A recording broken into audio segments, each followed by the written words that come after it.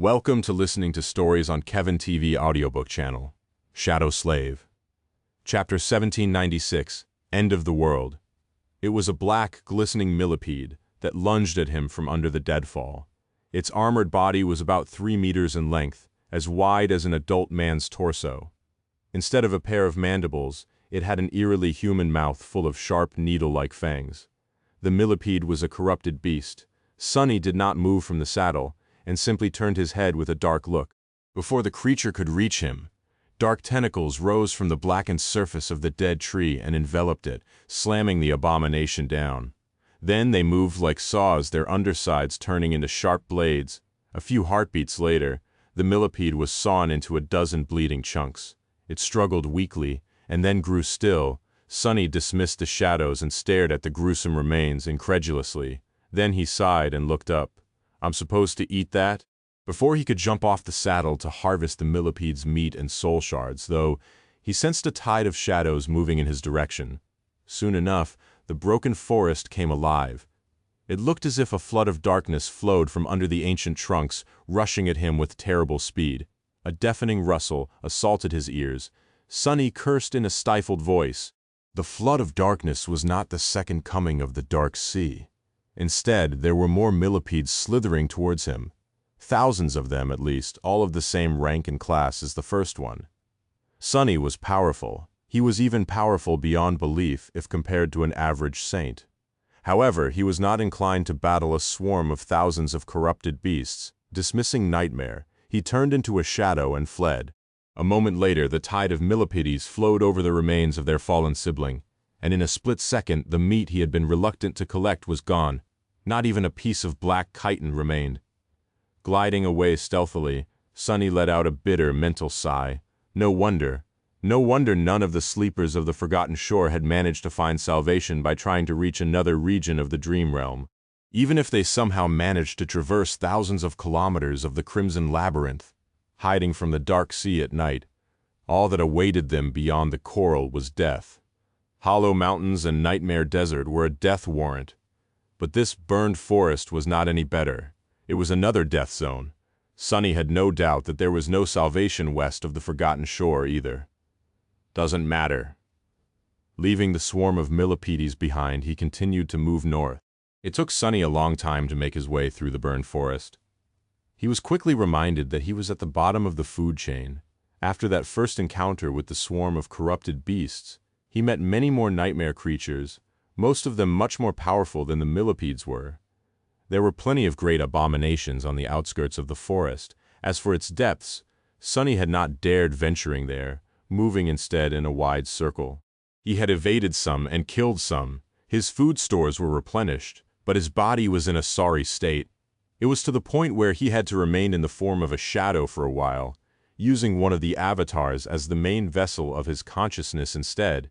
His incarnations were independent of each other, so if one received a wound, it was not reflected on the rest. Because of that, he could rotate them when there was a need, letting the damaged ones heal while the fresh ones fought. That way he managed to survive crossing the burned forest. There were days when he moved, days when he rested, and days when he hid himself in the darkness, scouting the way ahead with utmost caution. During one of such days, Sonny witnessed something that rattled him to the core.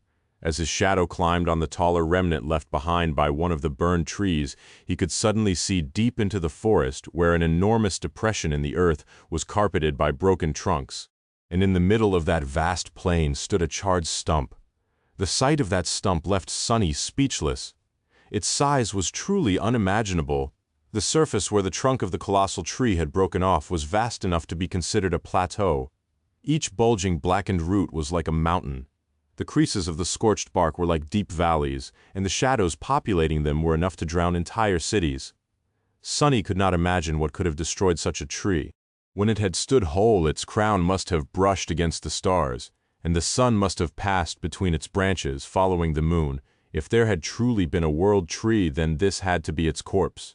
Somebody had annihilated it, complete with innumerable living beings that must have lived on its colossal branches. I'm so small, hidden far away, in a dark fissure between two fallen trunks, Sonny smiled darkly. He was so far below the unimaginable tree, and the being who had destroyed it, that even thinking about himself in that context was preposterous, for now at least. Not long after that, Sunny continued his journey. He arduously made his way through the burned forest, and eventually left it behind. By then, the sun did not rise at night anymore. The sky was not entirely black, though. It was illuminated by countless stars, and although the moon did not show itself, he could see a ghostly radiance sometimes, as if it was hidden just out of sight. The weather slowly turned more and more severe. Sunny was no stranger to cold, but still, he was starting to struggle slightly. The ground was slowly devoured by ice. Sunny continued to move north, and at some point he could not see ground at the bottom of the deep cracks in the ice anymore. Instead, there was only water. By then, he really felt as if he was approaching the edge of the world. Sunny journeyed on, overcome by strange excitement. Would he really reach the boundary of the dream realm? There was curvature to the horizon here, so reasonably, this strange world was supposed to be a sphere, just like Earth, so he might end up entering the storm sea from the south. However, reason did not always work in the dream realm. So Sunny could easily imagine that the world would just end, opening up into an endless dark abyss, or maybe an infinity of billowing white mist into nothing. What would it feel like to stand on the edge of the world and peer beyond? Suffering from cold and lethal wind, Sunny stubbornly moved further north. There was nothing around him anymore. No ruins, no nightmare creatures, no signs of ancient battles, only the wind, the ice, and the stars. But then, one day, something suddenly appeared in the distance, a shape that was different from all the rest, too orderly and smooth to not be artificial. Barely containing his fascination, Sunny walked in that direction. He moved closer and closer, until the strange structure finally revealed itself. Sunny stumbled, his weathered face suddenly froze. All traces of excitement were erased from it, replaced by a deep, powerful emotion that wasn't quite horror and wasn't quite shock, but very close to both. He swayed slightly. A slow exhale slowly escaped from his lips. Sunny sank to his knees. Tears rolled from his eyes, turning into drops of ice. Here, it's here. It was. A bitter smile split his pale face apart. Out there in front of him, hidden in the ice, stood a small settlement. It was surrounded by a thick wall, which was now broken and covered in snow. There was a large dome-like structure towering above the settlement, painted white against the backdrop of the starlit sky. It resembled a giant, perfectly smooth egg. It was an observatory, a lunar observatory. It was LO-49. Chapter 1797. Last Refuge. Sunny would have loved to be wrong. He would have liked to believe that he had lost his sanity from solitude and hopelessness, or even that he had fallen under the effect of a strange mind hex, that he was looking at an illusion conjured by some harrowing abomination, but in his heart, he knew that his eyes weren't lying to him. Out there in front of him, buried in snow and ice, was indeed Lunar Observatory 49, the research settlement where he had met Beth and Professor Obil once, during the Chain of Nightmares, where dusk of fallen grace killed everyone except for a handful of people that Sunny had taken away in time. The dome of the old observatory was the same. The alloy wall was the same, even if its turrets had turned into ice sculptures. The empty buildings where the scientists, soldiers, and assisting personnel had once lived and worked were the same too. The research installation stood lonesomely under the starlit sky, drowning in snow. Sunny shivered. How? But he knew how, Windflower had warned him. She had told him that his world would be consumed by the dream realm one day, just like hers. He had known that it was inevitable for a long time. However, Sunny had never thought that the process would have started so soon. I thought we still had time. He remained motionless for a while, taking in the eerie sight of the empty facility with an expression that went beyond despair. It felt so wrong to see alloy walls and prefab structures in the dream realm. Appalling, Sunny had no words to describe what he was feeling. He had left the waking world behind, and yet, witnessing the root of its future destruction had rattled him to the very core. The dilapidated streets of the outskirts, the beautiful terrace district in the inner city, the fortress-like awakened academy, the prestigious school where Rain had studied, everything he knew would be swallowed by the dream realm soon. Worse than that, all the places that formed the background of his memories would not just be transported to another world. They would become forgotten ruins, just the kind Sunny was fond of exploring. weathered, forlorn, and teeming with revolting abominations. That was the grim future of the world infected by the nightmare spell only. There would be no one to explore the ruins of the waking world and wonder about the people who had populated them once, because Sunny's realm was the last to be consumed. There would be no explorers left to remember their lives and struggles. The waking world would cease to exist. Maybe not in a year or even a decade, but the process had already started. Sunny did not know how long he had spent kneeling in the snow in front of the silent research station. Eventually, though, he shakily rose to his feet and walked toward the crumbled wall. He spent some time wandering LO49 in a daze. Back then, Sunny had left in a hurry. After delivering his cohort and the 2 civilians to safety, he mounted Nightmare and returned, but he did not enter the facility again, only looking at it from afar.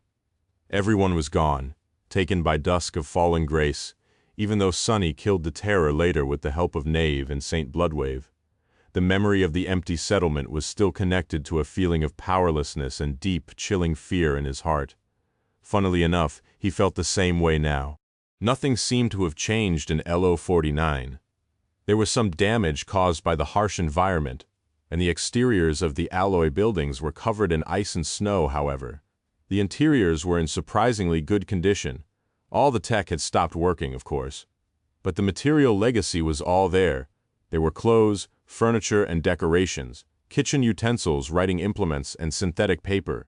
The important data had been stored digitally, but many scientists had been in the habit of writing notes by hand or drawing complicated formulas on the boards.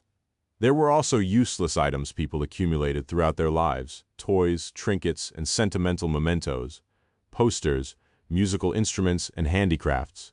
Some of it would decay with the passage of time. But actually, most of the things created by modern humans were quite lasting. If someone unfamiliar with the civilization of the waking world visited this place in the future, what would they think about the people who had perished at LO49? Would they think that the ancient people had been ingenious and worthy of admiration, excelling in craft and architecture? That they created enchanting art, pursued enlightenment, and were quite knowledgeable about the arcane principles that governed the world? Or that the ancient people had been warlike and austere, living in harsh conditions and surrounding their utilitarian homes by tall metal walls? After all, there were weapons and military uniforms everywhere in LO49 as well.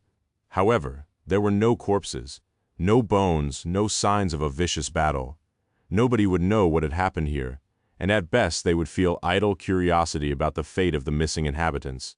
About as much of it as Sunny had felt in the ruins of the overgrown city where the cursed tyrant, Condemnation, dwelled. There was a bitter taste in his mouth. It was because Sunny knew better than most what it meant to be forgotten. Sometimes not being remembered was worse than death. Ah, I hate it. Still unable to come to terms with the dreadful revelation, he remained motionless for a while and then left the settlement to wander around. It was strange. The research facility was how it had been. Some of its surroundings were familiar too, but the rest was not. The ocean shore might have been hidden under the ice, but the mountains were definitely missing. After exploring the area more thoroughly, Sunny made sure that he wasn't mistaken. He had almost expected to find the entire Antarctica here, but somehow it was nowhere to be found. There were no mountains, no highways, no underground base that he had used as shelter after meeting Gear and his small convoy of refugees. Instead, there was just an endless plain of ice. It was as if a small chunk had been torn out of the waking world and transported here, then stitched to the patchwork realm of nightmares. No matter how long Sunny looked, he did not find another. Still, the dream realm was vast. There could be more pieces of Antarctica lost somewhere in the ice. Other areas could be elsewhere. Sunny would not be surprised if it turned out that a piece of America was now drifting somewhere in Stormsea, or that parts of Europe could be found west of the forgotten shore. There was no point in continuing the search anymore. Nothing would change if he found another fragment of the waking world here. Sunny looked south, where LO49 was hidden in the darkness. Then he looked north at the endless expanse of ice. The desire to explore the unknown that had pushed him forward so far was inexplicably gone, doused by the grim discovery. Letting out a sigh, he summoned the marvelous mimic, commanded it to turn into a hut, and went inside. His mind was numb and his heat was cold. So, Sunny decided to sleep. Chapter 1798. Knowledge of Everything. When Sunny woke up, reality was the same. His dreams did not change the cold, ruthless truth. He had wondered a lot what he would find at the edge of this alien world, but never expected to find the end of his own. Sunny slowly sat up and stared at the wall with an absent expression. Would he still be alone in this frozen wasteland when his world crumbled and become one with the spreading dream realm? Reality was the same, but he was not. It wasn't unexpected to change after witnessing something so shocking. He had mused about how small he was in comparison to the colossal stump in the burned forest, but only witnessing the white dome of LO49 under the strange sky had really put his entire life in perspective. Sunny was quite a self-centered person. He wasn't a narcissist or someone who had no empathy for anyone except himself, but he cared about himself more than he did about others. There were a few people out there he would die for, but even then, it was because they were dear to him, and their loss would hurt him terribly. Only those who had not suffered before were oblivious enough to be truly selfless. People who had experienced anguish and pain knew the value of selfishness, because caring about oneself meant not having to suffer that anguish again. So, Sunny was a reasonably selfish man. He was also a man who had experienced all kinds of torment, witnessed great tragedies, and endured it all to continue walking forward still. Even he could not remain unmoved in the face of the destruction of his world and the extinction of his kind. She was right. Knowledge is indeed the heaviest thing in the world.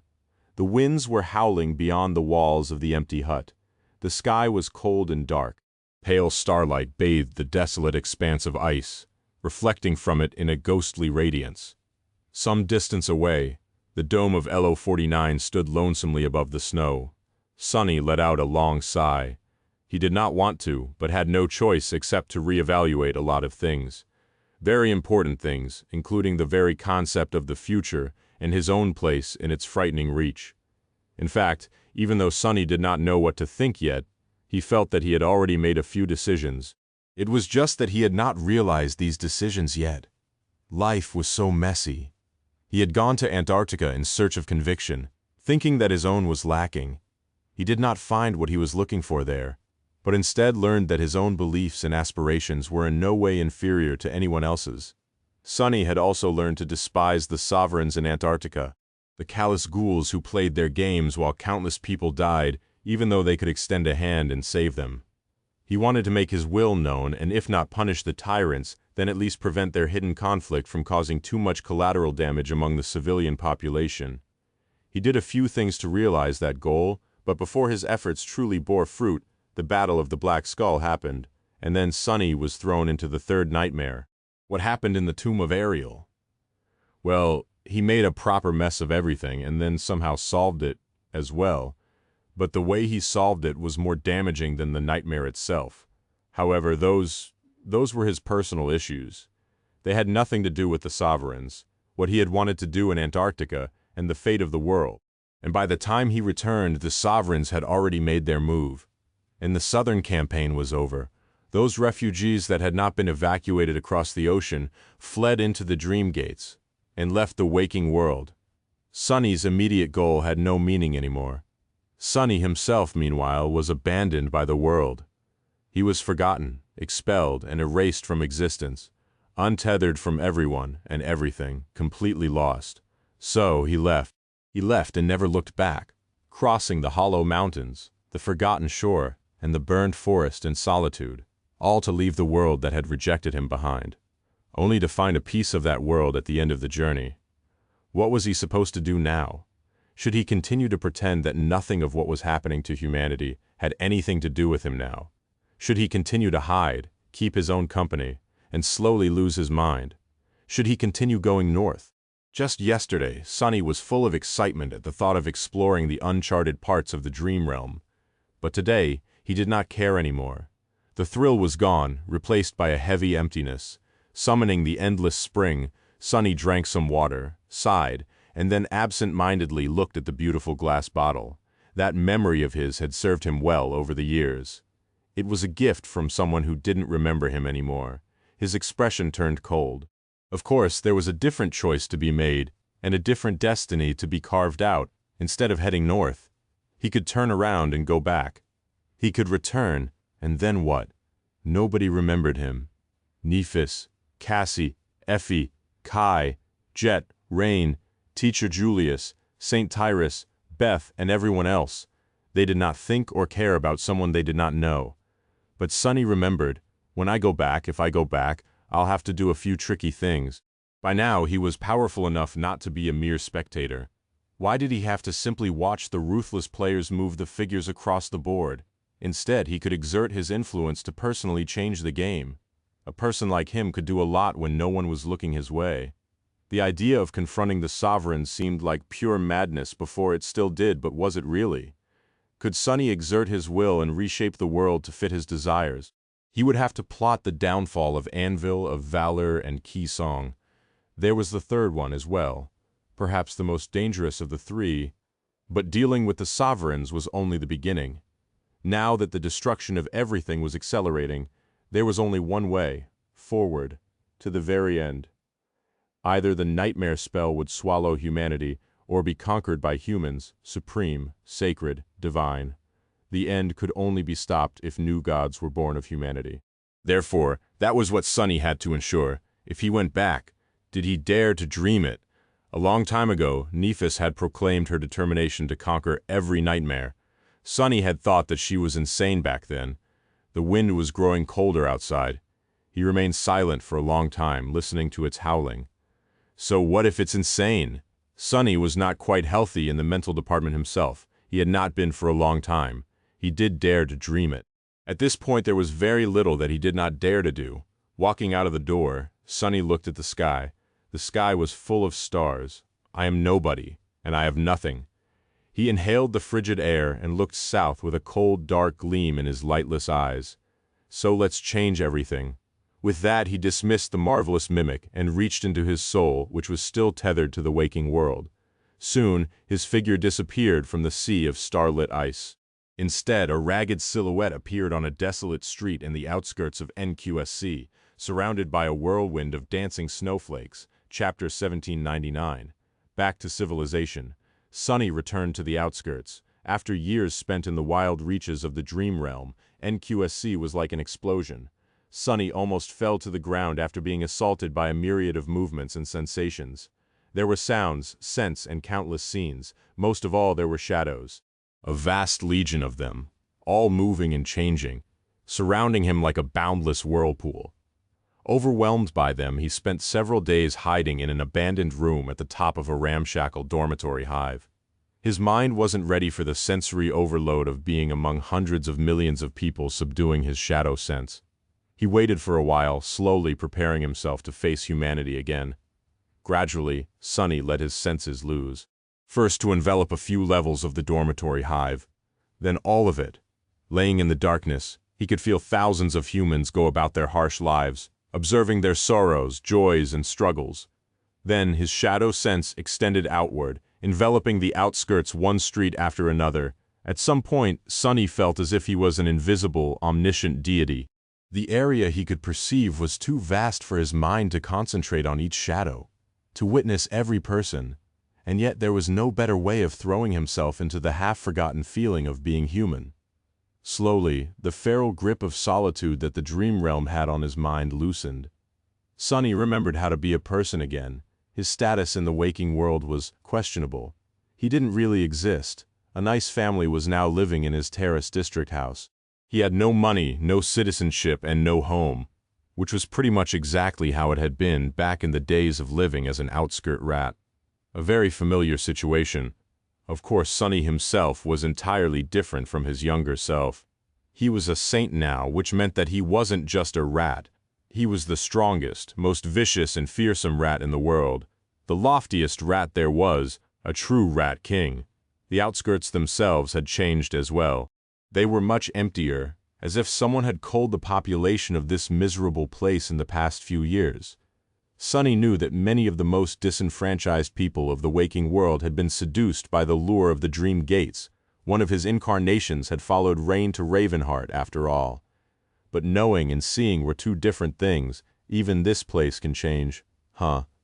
He felt uprooted somehow, but it was a good thing for this part of his part to have changed. Moving in the shadows, Sunny found a better place to stay and thoroughly washed himself. Then he procured a cheap communicator and a sizable sum of credits. Things that had been insurmountable for him as a kid were easier than breathing now. He did not have to scrounge for food and shelter. He did not have to fear the other humans populating the city slums. He could survive here with no effort whatsoever. Live as lavishly as he wanted, even. But what was the point if the world was already falling apart? Sunny did not care about the bitter past. It had no hold over him anymore. He had outgrown the outskirts after getting himself in order. Sunny sighed, turned into a shadow, and reached for the tether. His original body was still tethered to the Ivory Island. Of course, the Ivory Island had long left the chained isles by now, and the crushing was no more. With its departure, the force keeping the flying islands afloat had weakened significantly, accelerating the demise of the region. The sanctuary of Noctis was situated at the edge of the chained isles, so it was still safe. However, more and more islands fell into the sky below with each year. In a few decades, most likely there would be none left, erasing the last remains of the Kingdom of Hope, except for the Ivory Tower itself. Sunny had expected to find himself above Bastion, but it seemed that Nephis and Cassie had been sent out to accomplish a mission. The beautiful island was moving across the sky of the Sword Domain, and the Firekeepers were preparing for battle. Sunny did not disturb them and jumped off the edge unnoticed. Turning into a crow, he glided to the ground and watched the Ivory Island drift away. Then with a sigh he summoned Nightmare and climbed into the saddle. Funnily enough, his destination was in the north. Sunny had plenty of time to consider the situation, while getting his bearings in the outskirts, and although he did not have a concrete plan yet, he knew that one place would play a great role in the approaching war, a death zone known as Godgrave. So, that was where he headed. Of course, to get there, he had to cross most of the Sword Domain first. Strangely enough, the journey was relaxing. Sunny had spent so much time braving the deadliest regions of the Dream Realm that the territories conquered by humans seemed peaceful and safe. As long as he remained vigilant, nothing here could seriously threaten him. Granted, the Dream Realm was still dire and full of dangers. Overconfidence was still an insidious killer, and one mistake could cost him his life. It was just that the scale of that mistake had to be quite significant now. Nevertheless, Sunny enjoyed the feeling of being at the top of the food chain. He rode Nightmare, while 4 of his shadows served as a stealthy vanguard, circling him at a distance. That way he was alerted of any danger long before it could pose a threat. Sunny avoided the human settlements, but sent his shadows to observe them and collect the news from time to time. He was learning more about the current situation in the two worlds, and slowly working out the basics of a plan. A couple of weeks later, a mountain chain barred his path. It was much less impressive than the dreaded expanse of the Hollow Mountains, but still had a bad reputation. When Sunny was a small child, these mountains were the northern boundary of the human enclave in the Dream Realm after Valor's northward expansion, though they were simply a natural barrier in the heart of the Sword Domain. Now, Sunny studied them with a slightly surprised expression, not because of their historical significance, but for an entirely different reason. These mountains, no way he recognized them. The steep rocky slopes were barren, and sharp ridges were covered in snow. There was one mountain that towered above the rest, though jagged and lonesome. It dwarfed other peaks of the mountain chain, cutting the night sky with its sharp edges. A radiant moon bathed its slopes in the ghostly pale light. It was the Black Mountain from his first nightmare. Chapter 1800. Return to the Black Mountain. Sunny often thought about the slave caravan, but he never actually tried to learn more about the events that had transpired in the nightmare. He knew that they had happened at the dusk of the Golden Age, not long before the start of the Doom War.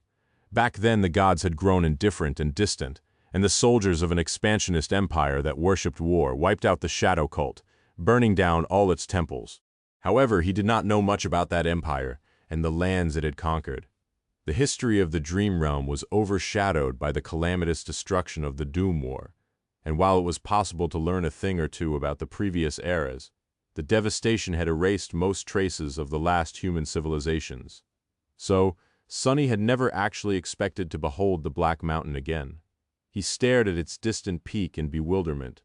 Then, a sense of subtle curiosity bloomed in his heart. Might as well take a look. Sunny actually felt a hint of sentimentality. Back then, it took the caravan days to scale the mountain pass. Sunny remembered the agony of walking up the mountain road vividly. The cold, the pain, the biting touch of the iron shackles that shredded his wrists. He had felt so tired and weak, not knowing if he would survive the cruel march. Many of the slaves had not, and ended up being tossed off the cliff after falling into the snow. It was a hard thing to climb a mountain while hungry and on the verge of freezing today. Sunny simply stepped into the shadows and appeared halfway up the slope. Step, step, and another step. Just like that, he was standing below the towering edifice of the Black Mountain. Thousands of years had passed since the day the slave caravan was destroyed. The mountain road had already been old and crumbling back then now. No trace of it remained.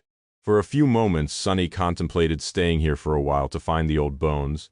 He was curious to know what had actually happened to the nameless slave and Oro of the Nine. Had they escaped the Mountain King, or had they perished? He was quite certain that Oro had survived. But what about the young temple slave, however? Sunny quickly dismissed that idea. It would take him months, or maybe even years, to dig through the snow and find the traces of the caravan, if any traces remained. Even then, there was no guarantee that he would be able to tell anything about the past from them. So, with a sigh, Sunny looked up, at the peak of the Black Mountain. The only place he could visit was the mysterious temple that had stood there, surrounded by bones. But before that, he could feel enemies rushing at him from all sides. A moment later, the snow exploded, and hideous figures lunged at him with frenzy burning in their milky white eyes. The slaughter was swift and ruthless. Sunny did not even summon a weapon, using the spiked gauntlets of the onyx mantle to crush the abominations. He danced between them like an omen of death, coldly and methodically destroying one after another until none remained. The snow was painted red by blood, and a fine crimson haze hung in the air. Sunny studied the broken corpses, which littered the ground like a carpet. The creatures were hideous and appalling, resembling something that a mad artist would paint after waking up from a feverish nightmare. Most of them were fallen beasts and monsters, and although he was sure that he had never fought such creatures before, they reminded him of something, mostly because he had subjugated a legion of Mountain King's larvae in Antarctica not too long ago. Although these abominations were different and much more powerful, they resembled the larvae a lot. Sunny smiled faintly. Will I be reunited with the Mountain King? If that thing wasn't dead, it would have grown much more powerful by now.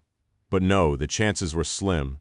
The forces of valor had eradicated the most dangerous nightmare creatures in this area of the Dream Realm during their march north, and they would not have tolerated a powerful tyrant remaining in their rear. Even if the Mountain King had survived the thousands of years without leaving the Black Mountain, he would have been dealt with by someone like Whispering Blade, or maybe even Anvil himself. With a sigh, Sunny took another step through the shadows and appeared directly on the peak of the Black Mountain. He stood there motionlessly for a while, looking ahead with an expression of awe on his pale face. The nameless temple was still there under the moonlit sky. At the highest point of the mountain, a vast expanse of flat rock was covered with snow. In the center of it, illuminated by moonlight, stood a magnificent temple. Its colossal columns and walls were cut from black marble, with exquisite reliefs decorating the Stygian pediment and broad frieze. Beautiful and awesome, it looked like a palace of a dark god, at least it did once. Now the temple was in ruins. Fractures and cracks marred the black stones. Parts of the roof had collapsed, letting in ice and snow. Its tall gates were broken as if smashed into pieces by the hand of a giant. The Black Temple did not change at all. It was as if thousands of years had no effect on it whatsoever. The only thing that changed was that now. There were even more bones surrounding it. There were thousands of bones scattered around, carpeting the ground. Some belonged to nightmare creatures, while some seemed to be quite human. Come to think of it. Why are there so many bones here? Was this where the Mountain King had devoured its victims, somehow? Sunny doubted it. The tyrant had consumed the slaves right where he had killed them, after all. No, before that. What was this temple, exactly? Back then, Sunny remembered Scholar mentioning that pilgrims used to climb the mountain in the ancient times. Who were these pilgrims, and what had they worshipped? He had assumed that this was one of the shadow god's temples that the Empire had destroyed, but the timing did not make sense. The destruction of the shadow cult was a recent event during his first nightmare. However, the temple looked as if it had been ruined thousands of years ago, even then. And when Sunny spilled his blood on the altar, the spell described it as an offering to all the gods. It was just that. Shadow had been the only one to answer. Stranger, still, the gods had still been alive at the time of the nightmare, and yet the spell spoke of them as dead. Sunny shivered.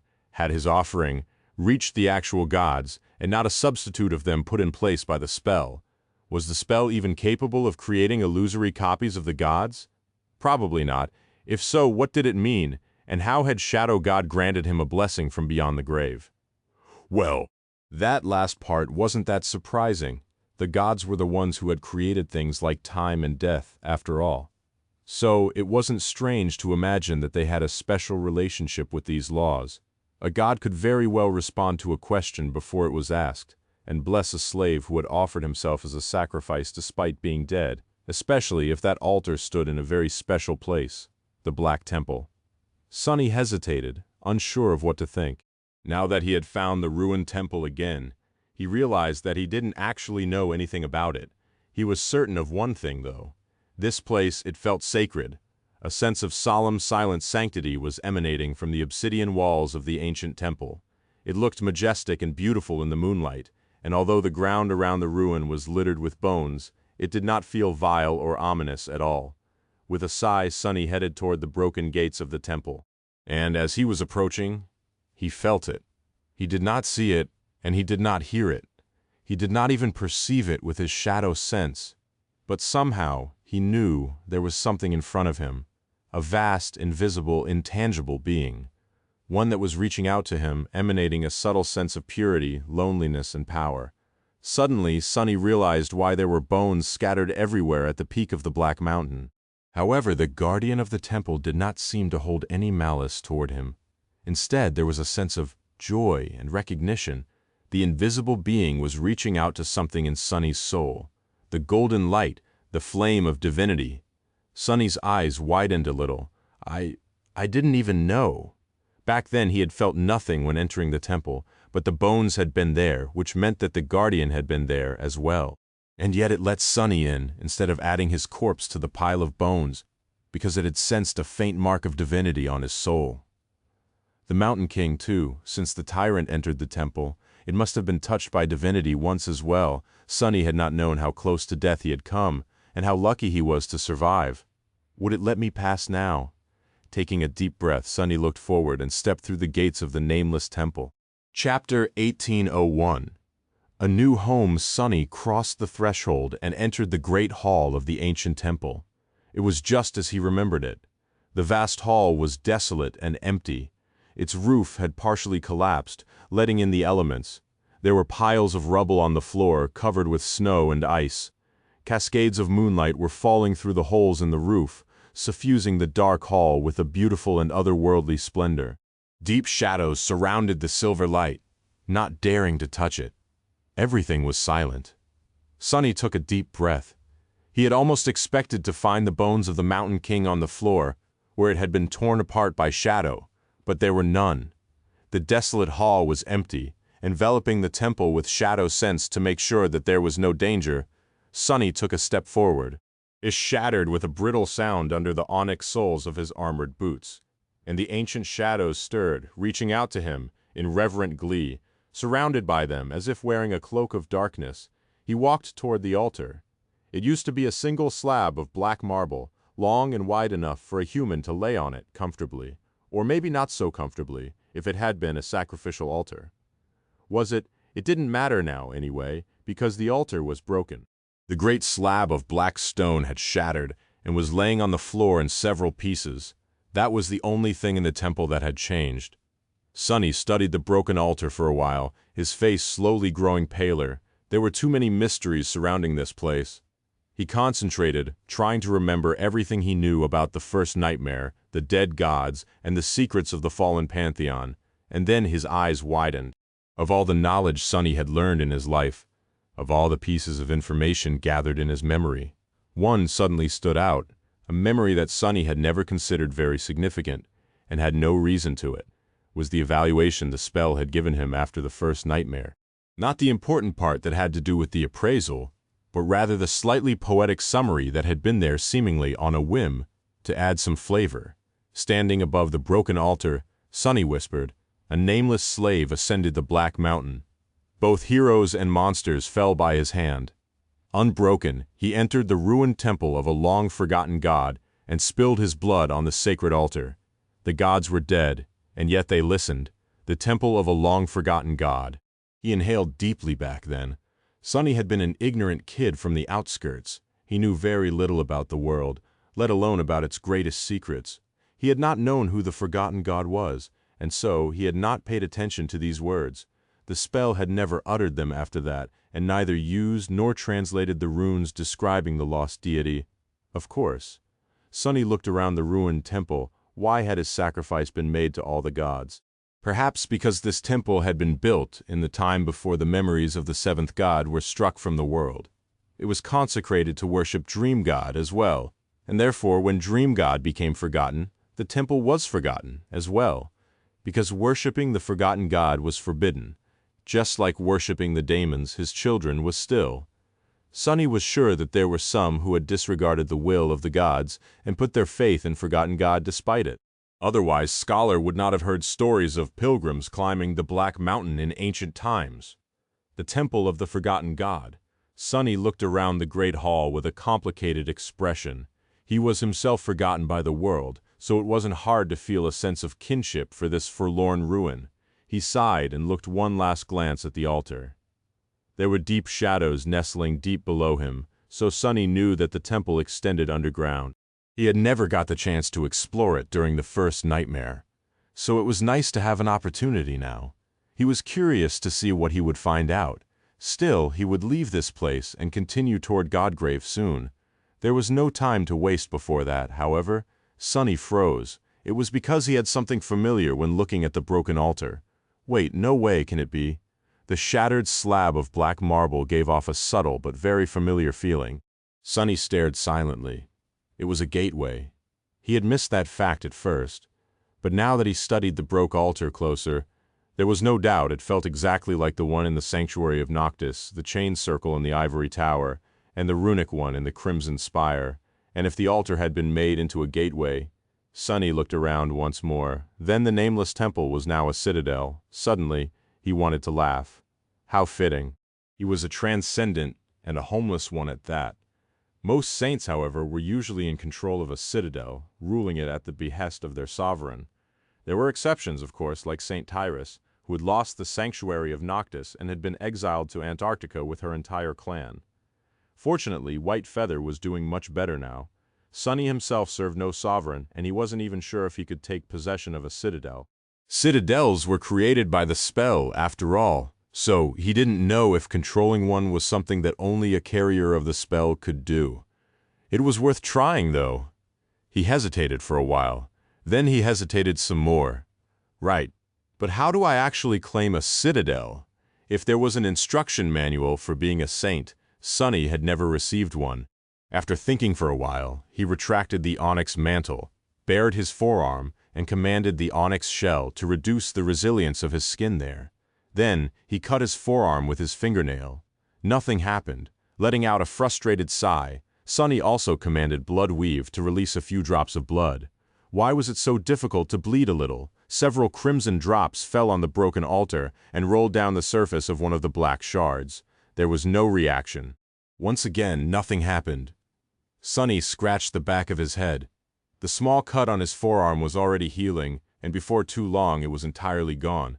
At that time, he also came up with another idea. It can't be that simple, can it?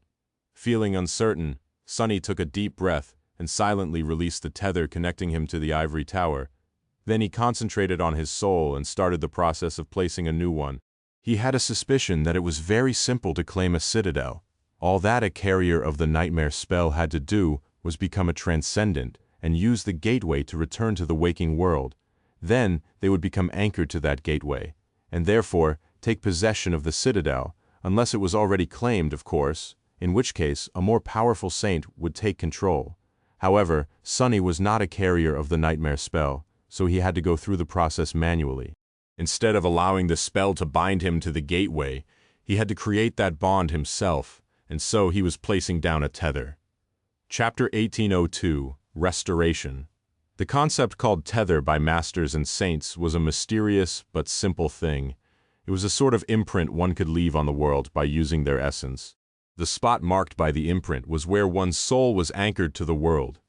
Masters could only imprint themselves on the waking world, but saints could imprint themselves on the dream realm as well.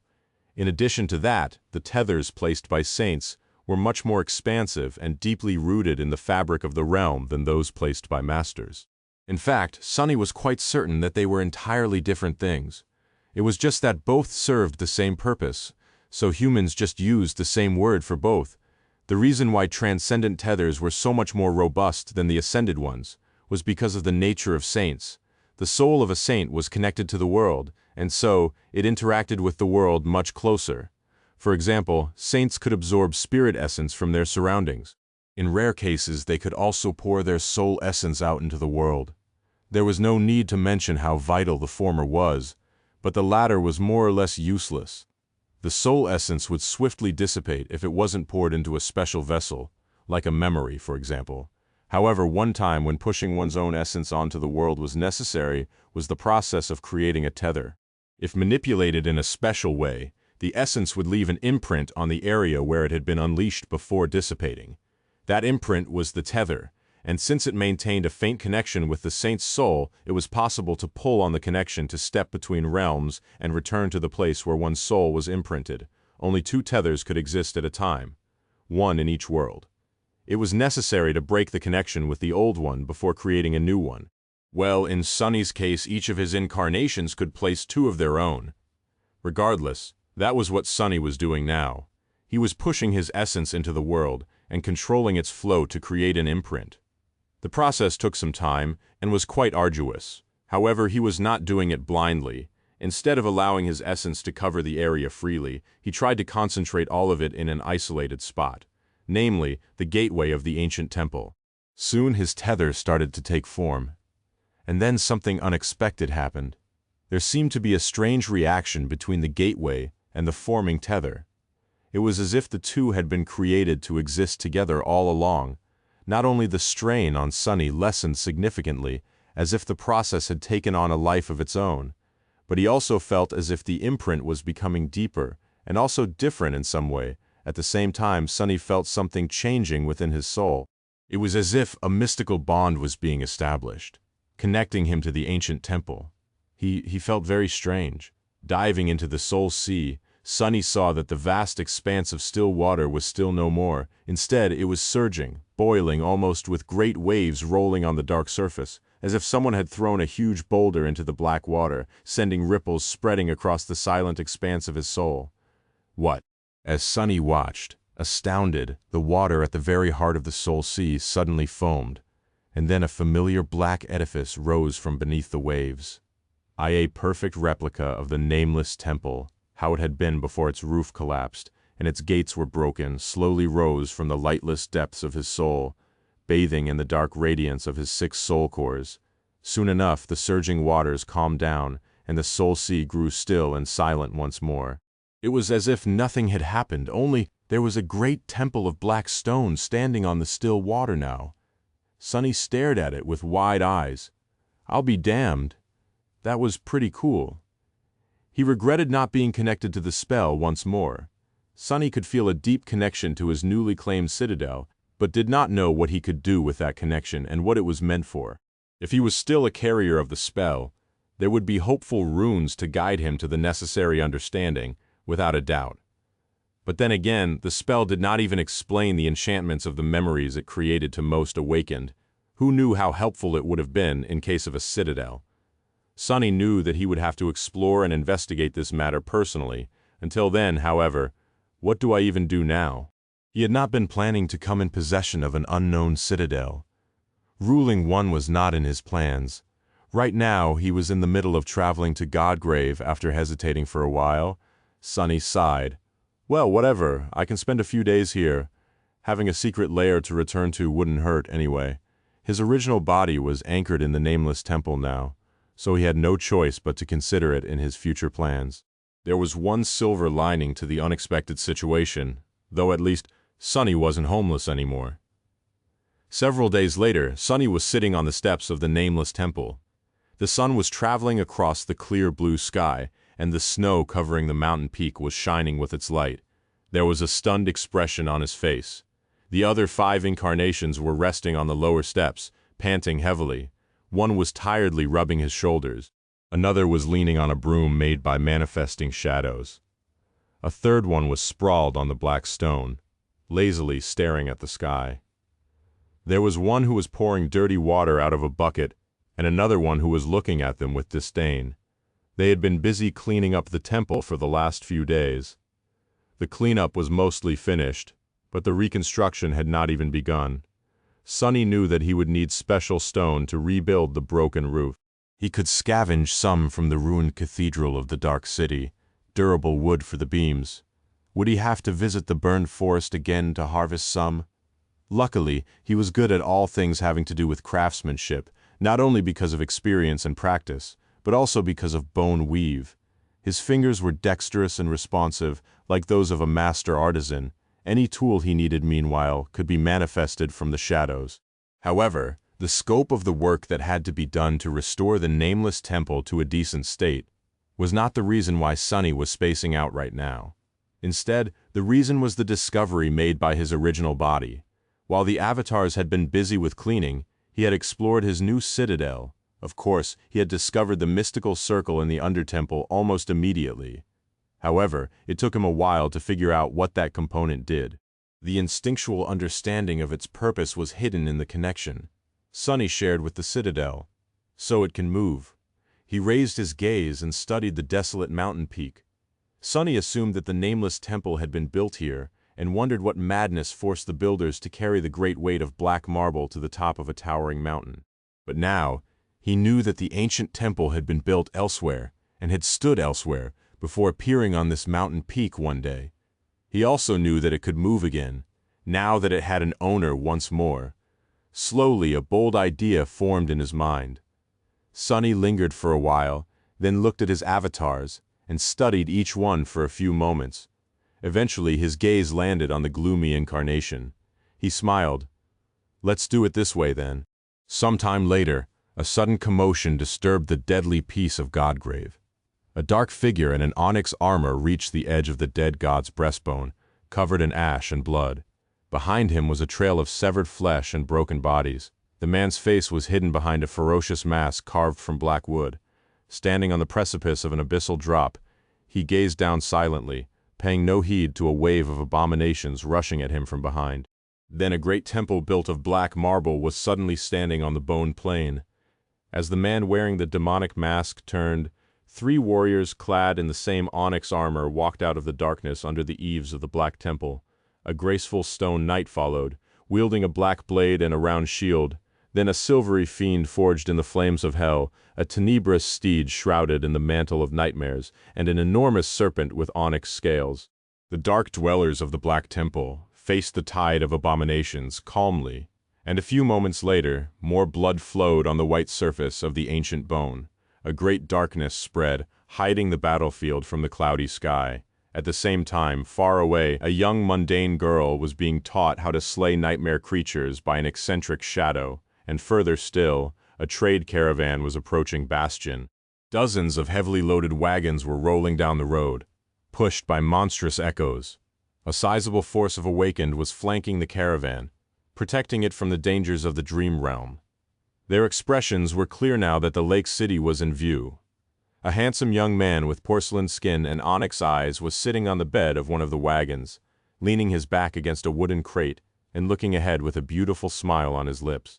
He didn't seem that strong and wore an elegant black mantle instead of durable armor. Far away, the awesome silhouette of a great castle was slowly revealing itself from the shimmering waters of a clear lake. The young man looked at it for a while, then glanced down at his shadow. "It seems that we've arrived." The shadow stared back at him, then shrugged indifferently. He smiled. "Yes, I think so too." Saying that, the young man looked up at the silhouette of a white tower floating in the air above the castle. His face turned wistful for a moment, and then he looked away with a quiet sigh. "Ah, it's so pretty, damnation." Chapter 18:3. After the fighting is over, back in the courtyard of the nameless temple, Cassie let out a heavy sigh and looked away, hiding her eyes. Sunny remained silent, waiting for her to come to her senses. He hesitated for a few moments, then moved his chair back. The tea had grown cold, the refreshments did not look appetizing anymore. The leaves of the lonesome tree rustled peacefully in the darkness. After a while, Cassie's shoulders trembled. "It has already begun." Her voice was distant. Sunny lingered for a few moments. This time the memory he had shown her was not nearly as long as the previous one. The awesome desolation of the burned forest and the mysterious nature of the nameless temple were memorable and distinct. However, as expected, what had affected Cassie the most was the sight of LO-49. Of course, she would not know anything about that lunar observatory in particular, but it was unmistakably a modern building. There was no place for it in the dream realm. Knowing that, she would have instantly understood the meaning. Sunny raised an eyebrow. "You didn't know?" She shook her head slowly. He studied her delicate face, then let out a soft sigh. Finally, there was something he knew that Cassie didn't. However, that did not bring him any joy. After remaining silent for a while, he said neutrally, "It was an old lunar observatory, L049. It used to stand on the southern edge of the Antarctic Center. Well, designated south, at least, obviously, every direction there is technically north of the pole." Sunny paused for a moment and then added, "The staff and soldiers who were garrisoned there were wiped out during the early stages of the Chain of Nightmares, and nobody has seen LO-49 since. I am the last human to have visited Antarctica, I think, but I never went that far south, so I don't know when the observatory was swallowed by the dream realm." He smiled darkly. It would be a bit funny if it wasn't so terrifying. "While wandering the sword domain, I often felt that it was safer than some parts of our own world. Now, the difference between the two realms is even more vague. Soon enough, there will be none." Cassie did not respond, sitting motionlessly in the darkness. Eventually she said in a quiet tone, "I'm sorry, I need to process the news." Sunny leaned back and allowed her to think in silence. After a while he said evenly, "Does it change anything, though? The war was still coming." Finally Cassie faced him again. "Of course it changes everything. One, are hardly self-sufficient. After all, it is difficult enough to provide food and shelter for 300 million people. To accommodate billions, even if it happens gradually over the span of a decade, a lot of development plans will have to be accelerated. Most communication still happens through the waking world. Data is stored digitally. The scope of it all is too much." She let out a shaky breath. "That is not even mentioning the fact that all the rules we know will become obsolete after our world is devoured by the dream realm. There will be no more nightmare gates, for example, no more division between the physical body and the spirit body, and so on. The spell will have to change accordingly. It might very well plunge us into a new horror, one that would make everything prior seem like a gentle prologue." Cassie was thinking as the right hand of a person who was supposed to take the throne of humanity. There was a heavy responsibility that came with the throne, of course. But to Sunny, her train of thought seemed a little funny, because they had not even come close to vanquishing the sovereigns yet. He smiled. "You seem to have a lot of plans for what happens after the fighting is over." Cassie faced him with a hint of surprise on her exquisite face. "I do, don't you?" Sunny chuckled. "Of course, more fighting. Their woes would not be over with the fall of Anvil and Kisong. If anything, the true battle would only start after the war was over." She remained silent for a while, then nodded somberly. "You are right." A few moments later, the young woman added quietly, "But regardless of it all, I am glad that you found a reason to come back." Then Cassie faced him with a brittle smile. "It might feel like the word has rejected you, but Sunny, it needs you as well." Saying these words, she turned away. "As do I, and Nephis, most of all."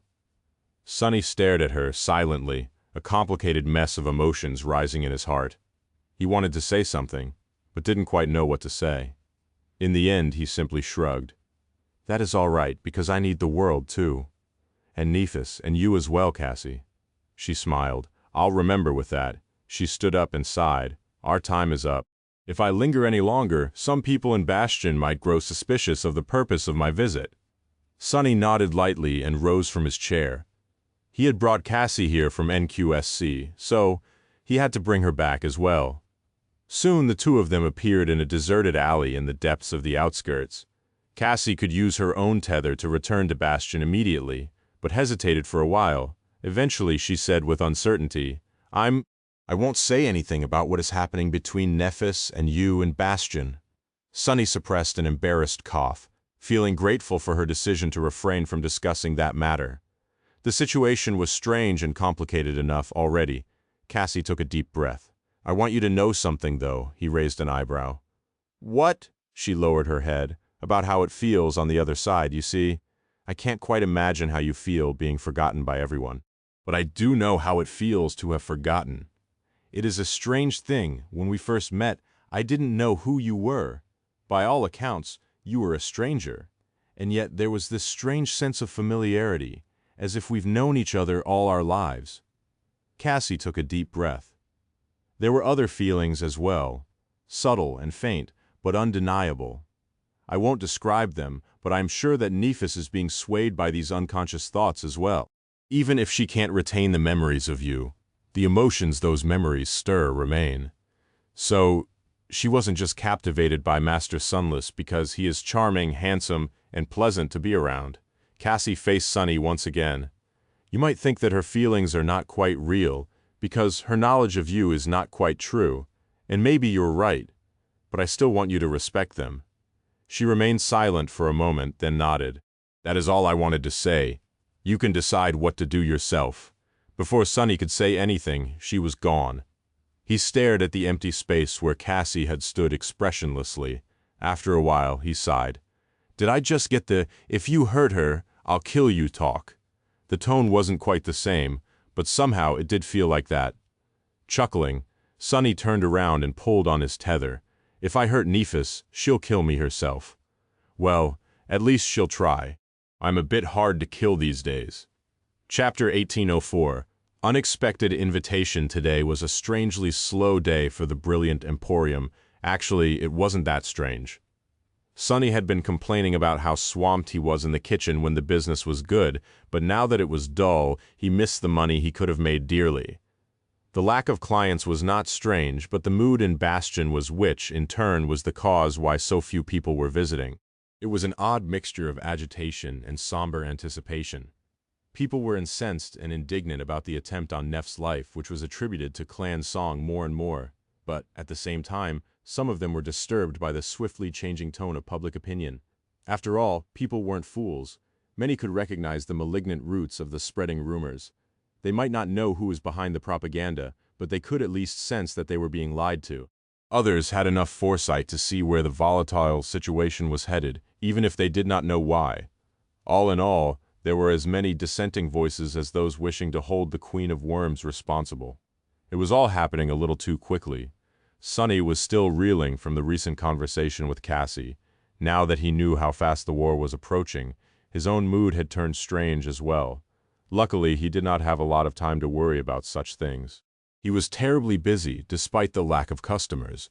Most of his time was dedicated to designing the weave of the soul sword. But he was also preoccupied with something else, because his date with Nephis was approaching much faster than the war. Damn it! What to do? What to do? The pressure of designing a perfect date was more daunting than his attempts to weave a soul-bound weapon. He had acted confidently when asking her out, but now that he actually had to come up with something, Sunny felt like his mind was paralyzed. Why did I prepare a picnic for a fake date? I should have saved that idea for the real one. There were not a lot of romantic places in Bastion. Even worse, Sunny was not that knowledgeable about romance. And worse still, Nephis was not exactly a typical young lady. Who knew what her idea of a romantic encounter was? In short, Sunny was stumped. And Aiko wasn't helping. What's the problem, boss? Just take her to an inn. I mean, you're both adults. There are inns that charge by the hour, you know? He glared at her silently. You are the problem. Do you want to get me killed? Aiko laughed. All right, I'm joking. Honestly, though, I say you're overthinking it. Anything and anywhere will be fine. After all, the only necessary ingredients are you and her, since both of you will be present. That's most of the work done. She glanced at him and asked, just be yourself. Draw from your experience. What's the most romantic memory you have? Sunny scratched the tip of his nose. Well, I spent a month being stuck on the corpse of a giant nightmare creature with a girl once. Aiko stared at him silently for a few moments. On second thought, don't be yourself. Forget everything about your experience. Just take her on a boat ride or something. Sunny eyes brightened. A boat ride? Huh. That's actually not a bad idea. He would have said more, but at that moment his expression changed, subtly. Sunny looked at the door. He could sense a group of people approaching the brilliant emporium, and they did not feel like his usual customers at all. Heavy armor, sharp weapons, disciplined movements, clear intent. Soldiers. Why would a cohort of awakened warriors of clan valor be approaching his humble shop? For a moment, Sunny thought about how he would kill them. Dealing with these awakened would only take him a few moments. Then he could dismiss the mimic, grab Aiko, and step through the shadows to outside the city. After that, Valor would not be able to catch him unless Anvil took action personally. If his cover was blown, that was the only way. However, he quickly dismissed that idea. First of all, even if his cover was somehow blown, they would most likely only learn that he was the Lord of Shadows. The Lord of Shadows was an ally of Clan Valor, so there was nothing to be afraid of. Secondly, in the much worse scenario where the elders of Clan Valor had learned that he was plotting to murder the king with Nephis, there would not have been a mere cohort of awakened approaching his shop. So, why the hell are they here then? Sunny was very confused. What's the matter, boss? Aiko looked at him apprehensively. He hesitated for a moment. I have no idea, really. At that moment, the soldiers reached the brilliant emporium. Then there was a loud knock on the door. Don't eat them, giving Mimic a mental warning. Sunny sighed, put on a pleasant smile, and went to open the door. Welcome to the brilliant emporium. How may I help you? He was met with an unfriendly stare. 6 awakened warriors were standing a few steps back, while one was looking at him with disdain. The man was tall and sharp, clad in an enchanted armor, with a vermilion cloak hanging from his broad shoulders. He was also an ascended. Master Sunless, hearing the deep voice, Sunny smiled a little wider. That's what they call me. Yes, the knight nodded. Please come with me. Sunny blinked a couple of times. Why? The man glanced at him with badly hidden irritation and then said coldly, I was ordered to escort you to the castle. Please follow. What the hell? Sunny hesitated for a bit, wondering if it wasn't too late to kill them and escape, but he had to reluctantly abandon that idea. Why, by all means. Exchanging a glance with Aiko, he shrugged helplessly and followed the knight out of the brilliant emporium. He tried to strike up a conversation a few times on the way to the castle, but his escorts seemed to be in a foul mood. They were definitely not fans of Sunny, that was for sure. With his sharp hearing, he could catch a few of them muttering under their breaths. Damned mongrel.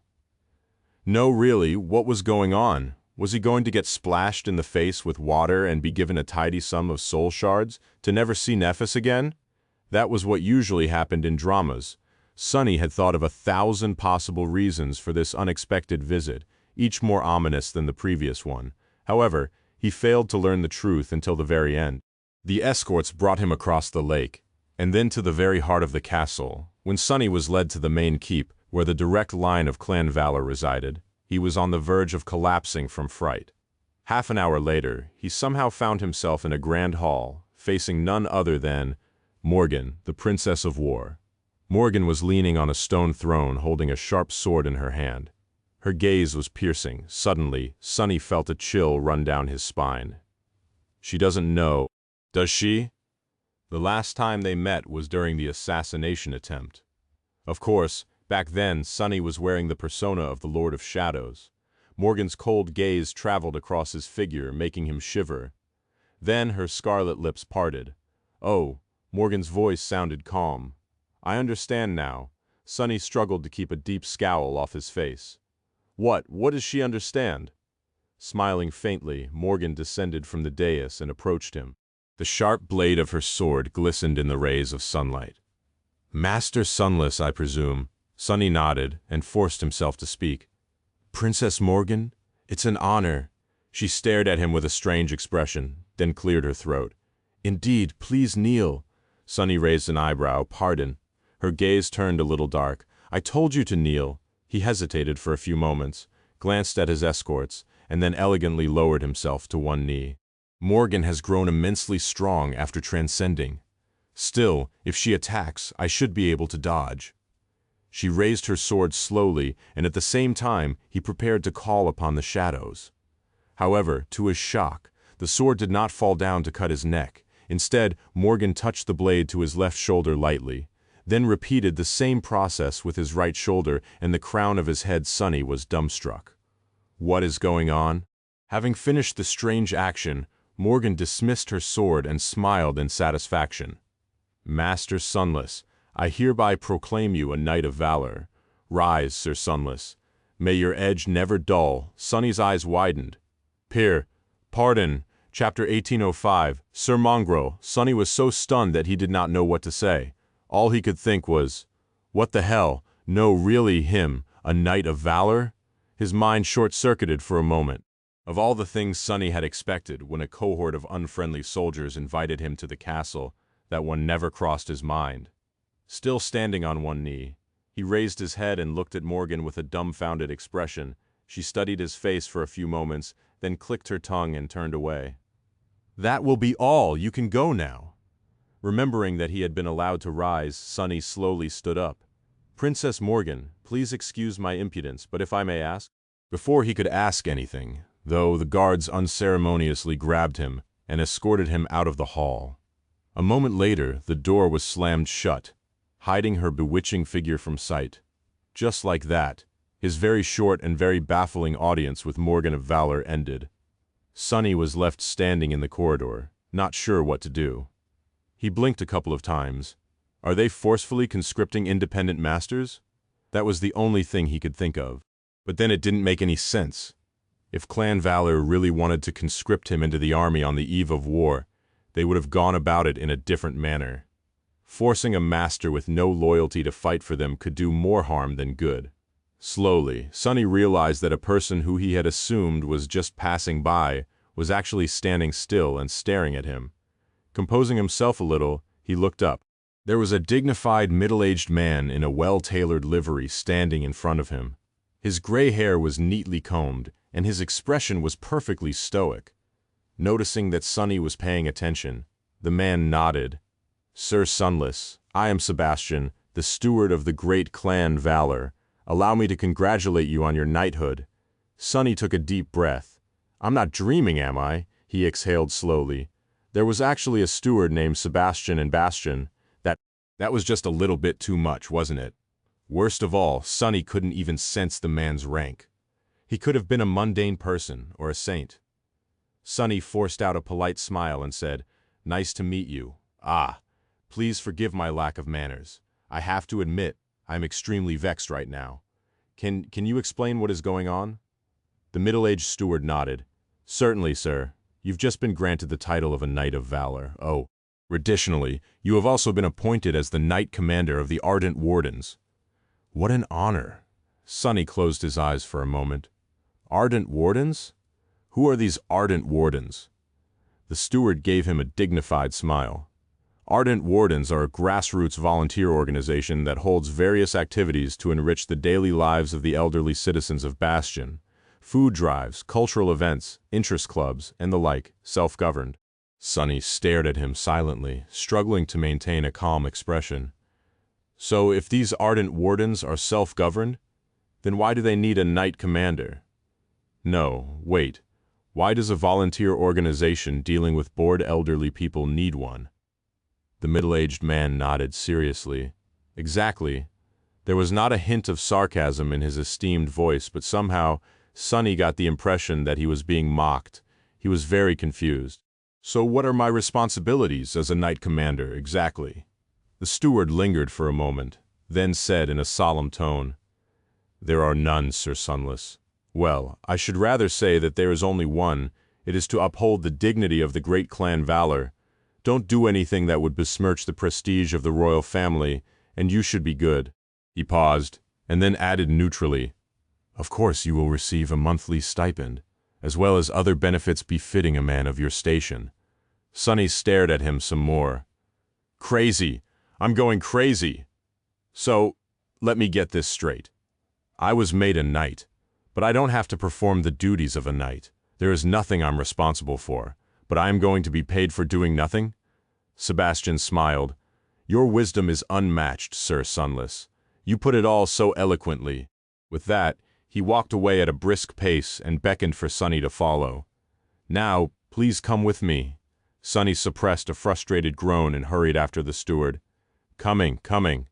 But where are we going?" The middle-aged man answered in a refined manner. "As a knight commander, you are to receive a list of items. 2 sets of full dress attire, 2 finely dyed tabards, a parade cloak with an embroidered crest, an unadorned winter cloak, an embroidered battle banner, a painted household banner, a leather waist belt with an engraved silver buckle." Sunny silently covered his face with a palm. Some time later, he was standing alone in one of the courtyards of the castle, holding a sizable pack. His expression was absent. The steward had basically chased him away from the keep after assembling the list of items that a knight was eligible to receive. The man had refused to answer Sunny's tentative question until the very end, finding inventive ways to tactfully dodge them every time. It was just that, how could Sunny put it? Steward Sebastian did not seem to have kept the truth from him on purpose. Rather, it looked like the dignified man was too embarrassed to answer directly, as if saying it aloud would be a disgrace. Sunny stared into the distance silently. "I guess I am a knight of valor now." Weirder things had happened, granted, just a few. In any case, at least the whole thing was such a formality that he had not even been forced to give an oath of allegiance. Neither had he been issued any memories. With the war approaching, Clan Valor did not seem keen to waste resources on a fake knight that was a good, nor was he capable of receiving one. There was no spell to facilitate the transfer of memories between him and its carriers, after all. He would also be receiving a monthly stipend of soul shards. Sunny sighed. Wow, nepotism is truly the best. By now, he had figured out that his sudden knighthood had something to do with his connection to Nephis. It was just that the initiative must have come from some other entity in the great clan, which is why the signals had crossed. So there was nothing left to do except return home. Sunny was ready to take a step forward, but then froze for a moment. He was currently in a courtyard, a different one from where he had duelled young Master Tristan, but the mood was quite similar. There were more than a few unfriendly gazes aimed his way. Looking around, he saw various knights and squires, all staring at him with cold expressions. Sunny gulped. They had already hated him before for having the audacity to accompany their princess. Now that Morgan had knighted him for no good reason, it did not look good. Even Sunny was starting to hate himself a little. Who wouldn't hate a handsome freeloader? Gods, I won't have to fight another duel, will I? As a matter of fact, he had the feeling that, this time, there would be no duel instead. There would be a thorough beating, or an attempt of one at least. Sunny looked around once more, noticing that several knights were already approaching him slowly with dark faces. Right, I just need to diffuse the situation. Be polite and keep calm. Be polite. One of the knights snarled through gritted teeth. I didn't believe it. Hey you, mongrel, have you no... Sunny's eye twitched, and he opened his mouth to retort. Before he could, however, there was a rustle of wings, and suddenly a breathtaking figure was standing between him and the incensed knights. Shielding him with her radiant wings, Nephis frowned and looked at them scornfully. What is going on here? Chapter 1806, Shadow in Distress. Seeing that a literal saint had fallen from the sky, the approaching knights froze and looked away in embarrassment. Or rather, they tried. However, they were too mesmerized by Neph's appearance. With her beautiful white wings, tousled silver hair, and flawless figure, she looked nothing short of stunning. It was as if a celestial deity had suddenly descended into the mortal world, illuminating it with her pure light. Additionally, she wasn't wearing her usual elegant attire or polished armor. Instead, she was dressed in simple clothes made out of soft white fabric, which seemed almost like loungewear and contoured the graceful lines of her body well, too well, maybe. Suddenly, Sunny felt an overwhelming impulse to walk in front of Nephis and shield her from their gazes instead. What are you staring at, bastards? To be fair, there was nothing lascivious in their gazes. Instead, the knights were strangely stuck between embarrassment, admiration, and a bit of remnant contempt directed at Sunny. It was a funny sight. What is going on here? Neph's voice was cold, and her expression was stern. White sparks danced in her piercing gray eyes. The knights shivered, instantly losing their rancor. Nothing, Lady Nephis. We apologize for our rudeness. Please don't mind us, she scowled. If there is nothing going on, then I suggest you be on your way. Her voice was even, but the seasoned knights suddenly turned pale. A moment later, they were gone. It was quite amazing, actually. The skills of these warriors were truly formidable. If Sunny did not know any better, he would have thought that they were blown away by the wind. What a splendid movement technique. Knights of valor were known for their indomitability in battle, but it seemed that they knew a thing or two about how to retreat as well. While he was considering admiring their swift withdrawal, Nephis huffed quietly and turned to him. Her scornful expression instantly disappeared, replaced by a subtle look of concern. She lingered for a moment. I'm sorry, are you all right? Sunny couldn't help but gaze at her deeply, taking in every little detail of her. Eventually he remembered himself and answered in a slightly stifled tone. Ah, yes, I am fine. Then he tilted his head a little, glanced at the distant silhouette of the Ivory Island, and looked back at Nephis. I'm sorry, Lady Nephis, but did you just jump down after noticing that I'm in trouble? He had not put two and two together immediately, but now that he took a better look at her, there were a few strange details. Her comfortable clothes, unkempt hair, and slight signs of agitation were far from the composed image Nephis usually presented to the public, so it wasn't hard to surmise that this appearance had not been planned. Nephis froze for a moment, glanced down at herself, then awkwardly swiped a lock of her hair back, putting it behind her ear. Sunny could have sworn that she blushed a little. Ah, well, I happened to be free when Cassie informed me that something was afoot, so here I am. She studied his face to make sure that everything was indeed all right, then looked at the pack in his hands in confusion. That said, what exactly happened? She only told me that you were taken to the main keep. Her expression hardened. Did someone harass you? Was it my sister? What did she say? Sunny remained silent for a few moments, not knowing how to answer. Eventually, he gave her a reassuring smile. Oh no, nothing like that. Nobody harassed me. One was indeed summoned by Princess Morgan, but for a different reason. Well, I'm not sure how to say it. Neff's frown only deepened. A different reason, you say? What reason might that be? Sunny coughed. Well, it's like this. She made me a knight of valor. He did not know what Nephis had expected to hear, but it definitely wasn't this. For a moment she seemed startled. What? He smiled helplessly. It's how I said I was given the title of a knight and the post of the Knight Commander of the Ardent Wardens. Oh, the Ardent Wardens are a group of volunteers who do community service, mainly taking care of the elderly. Yeah, I was told that my only responsibility is to maintain the prestige of the royal family, whatever that means. Nephis stared at him for a while, then sighed and covered her face with a hand. After a few moments of silence, she said in a flat tone, I'm sorry, it's my fault. They were probably unhappy with me dating a man of no background. I expected opposition, but who would have thought that Morgan would be so accommodating? Sunny blinked a couple of times. Oh, so it's because of my lowly background, I see. She lowered her hand and looked at him with a startled expression. No, I didn't mean it like that. Sunny smiled. I know, you're not a conceited person. If anything, to be honest, between the two of us, I'm probably more of a bigot. I actually have quite a prejudice against the legacy clans, although it might be a bit bold of me to admit something like that while attempting to court a princess of a great clan. Oh well, what can I do? That just goes to show how the lack of pedigree results in a lack of common sense and decorum.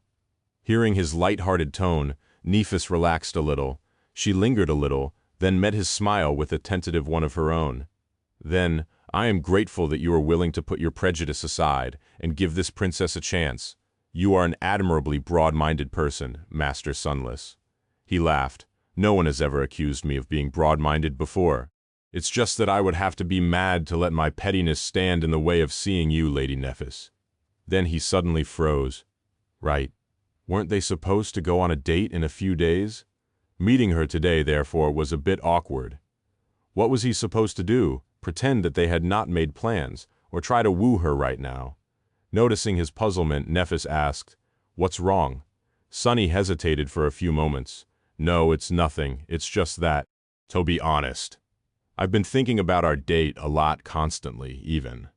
I've been looking forward to it so much that meeting you all of a sudden is a bit of a shock. Well, I know that you are terribly busy, Lady Nephis, so I'll see you in a few days. She looked at him silently for a while, then she smiled subtly. Actually, I'm not that busy. How about we just make it today? Chapter 1807, Dream Come True. They parted soon after, for a little bit. Sonny might not have known a lot about women, but he knew enough not to try taking Nephis on a date immediately. Women had their mysterious rites and rituals after all. If he invited her anywhere without giving her a chance to clean up and change out of her loungewear into something more flattering, he would have earned the scorn of the entire womankind. Granted, those light clothes of hers were flattering enough already. Although not exactly sparse, they did a splendid job of accentuating every pure thoughts. In any case, the brief parting worked in his favor as well. While Nephis returned to the Ivory Island to get ready, Sonny scrambled to arrange a few things. About an hour later, he was waiting by the riverside dock, holding the familiar picnic basket in one hand. It was a blessing that there were 2 bodies at his disposal here in Bastion. Otherwise, he would have never managed to prepare in time. Not only did he have to make arrangements, but he also had to quickly assemble a delightful meal for a romantic getaway. One body had been running around and outside the city, while the other had been busy in the kitchen. Luckily, he managed to finish everything in the nick of time, suppressing a hint of nervousness. Sonny couldn't help but look up at the graceful silhouette of the ivory tower hovering among the clouds. He almost expected to see a beautiful figure descending from the sky in a mantle of sunlight, but due to the location of where they had arranged to meet, Nephis decided to be less conspicuous. If Changing Star had indeed landed on a lively street in all her radiant glory, the commotion caused by her arrival would not have been small. Therefore, she simply walked up to him like a normal person, appearing from an alley. Of course, there was still a big reaction. A saint was not someone who could be ignored, and Nephis was not just any saint. Wearing a simple white summer dress and no jewelry, she was still stunning. The passerby couldn't help but react to her beauty, and a lot of heads had been involuntarily turned. Sonny felt his heart skip, knowing that today that beauty was just for him. As she approached with a light smile, he heard a quiet and melodious ringing. He had not told her a lot about the destination of their date, but he did tell her that it would have something to do with water. So Nephis summoned the familiar pair of silver anklets, which were a memory she had used on the great river to help her move in the water. Sonny couldn't help but smile when looking at her. Nephis walked over, stopped near him, and asked in a light tone, "So, Master Sunless, where are you taking me?" He hesitated for a moment. Out there in the waking world, it was winter and bitter cold haunted the snowy streets, but here in Bastion, it was still summer. The entire city was bathed in smoldering heat. People were seeking shelter from the incandescent sun in the shade and longing for cool drinks. Of course, as saints, both Sonny and Nephis could ignore the sultry weather, but that did not mean that they would not enjoy the refreshing feeling of cooling down their bodies. He smiled. To a beach. Nephis tilted her head a little. A beach? Sonny nodded. It might sound a little silly, but actually, I've always dreamed of going to the beach. It's just that there were none where I grew up. Actually, I'm not entirely sure if there are any left in the waking world. He paused for a moment and then added with a smile, "But I've learned that there is actually one not far from Bastion, so would you mind making a dream of mine come true, Lady Nephis?" She looked at him with a hint of mirth. "How would I dare refuse? I remember you telling me that you'd given up on having dreams. Fortunately, you seem to have found one, so I'd be delighted to help you fulfill it." The corner of Neff's mouth twisted upward, and she added with a hint of teasing in her tone, "However, are you sure that you don't just want to see me in a bathing suit, Master Sunless?" He looked at her seriously. "I promise that I don't just want to see you in a bathing suit." His tone was earnest, but there was a subtle accent on the word just. She laughed. "If you say so, then." She wrapped her arm around his. He guided her to the dock. There were several rivers feeding the Mirror Lake, and one it gave birth to. That river was much more modest than the great river of tears that flowed through the entire Song domain, but it was still deep and full. Its destination was also the same. It flowed south toward the Storm Sea. Bastion was much further south and closer to the Storm Sea than Ravenheart, so the river wasn't very long. It could be quite dangerous for the same reason. Powerful sea monsters sometimes entered the estuary and swam far upstream, attracted by the smell of human souls. They never reached the Mirror Lake, though, because the citadel of Clan Dagonet stood between Bastion and the sea. The powerful abominations from the depths always died, trying to breach the river fortress. Nevertheless, the length of the river between Bastion and the stronghold was not entirely safe. But Sunny judged that nothing in this tamed region of the Dream Realm could seriously threaten him and Nephis. Very few things out there that could. What he cared about was that there was a wild beach not too far down the river. It was beautiful, peaceful, and remote. A perfect place for a date on a hot summer day. That was where he wanted to take Neph. There were several wooden longships tied to the pier, their bows carved to resemble dragons and serpents. These dracars belonged to Clan Dagonet and were used to patrol the river and guard the trade ships coming from the Storm Sea. There were also several barges meant to deliver supplies to the river fortress and the town that had grown around it. Most importantly, there were plenty of small riverboats. "Thanks, Alco Sunny," guided Nephis to one of the boats, which he had rented from the owner in advance. It was just large enough to fit 2 people and a bit of cargo, with a single pair of oars at the stern. She looked at it, curiously. "Are we sailing down the river?" Sunny hesitated for a moment, then smiled helplessly. "Well, more like rowing down the river. Oh, I'll be the one handling the oars, of course. Why, you don't like it? Should I kill Echo a little?" Nephis looked at the boat, then at the river, and finally back at him. Eventually, she smiled. "No, I love it." Sunny let out a relieved sigh. "Echo can live. Should I give her a raise?" Sunny held Neff's hand to help her step into the boat, then untied it, pushed it away from the berth, and jumped inside nimbly. His movements were so light that the boat did not rock at all. Nephis sat down on the bench at the front, while he took his place on the bench at the stern. They were facing each other, with only the picnic basket between them. He took the oars and moved them gently, guiding the boat to the middle of the river. It floated smoothly, cutting the water with a pleasant sound. The lively streets of Bastion crawled past them with plenty of interesting scenes to be seen.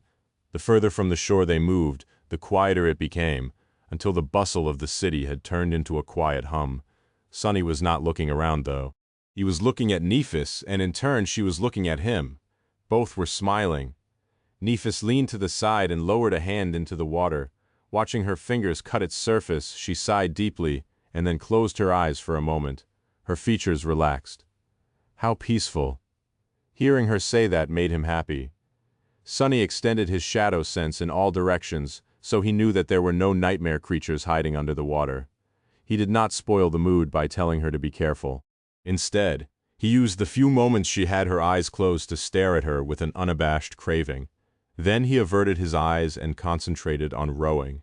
After a while, Nephis looked at him with a subtle smile. The city was behind them by then. There were no other boats on the river, and no ships in sight.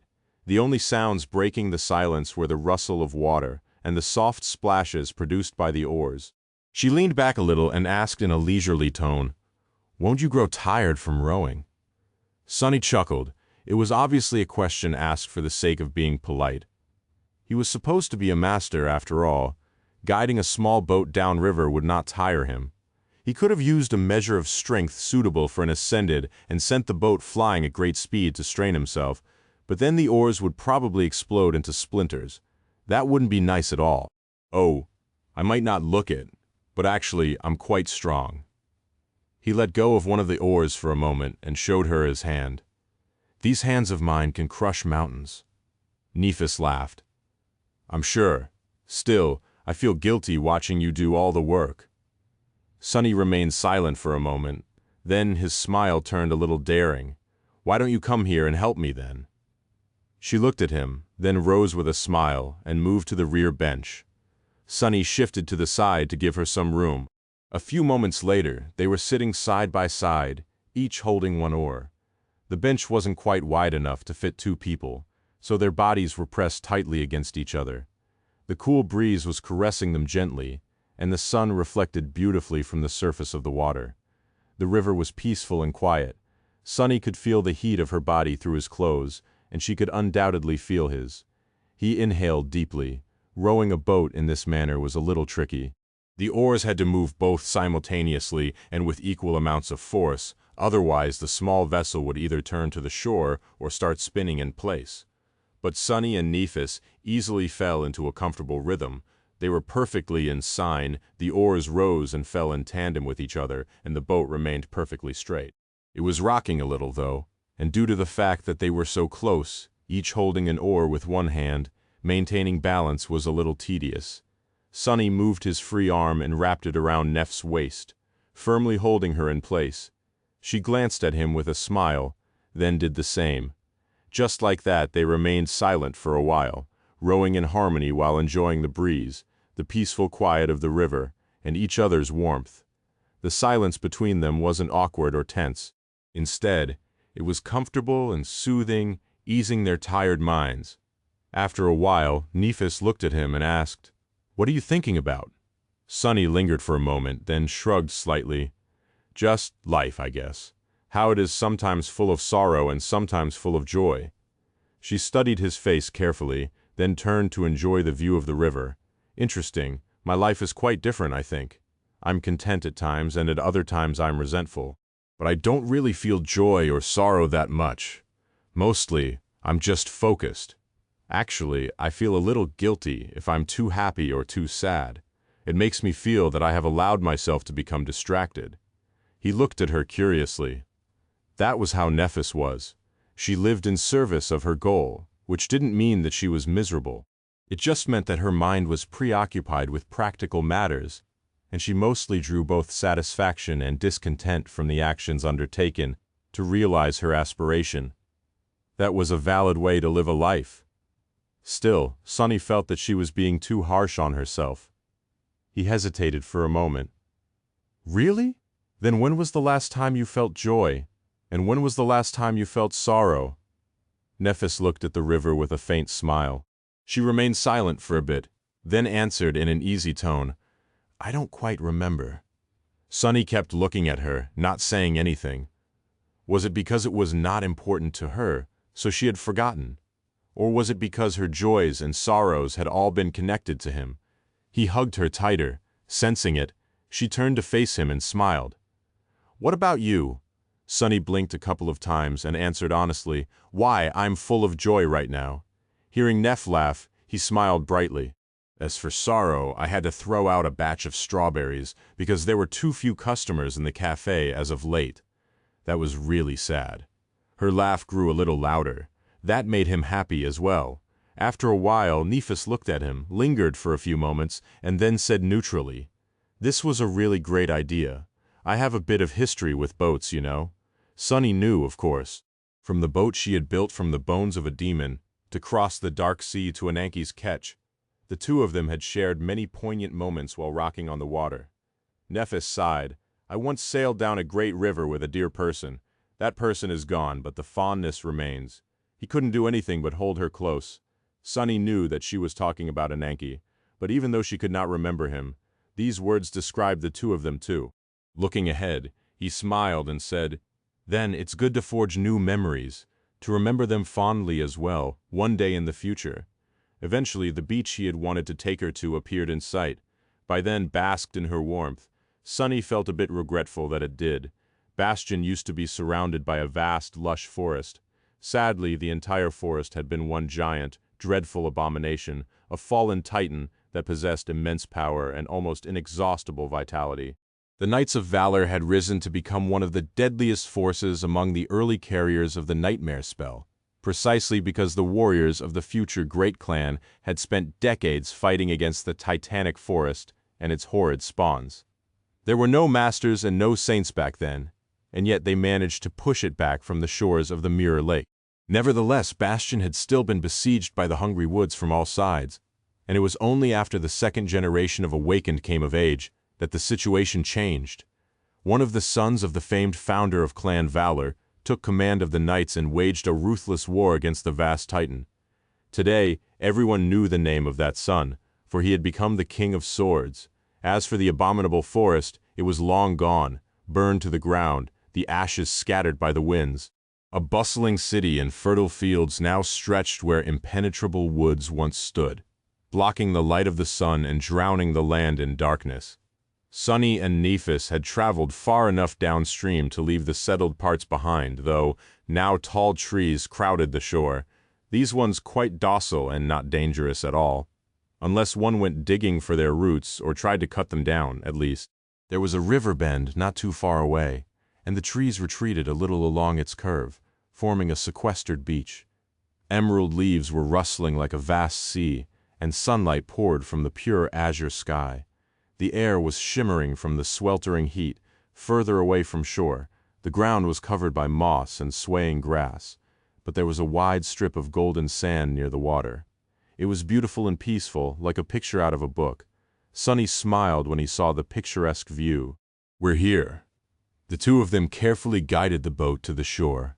Nephis jumped down onto the sand, looked around and inhaled deeply. She seemed at ease and relaxed, which was a rare sight. Sunny, at least, did not remember when was the last time he had seen her in such a serene mood. Perhaps it was never picking up the picnic basket. He jumped to the beach, then grabbed the bow of the boat with his free hand and pulled it ashore as if it did not weigh anything. Then he studied their surroundings with a curious expression. How nice. Suffice it to say, Sunny wasn't a big fan of getting wet, simply because the spell had never missed a chance to drop him into some damnable body of water. Nevertheless, now that he was on an actual beach, the idea of spending a pleasant day playing in the water and basking in the sun did not seem terrible at all, especially in the present company. Nephis glanced at him curiously. "Well, what do you think? Is it everything you dreamed of?" Sunny chuckled. "Ah, it's not bad, I guess. We'll see how things go." This outing of theirs was entirely spontaneous, and they had spent quite a while getting here. Needless to say, Sunny had not had a chance to eat before due to being summoned to the castle and running around to prepare the date. So, he had worked up an appetite. Nephis was most likely the same. He found a good spot near the water and placed the basket down. Opening it, Sunny produced a beautifully embroidered blanket, laid it on the sand, and then moved the basket to its middle. Looking at Neph, he asked, "Would you like to eat something, Lady Nephis?" She studied him for a few moments, then shook her head with a smile. "Actually, I think I want to cool down a little first." He nodded. Then his expression changed a little. Before Sunny could react, Nephis took a step back and pulled her dress off. She was wearing a white swimming suit beneath. It was not too modest and not too revealing, hiding everything that needed to be hidden just well enough to set his imagination ablaze. He barely managed not to gulp. Her alabaster skin, her glistening silver hair, her striking eyes, the smooth lines of her supple body. It was a lot to take in. Her figure was slender and athletic, with a flat stomach and perfectly defined muscles, as expected from a person who spent most of her time either in battle or practicing the sword. However, it wasn't harsh and cumbersome. Instead, it was beautiful and soft in all the right. I should probably look away. Sunny struggled to maintain his mental composure, knowing that she could sense the intensity of his longing. His struggles had limited success. Nephis chuckled, then turned around and stepped into the water. Then, she looked at him over the shoulder. "Are you coming?" Sunny hesitated for a few moments. He wanted to, and he was going to eventually, but doing so meant that there was no way back, because he would have to dismiss the nebulous mantle to take a dive into the cool water. The mantle protected him from prying eyes and suppressed his presence. Once his presence was released, Nephis would get a better measure of his power. She might not realize that he was a saint immediately. Some masters had one too, after all. Sunny himself had emanated a subtle presence as an ascended, for example. Plus, 5 of his shadows were far away, which diminished the ferocity of his presence a lot. But still, Nephis would be able to realize the truth eventually. He wasn't quite ready to let that happen. Yet, Sunny smiled easily. "Go ahead first, I'll prepare things here and join you soon." She studied his face for a moment, then smiled and turned away. "Suit yourself." Not wasting any time, Nephis dove into the cool water, escaping the summer heat with a splash. She moved away from shore with powerful strokes, then turned onto her back and continued swimming while looking at the vivid blue sky. Her tranquil gaze was full of joy. Sunny lingered for a few moments, then looked down and concentrated on setting the table. However, he couldn't help but throw glances at Nephis, who was enjoying herself in the water. His gaze was a little heated, But he tried to control his emotions as best he could, knowing that she might sense the nature and intensity of his desire. He was sure that she already had. Maybe Nephis did not mind, though. Sunny let out a quiet sigh. His shadow sense had expanded to envelop a vast area, reaching far and wide. From the sky to the bottom of the river, nothing could escape him. He knew that Neph could handle any danger hiding underwater, but he still felt protective. Today was her day off, which was an exceedingly rare event. So, nothing was allowed to spoil it. Many kilometers away, a hideous monster was stealthily moving through the woods. Before it could take another step, though, shadows suddenly came alive all around it. The beast did not have any time to react or to let out a roar. It was swiftly pulled into the darkness and disappeared from sight. A few moments later, a stream of blood flowed out of the shadows. Sunny shook his head with reproach and continued pulling out snacks out of the picnic basket. There were all kinds of dishes for Nephis to choose from those she liked the most at the brilliant emporium. There was also a small brazier and a kettle to brew tea. He had prepared well. Eventually, Nephis had enough fun and swam back to the shore. Sunny was standing there peacefully, enjoying the breeze. Rising from the water, she swept her hair back and looked at him with an easy smile. "Aren't you hot, Master Sunless, all alone there on the shore?" He hesitated for a moment. "Not really. I've prepared the food. Would you like?" Instead of answering, she looked at him for a moment, then moved her hand unhurriedly. In the next moment, Sunny was splashed with water. He froze. What just happened?" His brain refused to process the information. Noticing his startled expression, Nephis couldn't help but laugh. Her melodious laughter, so rare and beautiful, was carried away by the wind. And then she looked at him with a hint of a mischievous smile. Her tone was subtly teasing. "I feel a little cheated." Sunny stared at her silently for a few moments, then sighed deeply and lowered his head. Then, the nebulous mantle dissolved into shadows. Immediately, the summer day seemed a little colder. The shadows hiding under the trees had grown deeper and darker. Their darkness, in turn, made sunlight more stark, not wasting any time. Sunny pulled off his clothes. He was wearing a pair of simple black swimming trunks underneath his trousers. Finding them had given him a lot of trouble, actually, while he was preparing for the date. Everything else was fine, but something like that would usually be imported from the waking world. Obviously, Sunny had to run around the city a little to procure a suitable pair. The breeze caressed his naked skin, and at the same time, Nephis looked at him with a strange intensity in her calm gray eyes. Sunny's body was not at all like what one would expect from a gallant and scholarly enchanter. It was lithe, with not a gram of fat covering the lean muscles. His figure looked like something chiseled from marble by an enamored sculptor. His flawless porcelain skin made his raven-black hair and dark eyes seem even darker. Most striking of all, though, was an intricate tattoo of a great serpent that coiled around his arms and torso. Contrasted against the fair skin, the black ink was like pure darkness. Every onyx scale of the calling serpent was so vividly tattooed that it almost seemed alive. Sunny had summoned the serpent from Godgrave for a special purpose. He had not planned on revealing it in such a manner, though, well, all his plans had gone astray ever since this morning. Nephis seemed a little startled by the sigh. While she was gazing at him deeply. He sent a little essence into his muscles and jumped high into the air, then plummeted into the water like a cannonball, making sure that Nephis was in the splash zone. In the next moment she was doused with water from head to toe. Neph's eyes widened a little, laughing. Sunny surfaced, and then swam away from the shore. "You get back here." The water was cool and clear, washing away the summer heat from his body. Coming to a beach was indeed a really great idea. The two of them played in the water for a while. With her silver anklets, Nephis was like a mermaid. Sunny spent most of the time enjoying the sight of her moving gracefully underwater, so much so that he was starting to worry that he would be too distracted and accidentally drown. The water was pleasantly cool and incredibly clear. The sun, which had been high above them on the way to the beach, was slowly rolling down the horizon. At some point, Sunny left Nephis alone and swam far away from the shore, then held his breath and dove down. Reaching the depths of the river, he noticed what he was looking for, a stealthy nightmare creature that looked like a massive boulder. Once he swam close to it, though the boulder split apart, revealing a jagged line. The abomination was like a monstrous abalone, and what had seemed like stone was its shell. Before the creature could swallow him, Sunny crushed the impregnable shell with his fist, and then spent some time thoroughly tearing the river beast apart. Eventually, he fished the soul shard out of its remains and pushed himself toward the surface. Soon, thoroughly hungry, Sunny and Nephis returned to shore. Pleasantly tired, they walked over to the picnic blanket and sat down. She looked at the food with glistening eyes, before Nephis could eat anything. However, Sunny reached outward and opened his palm.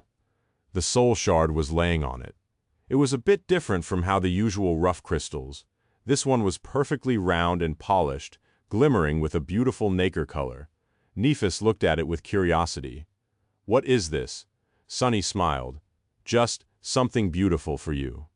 She hesitated for a moment, then took it and studied the glimmering pearl for a few moments. Then her face bloomed with a bright smile, bringing the pearl closer to her face. Nephis looked at Sunny with appreciation. Then she sighed. "I don't have a gift for you, though." Pushing a plate of sandwiches closer to her, Sunny laughed. "You are here. That's the best gift." Chapter 1811. Perfect day. You are here. That's the best gift. Neff's smile grew a little wider. Such a smooth talker. Still coming from Master Sunless. Even the most trite compliment was too pleasant to hear. She looked down at the luminous pearl he had given her. It was merely an awakened soul shard, but the lustrous pearl was so pretty, glowing softly with an opalescent shine in her hand. Its beauty and uniqueness made it seem quite valuable. However, it was the intent behind the gift and the words that accompanied it that made Nephis like it a lot. She looked at him with a light smile. "I'll cherish it." Master Sunless usually wore his hair tied back neatly, but now it was loose and wet, falling to his shoulders like a waterfall of black silk. His skin was like white porcelain, with the onyx scales of the coiling serpent contrasted starkly against its smooth surface. His dark eyes were glistening in the sunlight. He looked lovely. Nephis stole a furtive glance at his chiseled body, then hid her agitation by biting into a flavorful sandwich. Her eyes closed slightly. Ah, the sandwich was absolutely delicious. It was simply unfair. Her sight was already being assaulted by his figure, and now her taste was besieged by his incredible cooking. Which of her 5 senses would Master Sunless tackle next? Thinking that, Nephis tried not to blush. She had been a little flustered when he took off his clothes to jump into the water. He was much sharper than she had imagined. Nephis was used to being in the company of warriors, so she had seen her fair share of athletic bodies. But the contrast between his gentle demeanor and his lean, sculpted physique was too striking, not to mention the detailed tattoo of the coiling serpent. It was so out of place on the body of the refined enchanter that Nephis had been given a pause. That tantalizing tattoo seemed like it had a history. Had Master Sunless been a delinquent once? For some reason, the thought was strangely exciting. Of course, she had a different suspicion about the origin of the serpent tattoo. Then there was the unexpected potency of his presence. She had known for a while that Master Sunless was in a habit of wearing a memory that dampened the impression people had of him. But she had not expected that he would be that impressive. His presence was subtle but undeniable, very fitting for a man whose affinity lay with shadows. However, although she had paid attention to his appealing body and the unanticipated power of his dark presence, Nephis had been distracted by something else. When Master Sunless dismissed his mantle, there was another thing that was revealed. She had always felt that his longing was strangely muffled. It was there, but somewhat obscured from her senses. But when the black mantle came off, the burning heat of his desire was finally revealed to her in all its startling depth. It seemed that behind the humble, slightly melancholic exterior, Master Sunless was a man of great passion. That was why Nephis had been clustered. She had known that he felt a strong attraction to her, both on an emotional and physical level. However, it was quite a surprise to feel how deep that attraction went. It was not an unpleasant surprise, though, because Nephis felt a strong attraction too. Otherwise, she wouldn't have agreed to see him in earnest. So instead of being uncomfortable, she secretly felt pleased and flattered by his attention. Nephis had been grateful for the cold water at that time. It was all strange and not entirely like herself. She had never felt that way, at least not that she could remember, But being with Master Sunless spoke to something deep within her. He made her feel at ease, as if the two of them belonged together like two pieces of the same puzzle. He was just so pleasant to be around. She couldn't help herself. But that was fine. Nephis let go of these thoughts as she enjoyed the picnic prepared by Master Sunless. Everything was delicious. The tea was fragrant. The company was the best part. The glistening water, the rustling leaves, the embroidered blanket, the man sitting near her. It was all perfect, like the picture out of a book. She had not felt that relaxed in a long, long time. A disastrous war that would decide not only her own fate, but the fates of countless humans as well was almost upon them. And yet here she was, enjoying an idle day at a beach with a beautiful man. Nephis would have felt guilty about neglecting her responsibilities, but she knew that coming here today was also important. She was proficient with a sword and had spent countless hours practicing how to wield it. Therefore, she knew that pushing her body without reprieve only seemed appealing, but would never produce a good result. The body needed sufficient rest in order to grow stronger and absorb what it had learned, otherwise it would simply collapse, destroying all the progress. It was the same with the mind. Nephis had 1,000 issues to think about and 1,000 strategies to plan, but it would not be good to drive herself into delirium by never allowing herself to relax. The mind needed rest too. Persistent mental fatigue and sleep deprivation would only make it dull. She knew all these things well, but she had realized only recently that the heart was just like the body and the mind. Her spirit needed reprieve from time to time as well. She couldn't just strain it endlessly and expect that nothing would break. Instead, she needed to maintain it carefully, just like she maintained her body and mind. So this idle time with Master Sunless was not irresponsible at all. There was no need to feel guilty about satisfying her desires. That was just her doing some much-needed maintenance on her weary heart. Today was perfect. Finishing the sandwich, Nephis leaned forward to pour herself some light wine. However, at that moment Master Sunless reached forward as well, aiming for the tea kettle. Suddenly their faces were terribly close. Nephis looked at his lips thinking, I wonder how soft would they feel to the touch. Chapter 1812, Don't Let Me Be Misunderstood. Sunny was enjoying the sight of Nephis, consuming the food he had prepared delightedly. He did not speak much, and just looked at her, feeling that the day was perfect. Everything went much better than he had anticipated. It was so blissful, in fact, that he unconsciously expected a cursed titan to fall on their heads out of nowhere. Then he had to remind himself that he wasn't fated anymore. So it will probably be fine. Still, his mouth was suddenly dry at the thought. Not thinking much about anything, Sunny reached for the tea kettle, but at the same time, Nephis reached for the bottle of wine. Suddenly, their faces were terribly close. It was to the point that he could feel her breath on his cheek. The two of them remained motionless for a few moments, looking into each other's eyes.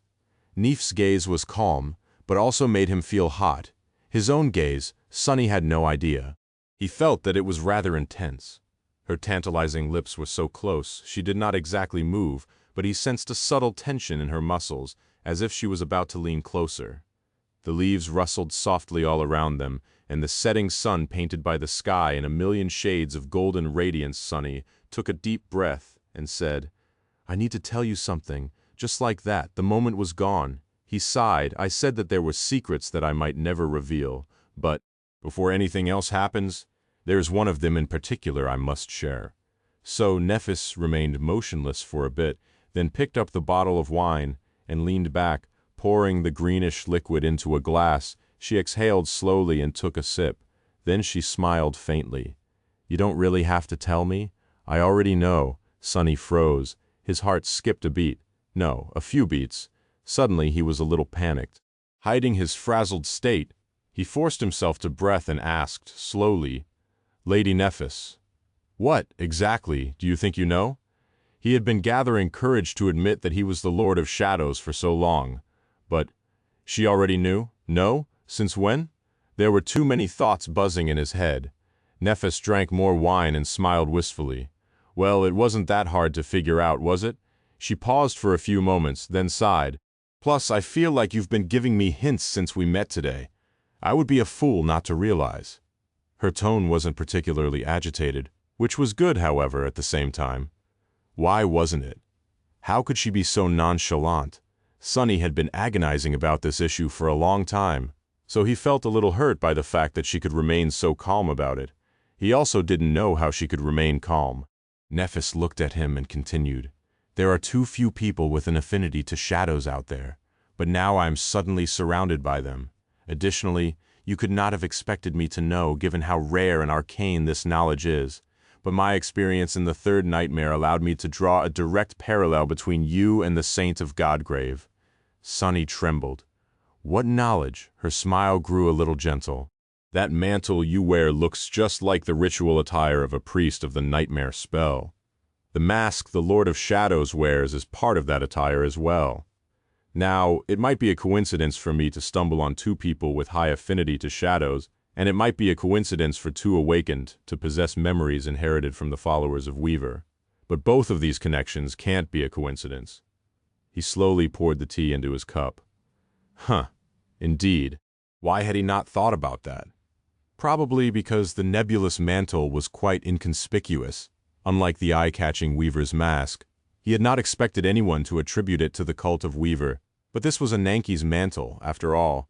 Nephis knew it too well. Additionally, she had never been supposed to meet the humble shopkeeper to begin with. Their unexpected relationship was the result of a messy series of unanticipated events. So Sunny had not been as meticulous in maintaining his disguise as he would normally be. She knew all along. The idea was startling. Nephis, meanwhile, finished her wine and poured herself a little more, but mainly it was the fact that the Lord of Shadows was too well informed about everything that is happening in both worlds for someone who is supposed to be a recluse. Knowledge like that can't be achieved without an information network. So I figured that he has many agents scattered across the waking world and the dream realm. Sunny blinked a couple of times. With a sigh, Nephis put her glass down and added in a soft tone, "The lineage of Shadow God has never been discovered. At least everyone thinks so, but all these facts hint that it has. I don't know how the Shadow Clan managed to remain hidden for so long and why you're starting to move now, but it doesn't matter. What matters?" He tilted his head a little. "Wait a moment." She looked him in the eyes and smiled. "Is that I know that you are an agent of the Lord of Shadows, Master Sunless? But that doesn't really change the way I think of you. So you don't have to worry." Sunny stared at her silently. No, but why does she sound a little smug? And also, she did not care if he was a spy working for the Lord of Shadows. That made him feel warm inside. It was so adorable. He inhaled, then said in a cautious tone, "No, that's not it." A hint of surprise appeared on Neff's face. She lingered for a moment, then asked, "It's not?" Sunny scratched the back of his head awkwardly. "What I mean to say is that I am not an agent of the Lord of Shadows." His voice was a bit smooth. "I am the Lord of Shadows." Nephis looked at him incredulously. Her expression was deadpan. "What?" He nodded. "Yes, the Lord of Shadows, that's me. We met in Godgrave before we met in Bastion." Her face froze. Nephis remained silent for a while, then asked in a flat tone, "How would that even work? Godgrave is so far from Bastion and your tether." Sunny sighed, then manifested the gloomy shadow into an avatar. A moment later, two of him were sitting on the blanket, one wearing nothing but the swimming trunks, the other wearing clothes made from manifested shadows. "It's an ability of mine. I have 7 bodies. 2 are here in Bastion, 4 are in Godgrave, and 1 is in the Song Domain." Neff's eyes slowly widened.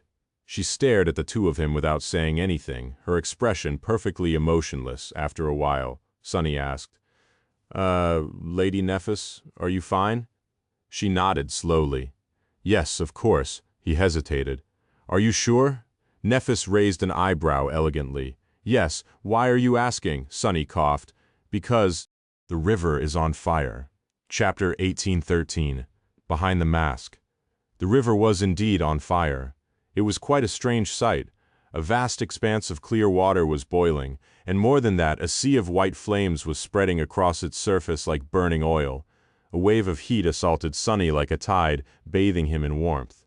Neff slowly turned her head and looked at the river, a calm and composed expression on her face. The flames fell and were extinguished under her impassive gaze. Then she cleared her throat. "Ah, yes, there was a nightmare creature preparing to surface. I burned it." Her tone was poised and confident. Sunny kept the smile off his face. "Oh, I see, of course. Thank you for reacting promptly." His shadow sense was still enveloping the entire area, so he knew perfectly well that there had been no abomination. However, he wasn't going to mention it. Instead, he raised the steaming cup of tea with a trembling hand, gulped it down, and sighed. His avatar silently turned back into a shadow. "Well, yes. As I was saying, there is no shadow clan and no information network. Instead, there is just me. My transformation ability allows me to manifest my shadows as incarnations of myself." Nephis stared at him with wide eyes, still struggling to accept the revelation. Her voice turned a little subdued. "Transformation ability? So, you're a saint?" "No, of course you are, because you are the Lord of Shadows." She closed her eyes for a moment. "Then what about the other forms? The Shadow Colossus? The Little Crow? I was under the impression that the Lord of Shadows, that you could assume these shapes due to your transcendent ability." Sunny scratched the back of his head. "Those forms are made possible by a technique based on my dormant, awakened, and ascended abilities as well as my aspect legacy." Nephis took a deep breath, then looked at him sharply. After a few moments of silence, she asked with a hint of agitation in her voice, You are really him, the Lord of Shadows?" Sunny remained motionless for a bit, then extended an arm forward. Soul serpent slithered under his skin, flowing into his palm. Then the intricate tattoo slowly disappeared, and the black odachi appeared in his hand. He hesitated for a few moments, then gently placed the great sword on the sand.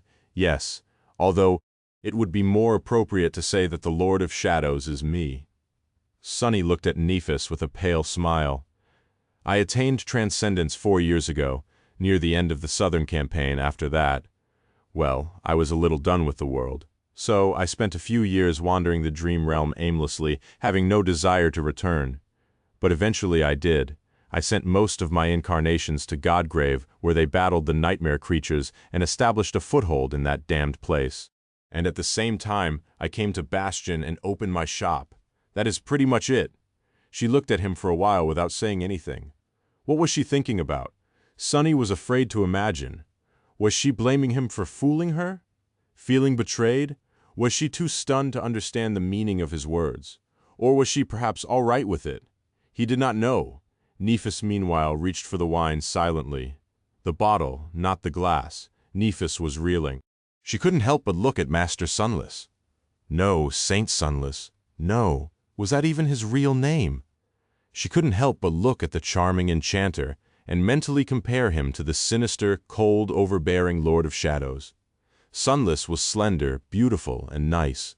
His features were very handsome, but not in a rugged kind of way. Instead, he was gallant and charming in a soft and charming manner. His onyx eyes were usually calm, with a hint of wry humor hidden in their dark depths. Sometimes they were clouded by a veil of strange melancholy, and sometimes they were glistening with sincere mirth. He made Nephis feel at ease. The Lord of Shadows, meanwhile, was fearsome and imposing. His face was always hidden behind a mask. Sometimes it was a featureless mask that made him look eerily unfathomable, and sometimes it was the ferocious mask of a dark demon. His movements were sharp and powerful, full of ruthless intent. His sinister voice was cold and emotionless. He made Nephis feel on edge. If there was something in common between the two of them, it was that both of them seemed to be able to stir her emotions. But still, how could the two of them be the same person? How could the gentle Master Sunless have cut down great nightmare creatures without batting an eye? How could the aloof Lord of the Shadows have worn a homely apron and caringly prepared delicious waffles for her, placing a scoop of ice cream and fresh strawberries on top? She was failing to understand. "Ah, my head hurts." Nephis asked a few questions to buy herself some time to process the impossible revelations. He answered them, but she barely heard the answers. "No way, it can't be. I mean, yes, I made the connection between the two of them, and yes, Master Sunless, Saint Sunless. He warned me that he has a lot of secrets, but mostly Nephis felt stunned. There was a subtle hint of humiliation at being fooled as well. Or rather, of being a fool. But there was also something else. Beneath the shock and rejection, she couldn't help but think, Would it be so bad if the charming enchanter had turned out to be the Lord of Shadows? Nephis remembered her first meeting with the mysterious saint. She would have lied if she said that he had not fascinated her, his power, his beautiful swordsmanship, his cold arrogance. Back then, she had felt wistful, thinking that it would have been so nice to have a steady partner like that, someone who could keep up with her, an equal. Of course, she had often wondered what was hiding behind the mask of the Lord of Shadows. It was a bit exciting to imagine. She was quite sure that he was young, but what did he look like? Was his face as cold and emotionless as his voice? Were his eyes as ruthless? Was he handsome? He had to be, as a saint. Was he even a human? Nephis had only been distracted from that fascination after stumbling into an unexpected relationship with Master Sunless, the charming and gentle enchanter. First, a fake one, then less and less so. She mentally replaced the ferocious mask with the beautiful face of Master Sunless, Saint Sunless, or whatever his name truly was. He would look so out of place in the heavy onyx armor, wielding the great blade of the dark Odachi. But also, it fit so well. His raven black hair, his porcelain skin, his dark eyes. She could imagine it easily, a beautiful man like him sitting on an obsidian throne in the nameless temple, clad in intricate onyx armor, and surrounded by eternal darkness. How did I not realize it before? Nephis wanted to fall through the ground. She feverishly went over every encounter with the Lord of Shadows, and then put them side by side with the time she had spent with Master Sunless.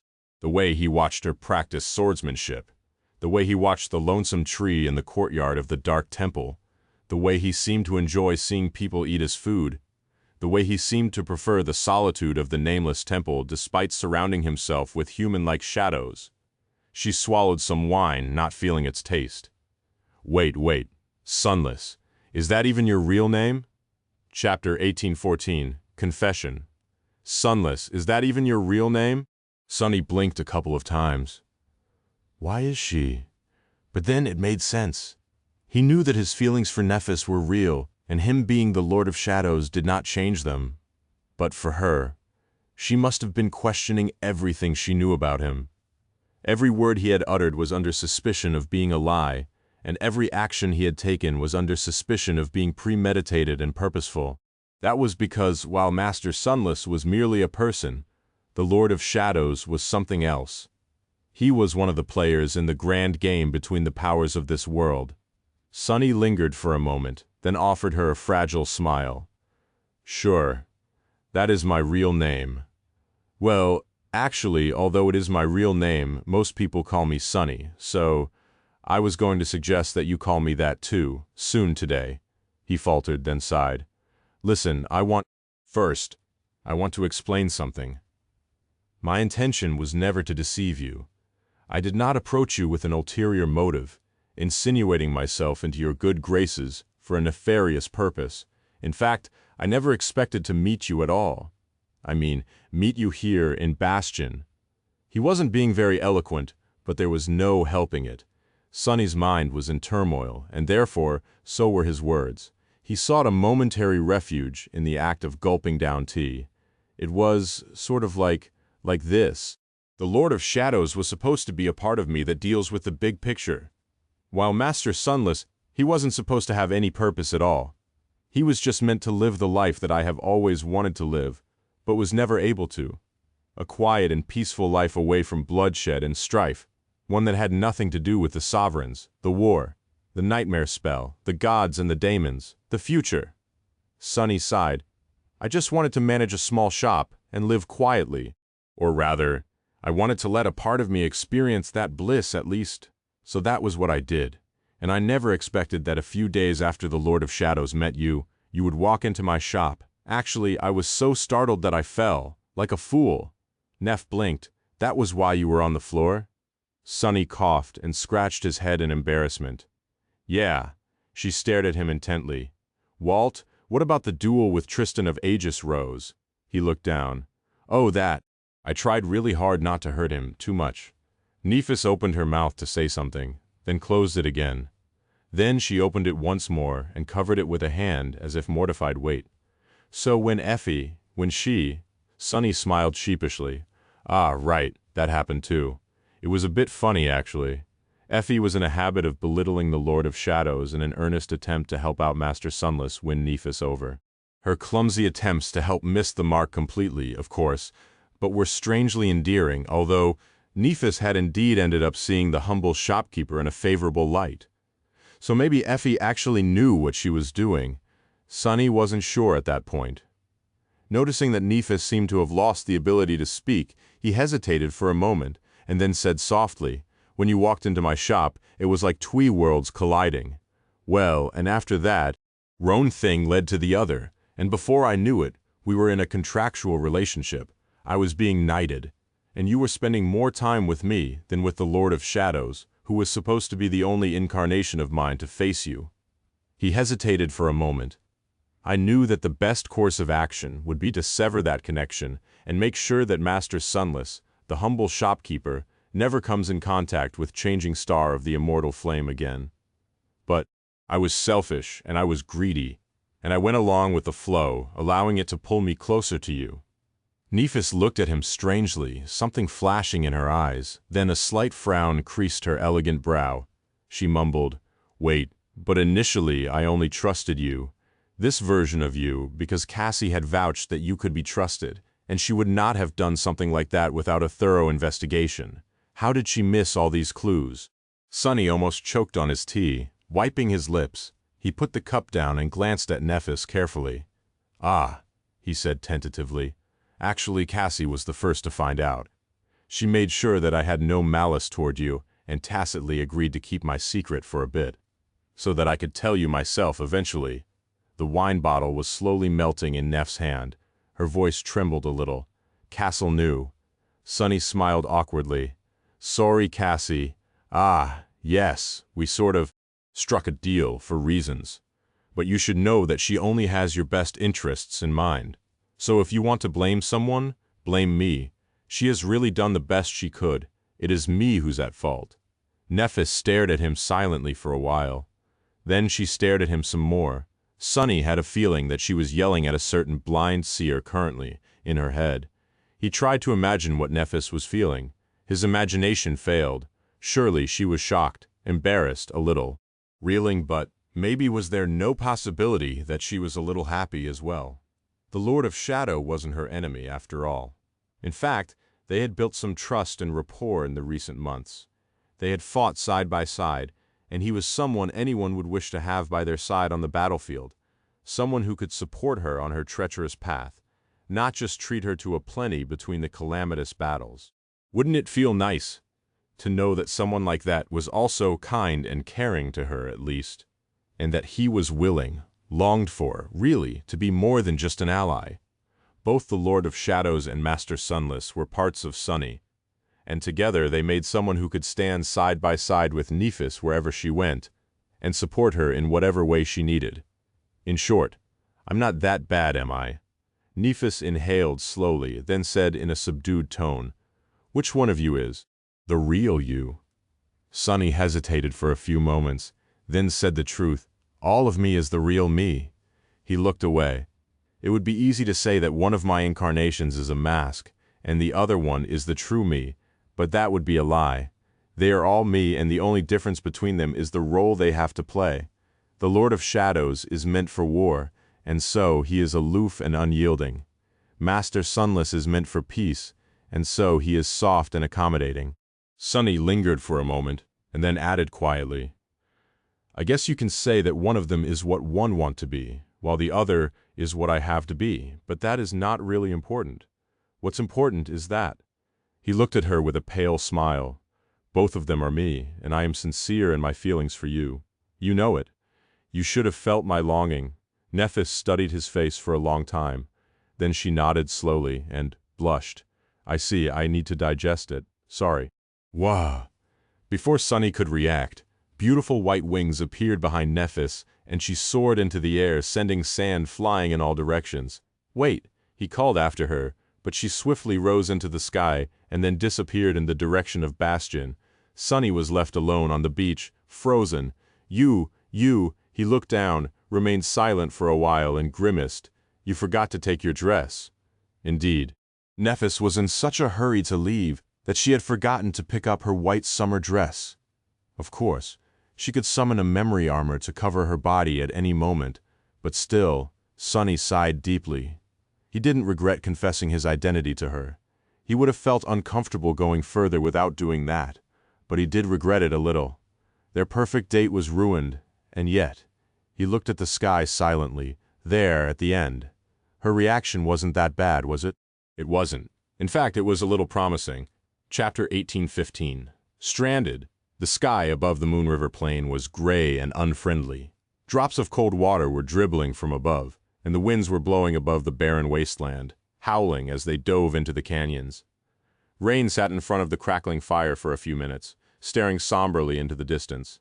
Her body was bruised, but there were no serious wounds. Her mind was clear. It was just that the situation was a bit bleak. Rain sighed heavily, then inspected her surroundings. Well, there wasn't much to inspect. The stony wasteland was nearly featureless. There were a few twisted dead trees a dozen or so meters away. Beyond that, far away, stood a weathered ruin. The canyon was on the other side, a stone throw away. Next, she inspected herself and grimaced.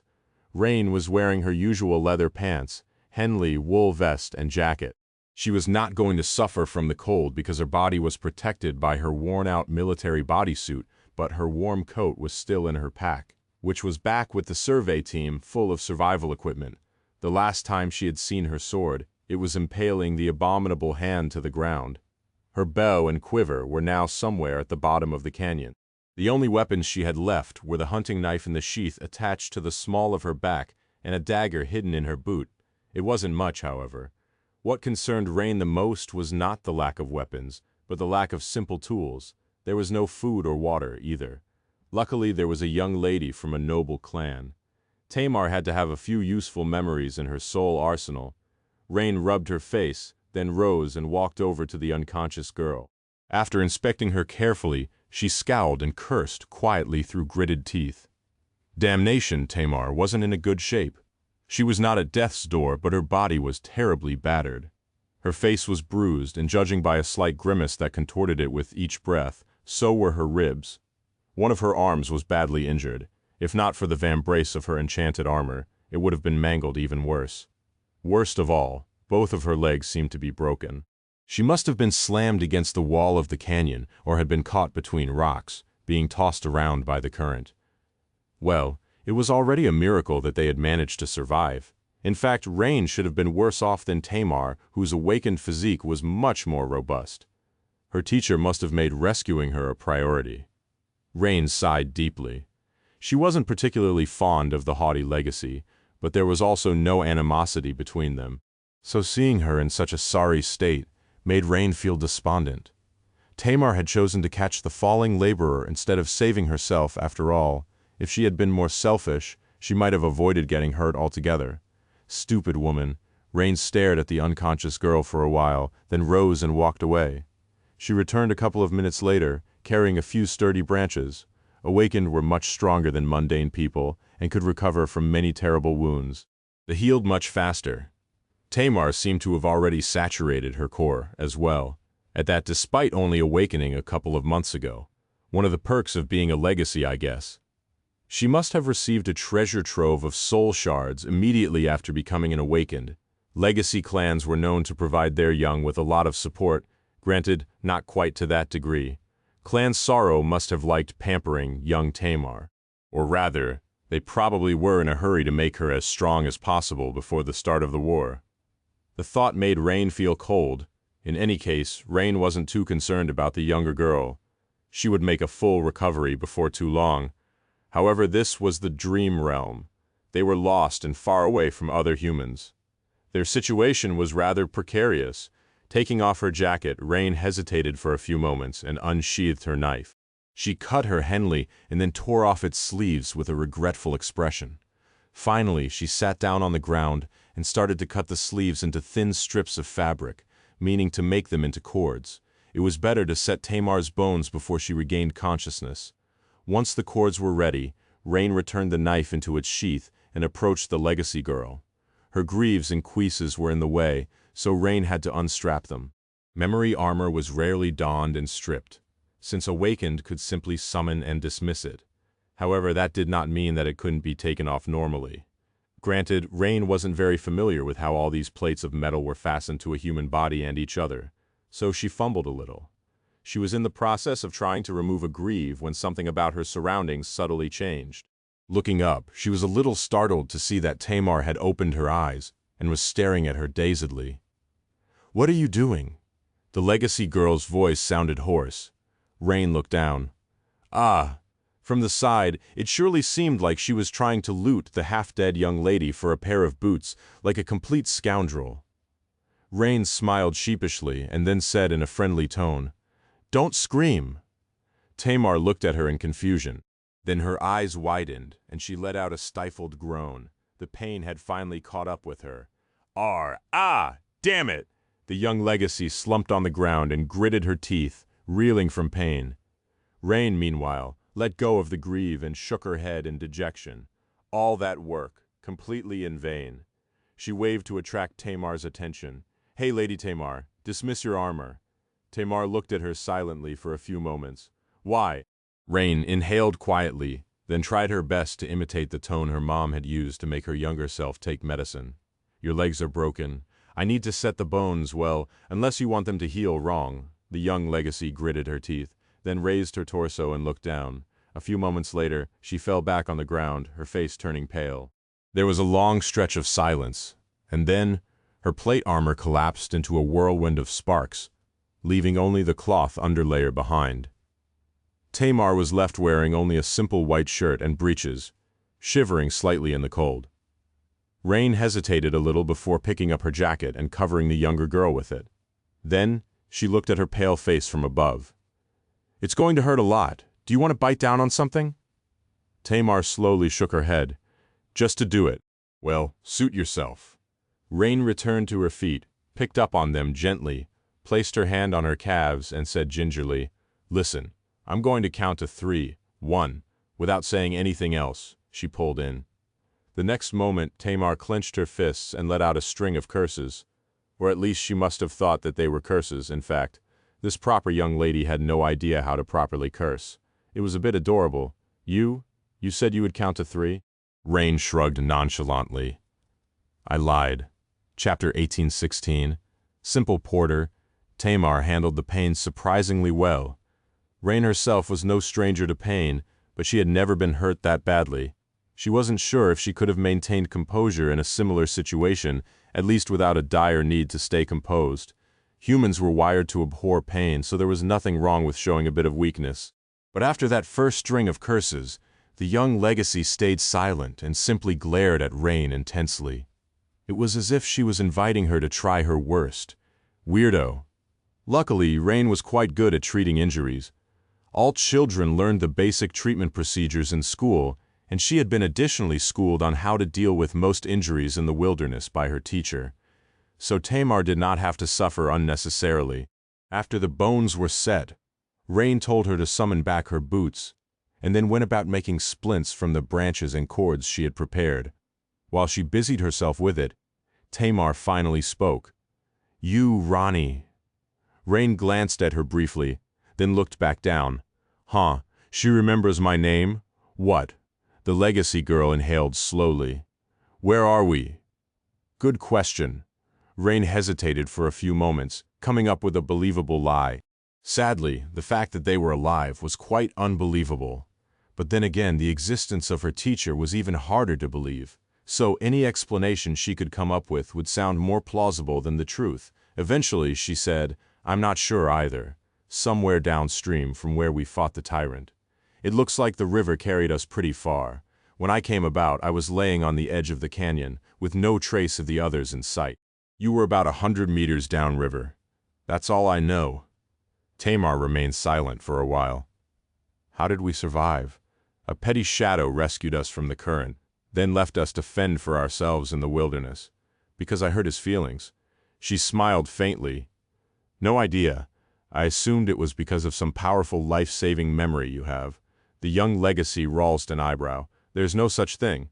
Rain sighed. "That's too bad." Finally finished. She looked at Tamar and shrugged. "Well, we're both alive now." We just need to make our way back to the main camp, and then we will even be able to keep staying alive. Isn't that wonderful?" The young legacy looked at her somberly, not saying anything. Rain smiled faintly. "What? Why are you looking at me like that?" Tamar glanced at splints on her legs, then faced her with a grim expression. "We don't even know where we are. The wilderness is teeming with nightmare creatures, and I can't fight. How are we going to get to camp with me like that?" Rain wasn't very concerned. "What's the problem? Summon that echo of yours, and let's ride it all the way back." The young lady did not answer. Her silence was a little unnerving. Rain frowned. "Is there a problem?" Tamar simply stared at her grimly for a bit, then said evenly, "I can't summon my echo." Her words sent a chill running down Rain's spine. The giant wolf had been perfectly fine when they fell into the canyon. Had it not? The two of them could easily survive the perilous journey with its help. However, without the echo, the situation would indeed be chillingly grim. Being lost in the wilderness of the dream realm with no tools and no weapons, with the sole awakened warrior among the two of them suffering from heavy injuries, making it to the main camp in one piece seemed like a very distant possibility, to say the least. Rain looked at Tamar, her frown deepening. Why was it destroyed? The young legacy slowly shook her head. "No, it's not destroyed." Rain lingered for a moment, then rubbed her face tiredly. "Then what's the problem?" Tamar remained silent for a few seconds. "The survey team is lacking a melee fighter now. Ray can do a lot of damage from stealth, but he is not well suited for direct combat. Without that echo, the team will suffer heavy casualties. If they can even make it back to the main camp, they won't have a way to cross the canyons either. The mission will fail." Rain stared at her incredulously after a while. She said, "So it's not that you can't summon the echo. You won't summon the echo, because you would rather die than put the team and your mission at risk." Tamar nodded. "That's right." A strange smile appeared on Rain's lips. "That is very noble of you, Lady Tamar. It's commendable that you have decided to die for your duty. But what about me? Isn't it a bit strange that you have also decided that I will die to uphold your duty? Doesn't seem very fair." The young legacy frowned. "Have you no loyalty? Those people are your comrades, and our mission is important for the future of the Song domain. We must be ready to sacrifice for the greater good." Rain laughed. "Loyalty? I'm sorry, Lady Tamar. I'm a hired laborer. I get paid a pitiful amount of coins to carry rocks and do tedious chores. Am I supposed to die for the right to carry rocks or for the privilege to do chores? I've been only doing that to put food on my plate. The only thing I'm loyal to is my stomach." Tamar glared at her with indignation, then took a deep breath and grew quiet. Sprawling on the ground in exhaustion and clearly suffering from pain, she remained silent for a few moments, then sighed. "You're right. You are not a legacy or even a soldier, so I can't expect you to understand. Still, I won't compromise the entire survey team for the sake of one member. I won't leave them without the protection of the echo." Rain sighed inwardly. "Stubborn fool." Tamar, meanwhile, looked at her with a grave expression. "But I also can't expect you to share my burden, so leave me. Your legs are perfectly fine. You stand a chance of making it back alive without me. I've seen your skill. You are not defenseless. So I'll give you a few of my memories. You won't be able to use the enchantments, but they will still be helpful. If you're careful enough and lucky enough, you'll survive." Rain studied her pale, determined face silently. After a while she asked in a neutral tone, "So that's your plan? To send me off and stay here, immobilized, to die on your own?" Tamar raised her chin arrogantly. "Who says I'll die? I'll crawl and find a good place to hide. In a week or two, the survey team will reach the main camp. Then someone will come to find me. I just need to last for a while." Her tone was confident, but her words did not sound very convincing. Rain did not say anything for a while, then massaged her temples with a grimace. Eventually she said, "Fine, don't summon your damned echo. Instead, summon a rope, or a cloak, something like that." Tamar frowned in confusion. A rope? What for?" Rain stood up and raised her hands above her head, stretching her body. She could feel strength returning to her limbs. because I'm going to drag you to the main camp, instead of that echo, if I have to. You did save my life back in the canyon, after all. I might be a simple porter, but I'm not an ingrate. My mom taught me better. She had decided to stay with Tamar. After all, there should not be a lot of difference between carrying rocks and carrying a slim legacy girl. They were going to make it back together, or not at all. Chapter 1817. Shelter and food among Tamar's memories. There was an enchanted cloak. Its enchantment wasn't very useful in their current situation, but the cloak itself was just what Rain needed. Harvesting 2 long branches from the dead trees, she used it to create a makeshift stretcher. Rain held the front end of the stretcher, while the rear end dragged on the ground. For the young legacy, it wasn't the most comfortable way to travel, but if she was suffering, she did not let it show. As for Rain herself, she quickly warmed up from the strain. Hauling Tamar over a long distance in this manner was not very plausible, but luckily they weren't going far just yet. For now their plan was to find shelter and wait for about 10 days before summoning the echo. That much time should be enough for the survey team to return to the main construction camp, or at least get close to it. So, all Rain and Tamar had to do was survive that long. It was especially important that Tamar remained alive because with her death, the echo would disappear as well. Then, the survey team would be in peril, remembering the porters she had become friends with. Rain grimaced. She had put on a cynical facade in front of the young legacy, and although there was some truth to her words, in all honesty, she wasn't willing to save herself by sacrificing those people. Elther plus, Rain was not helpless. Although the Moon River Plain were much more dangerous than the wild reaches around Ravenheart, she still stood a fair chance of surviving here. I'll take it one step at a time. For now, they had to find shelter, then procure food and water after that.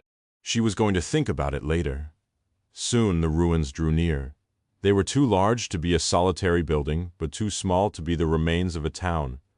Stone walls rose from the ground, once tall and magnificent, now crumbling and covered in cracks. Rainwater was spilling out of the cracks, and it seemed as if the ruins were weeping. There was no telling what that place had been once. And currently, Rain wasn't that interested in solving the mystery. Instead, her gaze fell on the ground and grew tense. Damn it! She stopped without approaching the ruins and gently placed the stretcher on the ground. Tamar's face paled from the jolt, but she stubbornly refused to let her pain show. What is it? Rain studied the ground with a somber expression. A few moments later, she sighed. There are prints on the ground. Tamar turned her head to look. There were indeed traces of something having stalked this area in the mud. The prints weren't too large and were clearly animalistic in nature. Judging by their size and depths, the creature or creatures weren't too large. Still, it was a cause for concern. The ruins Rain had hoped to take shelter in were occupied. The 2 young women looked at each other silently. Eventually, Tamar asked, "What do you want to do? We can go further away from the canyon." Rain remained silent for a while, then slowly shook her head. "There's no point. Whatever it is that lives in the ruins will be faster than us. By far, once it crawls out and catches our scent, it will find us no matter how much distance we can cover before nightfall." Which wasn't much distance at all. The state of the paw prints hinted that they had been left many hours, but less than a day ago. So Rain suspected that the inhabitant of the ruins was a nocturnal predator. Even if she hauled Tamar away with all her strength, they were not going to outrun a nightmare creature. She sighed. It has to die. Rain looked at Tamar, then asked her to summon her memory weapons. Soon, a small arsenal appeared from sparks of light on the ground in front of her. The brutish Zweihander was a beautiful and fearsome weapon, not to mention utterly deadly. Unfortunately, Rain could barely lift it. She could muster just enough strength to swing it from side to side in a crude and graceless arc. But there was no hope of doing that with any semblance of speed and accuracy, which meant death in an actual battle. To her delight, Tamar possessed an enchanted bow and a quiver of arrows as well, but Rain could not even draw the bow. It was too heavy, and one would have to have a bear's strength to bend its limbs. There was a beautifully austere battle spear as well. Sadly, it was even worse than the Zweihander. While its weight wasn't as great, the balance was different, so Rain almost toppled while trying to lift it. Dejected, she stared at Tamar for a few moments, gaining a new appreciation for the younger girl's slender physique. How is she so strong with a body like that? The young legacy had been brandishing the brutish greatsword with elegant ease, and even jumping over canyons while wielding it. Awakened possessed immense physical prowess, but Tamar seemed especially strong, or at least knew how to utilize her strength especially well. Shaking her head, Rain gave up on the Yug legacy's main weapons. Instead, she only picked up a Kinjal, a simple double-edged dagger with a straight blade and a sharp tapered tip. It had no guard or decorations to speak of, but there was a lethal beauty to its simplicity. The length of its broad blade was a bit too long to be a dagger, but a bit too short to be a short sword. Rain weighed it in her hand and nodded. "I'm off." Tamar grimaced and tried to crawl off her stretcher. "Wait." She picked up the enchanted bow and pulled the quiver closer to herself, then sat up, facing the ruins. If you can't handle it, draw it into the open. I'll try to bring it down from the ground." Rain studied her for a few moments with a neutral expression. She was trying not to smile. Tamar's intent was gravely serious, but with her legs outstretched and fixed straight by splints, she looked a bit comical, sitting there on the ground like a doll. Eventually Rain gave her a nod, gripped the enchanted dagger, and headed for the ruins. The shape of the weapon was only marginally more advantageous than her hunting knife. However, it was a genuine memory, and of the ascended rank no less. Even if Rain could not use any of the dagger's enchantments, its sharpness alone would be of great help. Feeling tense and uneasy, she silently entered the ruins. A few moments later, her figure was swallowed by darkness. Tamar was left sitting in the mud, gripping her bow tightly. The jacket Rani had lent her fell to the ground, but she could not even feel the cold. Looking down at the jacket, she noticed that it was lined with a fine alloy mesh. The stitching was very neat, but it had clearly been reinforced to become a makeshift piece of protective gear by hand. She stared at the jacket for a few moments, surprised. Tamar was no stranger to all kinds of armor. However, as a legacy, she had always been meant to become an awakened. So, the armor she was knowledgeable about was in the form of powerful memories and defensive aspect abilities. Such a minuscule, mundane method of protection as lining one's jacket with reinforced alloy would have never crossed her mind. It was so strange. Rani herself was strange. She seemed too calm and too capable.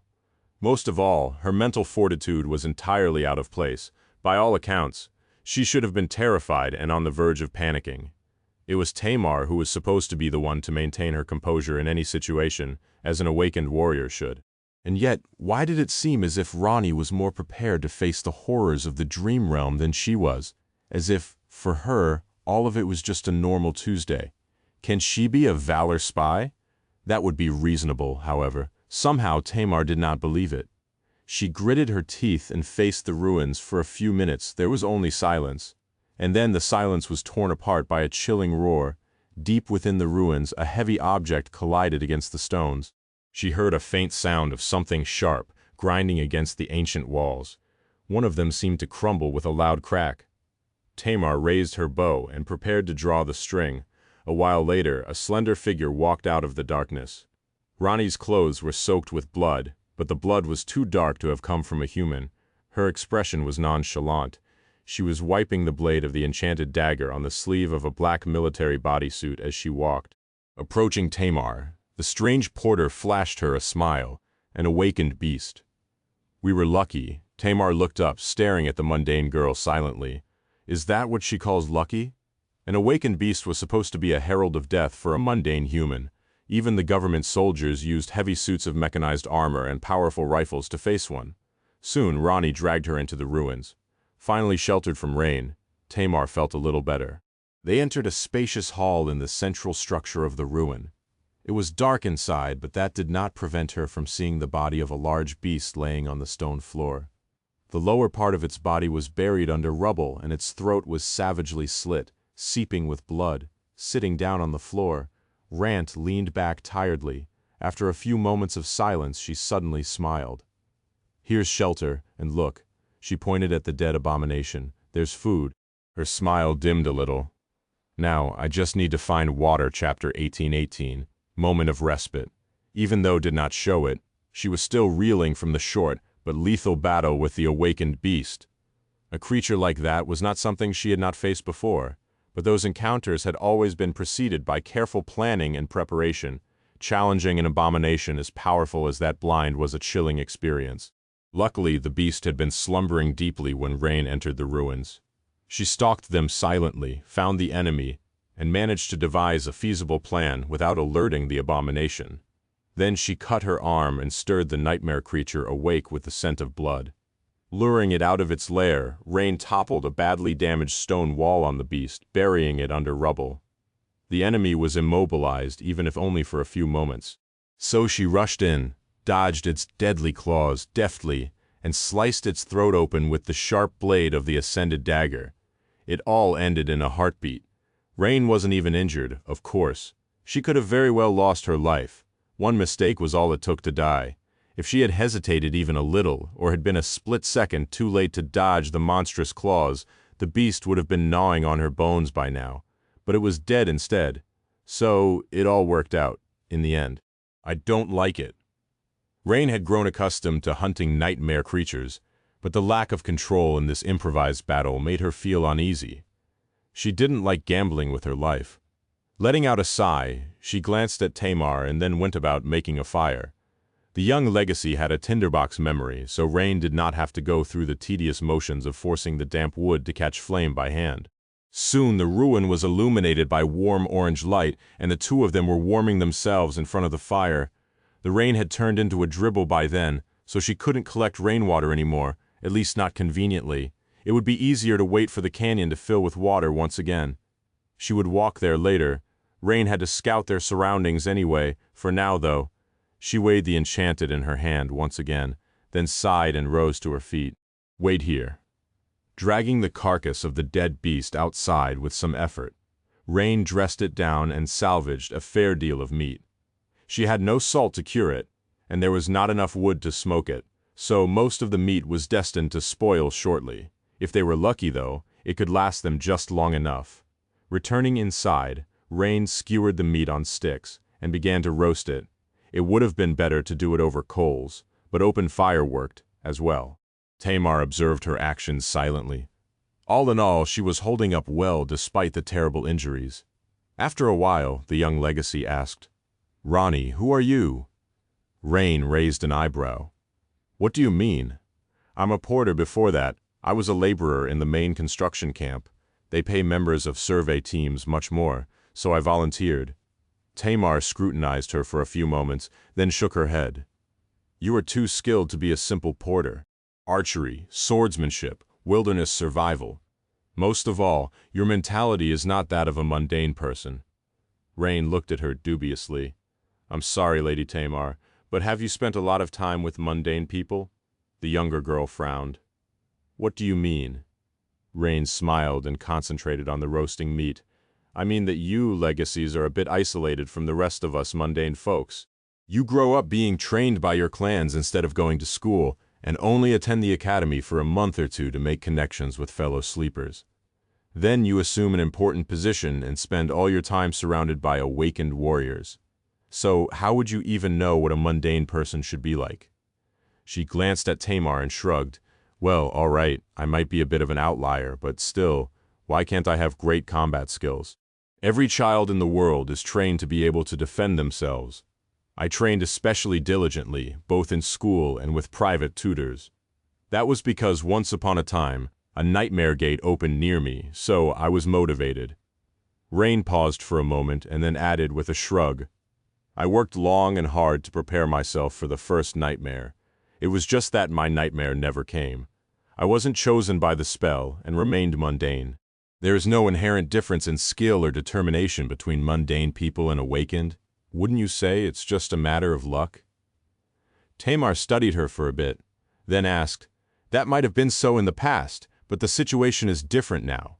With your talent and skill, you stand a great chance of surviving the first nightmare, so why didn't you apply to challenge one? All you had to do was return to the waking world, and let the spell take you. Your training would not have been wasted." Rain remained silent, then sighed. "People don't just risk their lives for no good reason.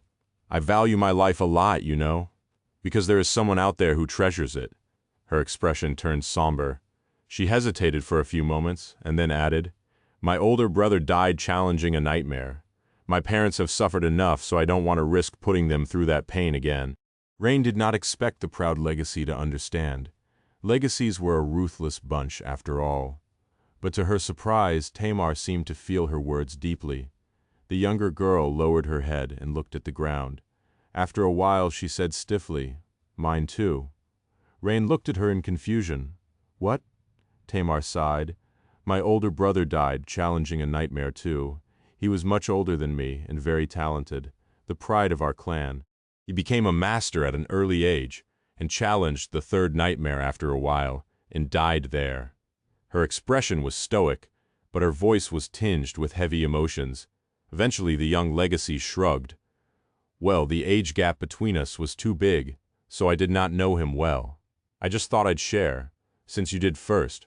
Rain looked at her quietly for a while, then turned away. "Thank you for sharing." With that, she pushed a skewer of roasted meat into Tamar's hand and rose to her feet. "Now eat. I'll go scout the surroundings a bit." Rain left the ruin and explored the area a little, eating the meat as she walked. Eventually, she made her way to the edge of the canyon. All in all, the situation seemed much less dire than she had expected. There did not seem to be any more nightmare creatures around, which meant that they would probably be able to hide in the ruins for many days. Now she just needed to collect water sitting at the edge of the canyon. Rain sighed and looked down into its dark depths, waiting for the chasm to start weeping. What will I use to collect water unless Tamar has a suitable memory? Her helmet will have to do. At that moment, her body suddenly tense and her eyes widened. Her expression froze because she saw out there in the depths of the canyon. A massive shadow was moving, grabbing onto the rocks with its countless hands. Chapter 1819. Pursued. Rain froze, afraid to move. There below her, far away, something was moving in the darkness. Sunlight did not reach that deep into the canyon, but she was still able to discern a vague and frightening shape. The creature was immense and hunched, with countless arms protruding like a sinewy forest from its massive hump. She thought she saw a clawed hand reaching up to grab the weathered rocks. And in the next moment, an echoing sound of rolling stones rose from the canyon. Rain's whole body grew tense. The awakened tyrant they had fought before falling into the river seemed to be alive. Worse than that, it was here now, either by coincidence or because it had followed their scent for a moment. Her heart was drowned with fear. She had battled and slain many nightmare creatures. Most of them were dormant, while some were awakened.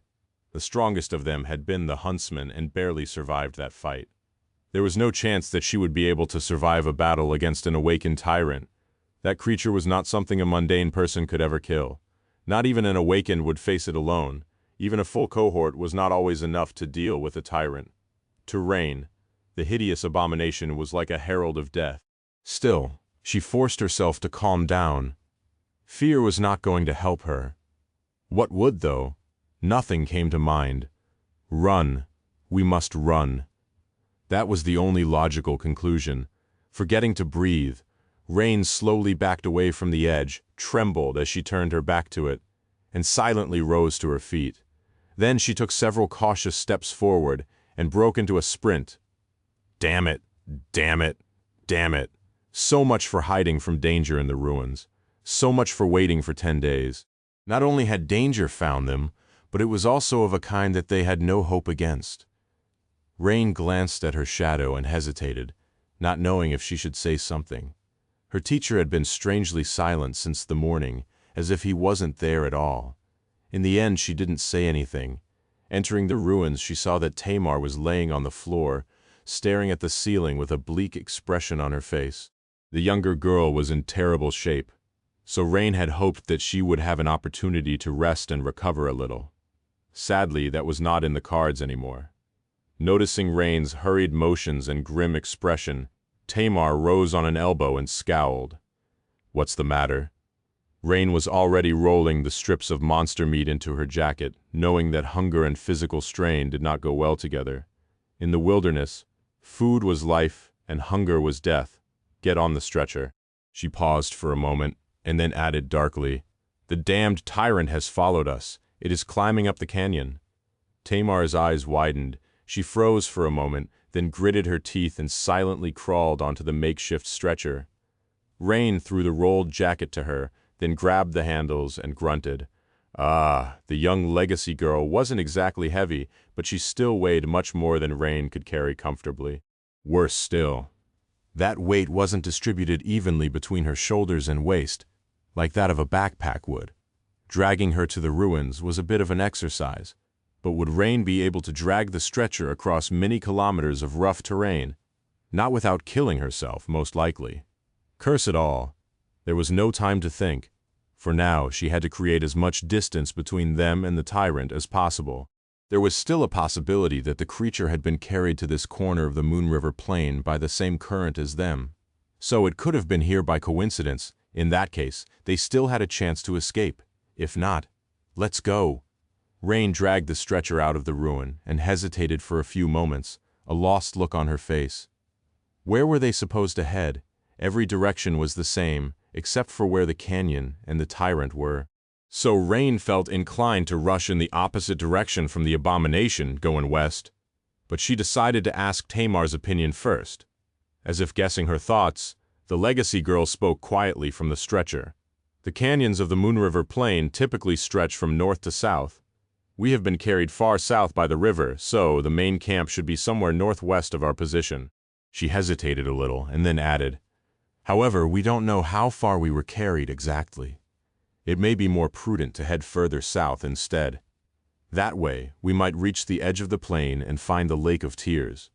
The Lake of Tears and the great waterfall Weeping Goddess were where Clan Sorrow's citadel stood. Rain remained motionless for a few moments, considering her options. The main construction camp of the road crew was northwest of their position. The Lake of Tears was somewhere south. The problem was that they did not know which one was closer. Eventually, she decisively turned south. Her choice was very simple and had nothing to do with distance. She chose the Lake of Tears simply because they would have to follow along the canyon to reach it, which meant that they would most likely not have to cross other canyons on the way. With Tamar incapacitated, crossing even one could become an insurmountable obstacle, not even taking into account that they might end up being pursued by an awakened tyrant. Wasting time was a luxury they did not have, so really, the Lake of Tears was not the best choice. It was simply the only choice. Gritting her teeth, Rain strained her tired body and pulled the heavy stretcher south. At that moment, she was thankful for the cloudy sky and the cold dribble. Even though her face and hair were already damp, the dust covering the stony plain had turned to mud. Because of that, it was easier to drag the stretcher across it. She was still struggling, though. "I'll need to come up with a better way." Somewhere behind them there were more sounds of rocks falling deep in the canyon. The tyrant was already close to crawling out of the darkness. Rain hurried her steps. Chapter 1820. Waiting for Rain. In the end, her worst expectations had not come true.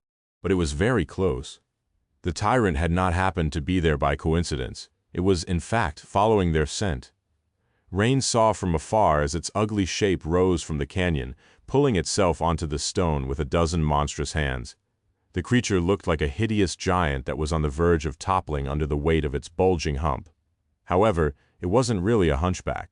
Instead, the mound on its back was simply there to allow for countless arms to protrude forward, all ending with terrifying claws. The most eerie part was that the abomination looked vaguely human-like, as if it had been a person once. If it had, then it must have been eons ago.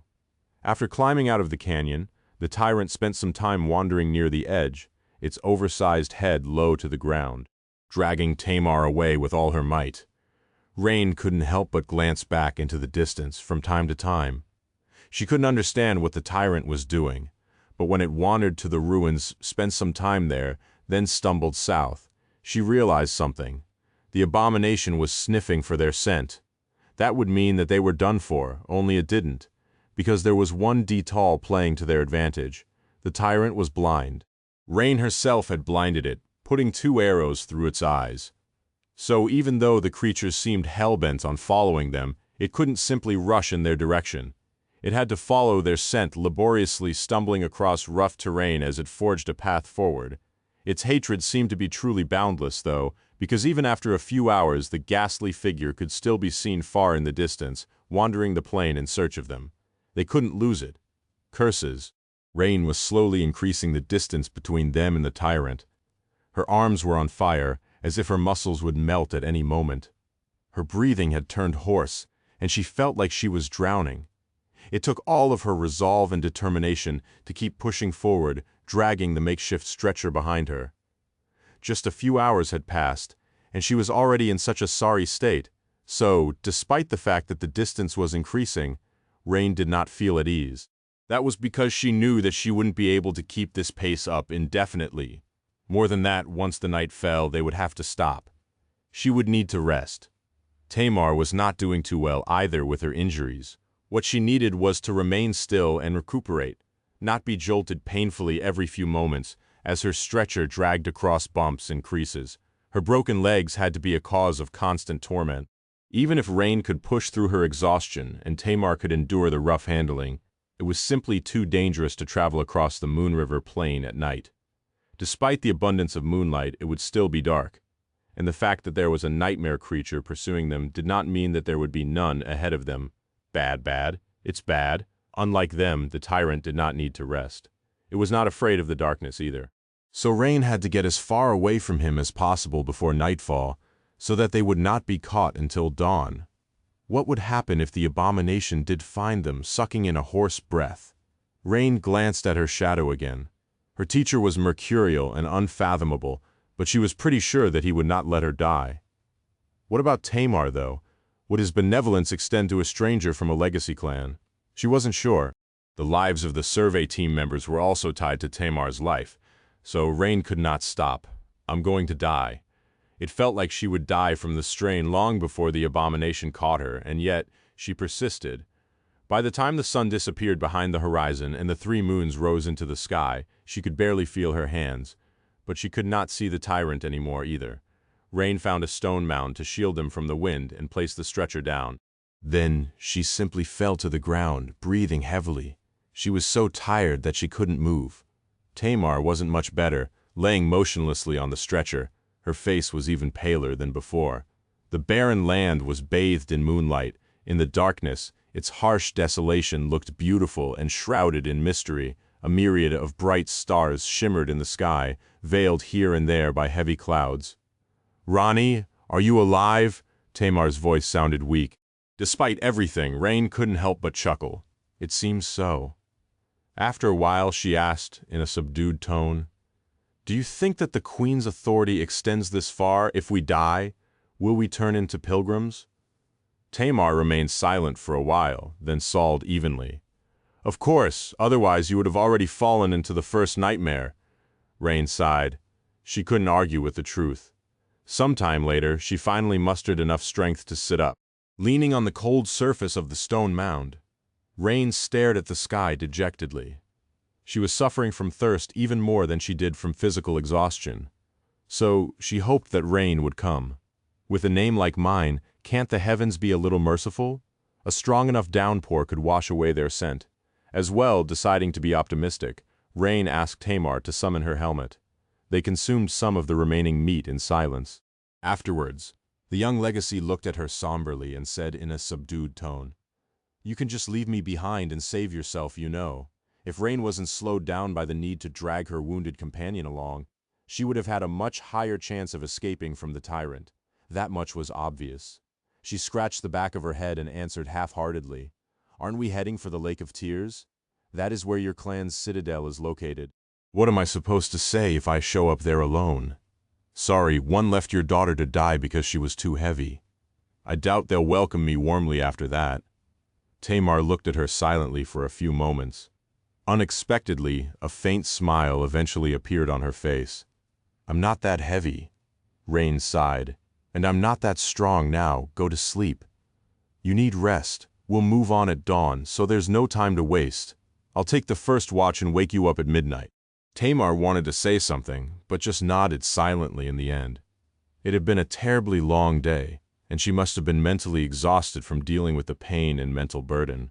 Soon her eyes closed, and she swiftly fell asleep. Rain studied the sleeping girl's face for a few minutes, then took a deep breath and stared into the darkness.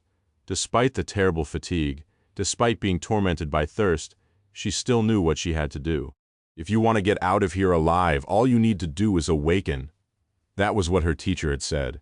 So Rain sat motionlessly, felt the flow of soul essence within her, and concentrated deeply, making it revolve faster and faster after a while.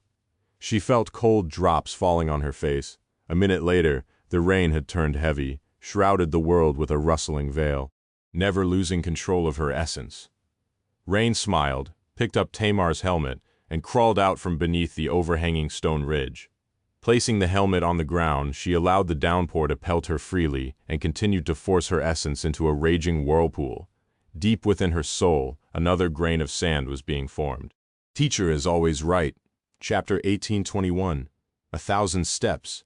Despite how tired Rain was, how badly she needed reprieve, she still sat on the ground and circulated her essence. Her body was absolutely motionless, but her soul was like a raging whirlpool. At the heart of the whirlpool, soul essence was being refined into solid form by the crushing pressure. There were plenty of radiant grains there already, sparkling like gemstones as they spun and collided. Rain could almost hear the melodious ringing, and feel her soul tremble slightly with each clash. However, the brilliant gemstones were unable to fuse, yet there weren't enough of them for that to happen. She had to create more. But it was such a slow and arduous process. Rain was already doing much better than anyone was supposed to. After years of slaying nightmare creatures, her essence was especially potent. Her control of it was both forceful and intricate, remarkably precise, at least for someone below the ascended rank. All she needed was time. Sadly, Rain wasn't sure that she had any time left. I'm not fast enough. Deeply concerned, she gritted her teeth and concentrated wholly on controlling her essence. When the moons reached the apogee of the cloudy sky, she allowed the raging whirlpool of her soul to dissipate and slumped, feeling like she was about to pass out from fatigue, dragging Tamar's conical helmet over with a weak hand. She drank half of the water that had accumulated inside and finally felt alive again a little then. Rain woke the young legacy up and curled on the ground, instantly falling asleep. In the morning, her entire body felt broken. Rain had told Tamar that they would move on as soon as dawn broke, but in the end they spent more time under the rock outcropping. Rain knew that she wouldn't endure another day of dragging the stretcher with her hands, so something had to be done. After thinking for a while, she unsheathed her hunting knife and carefully separated the alloy mesh from the lining of her military jacket. The alloy wire was very fine, but incredibly durable. She spent a lot of time patiently dismantling the mesh with the help of Tamar's enchanted dagger, then weaving the wires together. In the end, Rain was left with several meters of crude alloy rope. The young legacy was observing with an incredulous expression. Her pallor had become a little better, but she still looked terrible. In fact, both of them did. Tamar had always maintained a valiant and dashing image, quite in line with her exalted status as the daughter of an old legacy clan. Rain might not have had the same background, but she still endeavored to look if not refined, then at least decent. Now, both of them were dirty and wretched. They were covered in mud from head to toe, with sunken eyes and chapped lips. Their hair was damp and tangled. Their clothes might have had color once, but now they were indistinguishable from the surrounding dirt. It was a complete disgrace. Looking at Rain, then at herself, Tamar smiled faintly. Aren't we a sight to behold? It was good to see that she still had enough spirit to be humorous in this situation. Continuing to weave wire rope. Rain smiled as well. Indeed, aren't we lucky that the tyrant is blind? At least it won't be offended by our appearance when it eats us.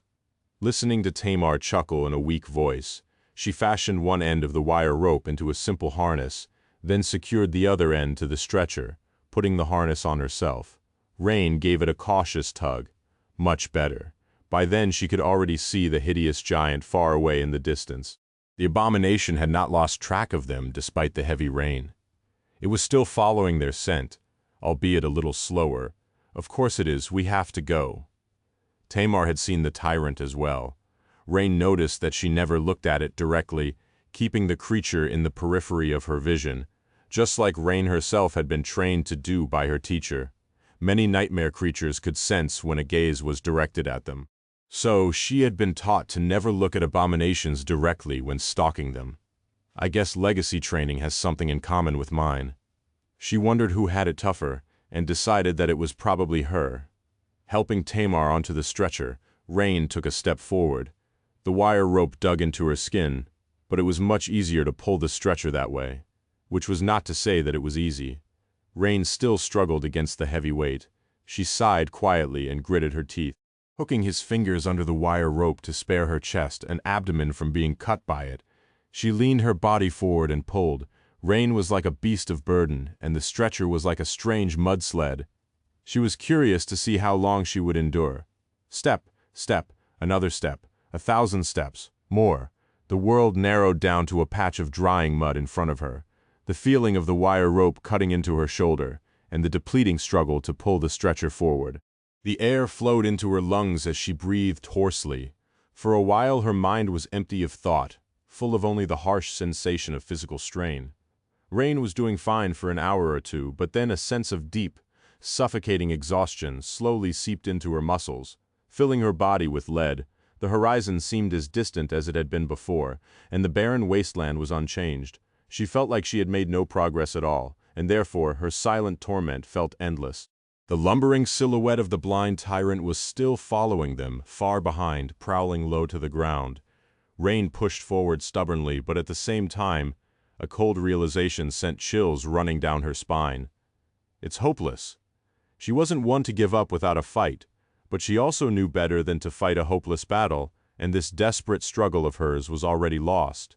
Rain might be able to stay ahead of the tyrant for a while, maybe for a day or even a few, but sooner or later, the abuse she was putting her body through would take its toll. At some point, she wouldn't be able to keep the pace anymore. Then she wouldn't be able to take another step, or even rise from the ground. That was if nothing else killed her before that happened. So all she could do was keep walking forward and pray that some miracle would save them. Maybe, if she bought enough time, they would stumble on a passing saint who happened to be traversing the Moon River Plain by chance. Maybe another abomination would get into a fight with Tyrant, dealing it a grievous wound. Maybe they would get lucky. But Rain was not willing to entrust her life to dumb luck. She had to think of something. She continued to pull the stretcher across the mud, slowly forcing her mind to wake up from the numb slumber. There had to be a way out. There always was after a dozen more steps. Or maybe 1,000. Rain's dark eyes suddenly glistened with ferocious determination. Chapter 1822. Miraculous Feat. Actually, Rain already knew what miracle could save her. It wasn't a miracle that could happen to her, but rather a miracle she could make happen. It was her awakening, just like her teacher had said. It was the only solution to this lethal predicament. The problem was that the formation of her soul core was far away, while the tyrant was too close. The abomination was not drawing closer yet, but it would soon if Rain could rest with no distraction and concentrate on meditating steadily. There would have been hope of awakening before the hideous giant caught its prey, but she had to escape from it, dragging Tamar across the wasteland from dusk till dawn. She had to rest at night to recover at least some of her strength, so there were only a few short hours for her to circulate her essence while keeping watch. Those hours were woefully insufficient for the task at hand, but actually, wasn't she looking at it all wrong? Rain remembered the previous night. The cool sensation of water droplets falling on her face. The joy she felt back then. She was circulating her essence. She took Tamar's helmet and moved it from below the overhanging stone ridge to catch the rain, hoping to quench her unbearable thirst, which proved something vital. It was that she could move and control her essence at the same time. As long as her concentration wasn't broken, Rain could do whatever she wanted while forming her core. Of course, it wasn't easy to keep her essence under control when doing something else. It was already hard enough to maintain the raging whirlpool while in a state of perfect peace, not to mention extremely tiring. And yet, if she could circulate her essence while traversing the wasteland, then she wouldn't just have a few pitiful hours at night to form her core. Instead, she could keep forming it constantly, for as long as her mental fortitude allowed it. Rain felt a strange compulsion to laugh and cry at the same time. Of course, why not? She was already doing something unprecedented by trying to awaken without the help of the nightmare spell. As far as Rain knew, no other human of the waking world had ever done that. And yet, she didn't just have to perform that miraculous feat, but also do it while being pursued by an awakened tyrant and dying from physical exertion. Lost in the wild reaches of the dream realm with no help, hope, or support. It wasn't fair at all. But it also made sense in a strange kind of way. After all, making history was not supposed to be easy. I can do it. I must do it. I have no choice but to do it. Rain gritted her teeth. And then, ignoring her terrible fatigue and suffocating strain, she reached into her soul and tried to move her essence. The heavy mental and spiritual burden was instantly added to the crushing hardship of pushing her tired body forward. As soon as she took the next step and felt the wire rope cut into her skin painfully, her concentration was destroyed and she lost control of her essence. Rain took a laborious breath, gripped the rope tighter, and tried again. This time she managed to keep hold of her essence, but lost control of her abdominal muscles, allowing them to relax. She instantly lost balance, stumbled, and sprawled in the mud. "Ah!" Tamar's subdued voice resounded from behind, tinged with concern. "Ronnie, are you all right?" Rain exhaled slowly, then pushed herself off the ground and wiped the mud off her face. Well, with how dirty her gloves were, she might have just added more mud to it. "I'm fine." Pulling up the alloy harness, she gripped it again and pulled the stretcher forward. She did not make the same mistake the second time. It was terribly difficult and ruthlessly hard. But after a while, she managed to take several steps without losing control of her essence. Then, a dozen steps. Then, 100. And finally, Rain forced herself to keep walking and circulating her essence at the same time. Her vision had turned blurry, and her mind felt as if it would collapse from strain. But it did not. Her body did not crumble either, so she kept walking. After a while, her hearing seemed to have turned incredibly sharp. She heard the makeshift stretcher scraping against rocks. She also heard the melodious ringing of crystals of essence colliding with each other. She could almost hear the roar of the radiant whirlpool as it revolved within her soul. Eventually, she did not know how much time had passed. She thought that she could feel her essence with incredible clarity, like she had never felt it before. The sensation of it flowing through her, within her, was almost physical, and so it was almost as if her body and soul became one indistinguishable from each other. When that happened, she pushed her essence harder, making it revolve even faster. The pressure at the heart of the whirlpool increased, and the speed with which the next grain was being formed increased as well. Much more importantly, Rain wasn't limited to meditating a few hours a day anymore. She could keep the process of core formation at all times, while she walked, while she talked, while she rested her weary body on the ground. As long as her will held, she did not have to stop. The question was, what would take longer for her will to shatter, or for her soul core to be formed? Rain was going to find the answer, whether she wanted to or not. As night fell, so did she. Rain collapsed on the ground, unmoving. This time, she remained motionless for far longer than yesterday. It felt like her body had shut down. She had never been so utterly beaten before, or exhausted so terribly, and yet she still continued to control her essence, never letting its current stop or slow down. After a while, Tamar awkwardly crawled over to check on her. The legacy girl helped Rain turn over, supported her to sit up, and shoved a strip of meat into her hands. "Eat." Rain smiled weakly and forced herself to take a bite. The tyrant had fallen behind in the latter half of the day. Her speed had been greater with the harness, and she had covered much more distance. It was still nowhere near enough to escape the pursuit, but at least they would survive another night. Probably. They even had some water left after quenching her thirst and consuming enough meat to refuel her depleted body. Rain sprawled on the ground and sighed. "Ah, I'm going to be terribly skinny by the end of it." Tamar stared at her with an incredulous expression. "That's what you're concerned about." Rain considered laughing, but found the thought too tiring in the end. She said, "Why, of course. I want the tyrant to be left hungry after it gobbles me up. Skin and bones, that sort of thing." The young legacy remained silent for a few moments, then sighed. "You have a very morbid sense of humor, don't you, Rainy?" Laying on the ground. Rain grinned. "What can I say? If you live with wolves, you'll howl like a wolf. Someone has been a bad influence on me." After a while, she added, "I'm sure I'm pretty delicious, though." Tamar had her usual stoic expression on, but at that moment it cracked a little, looking away. She suppressed a chuckle and said in a serious tone, "I'm sure you are." As she did, Rain felt another radiant crystal being formed deep within her soul. The melodious ringing was growing louder and more frequent.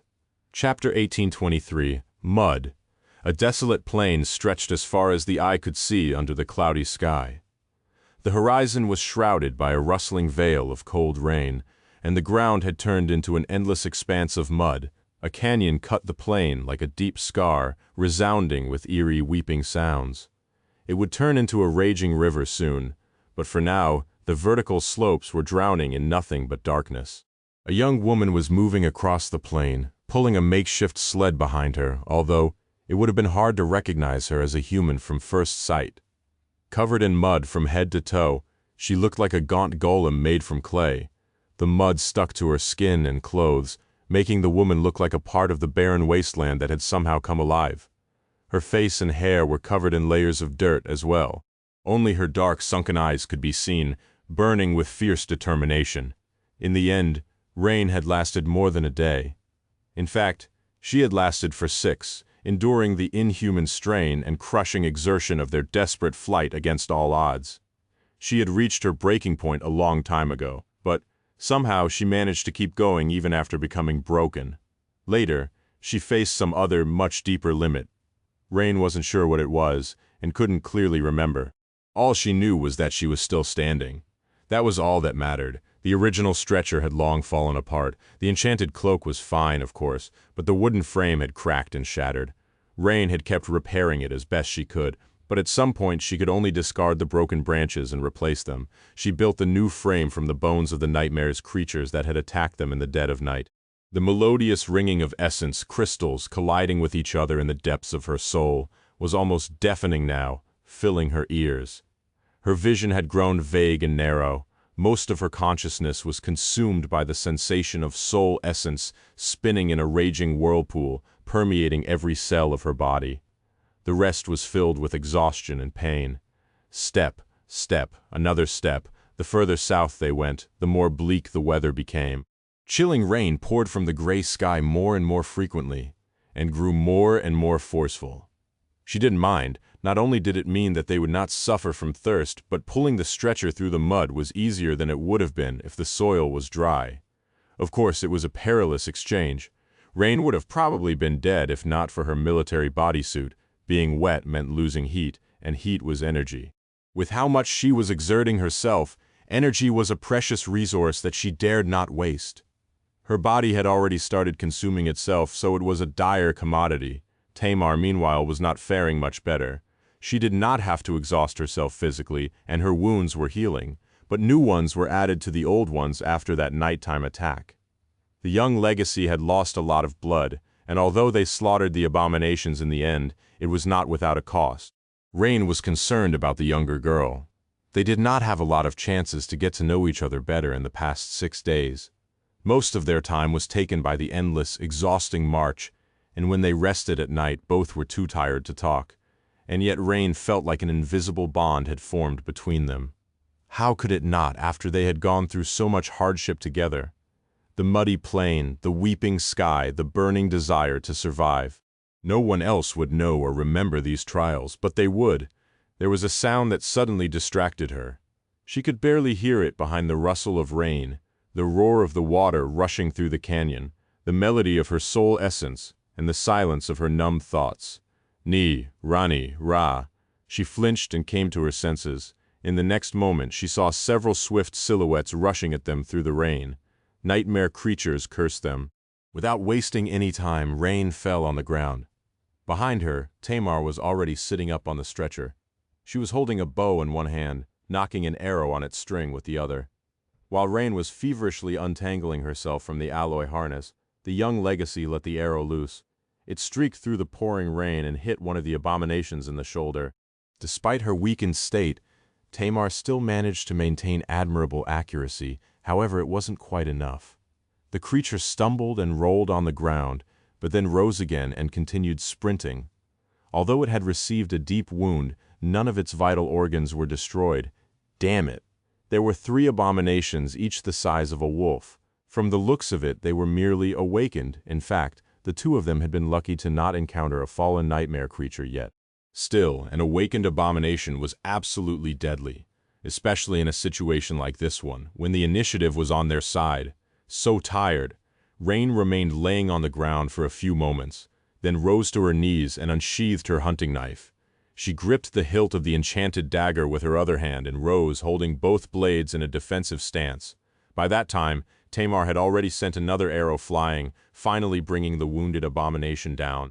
Her face was pale, and the ugly wound that stretched across her shoulder and chest had opened, seeping with blood.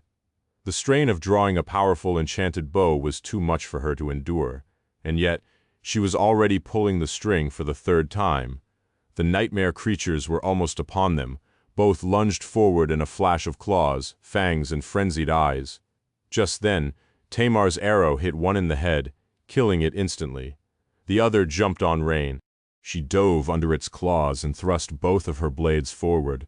The hunting knife barely penetrated the tough hide of the abomination and slid from her grasp, but the long dagger sunk into its flesh to the hilt.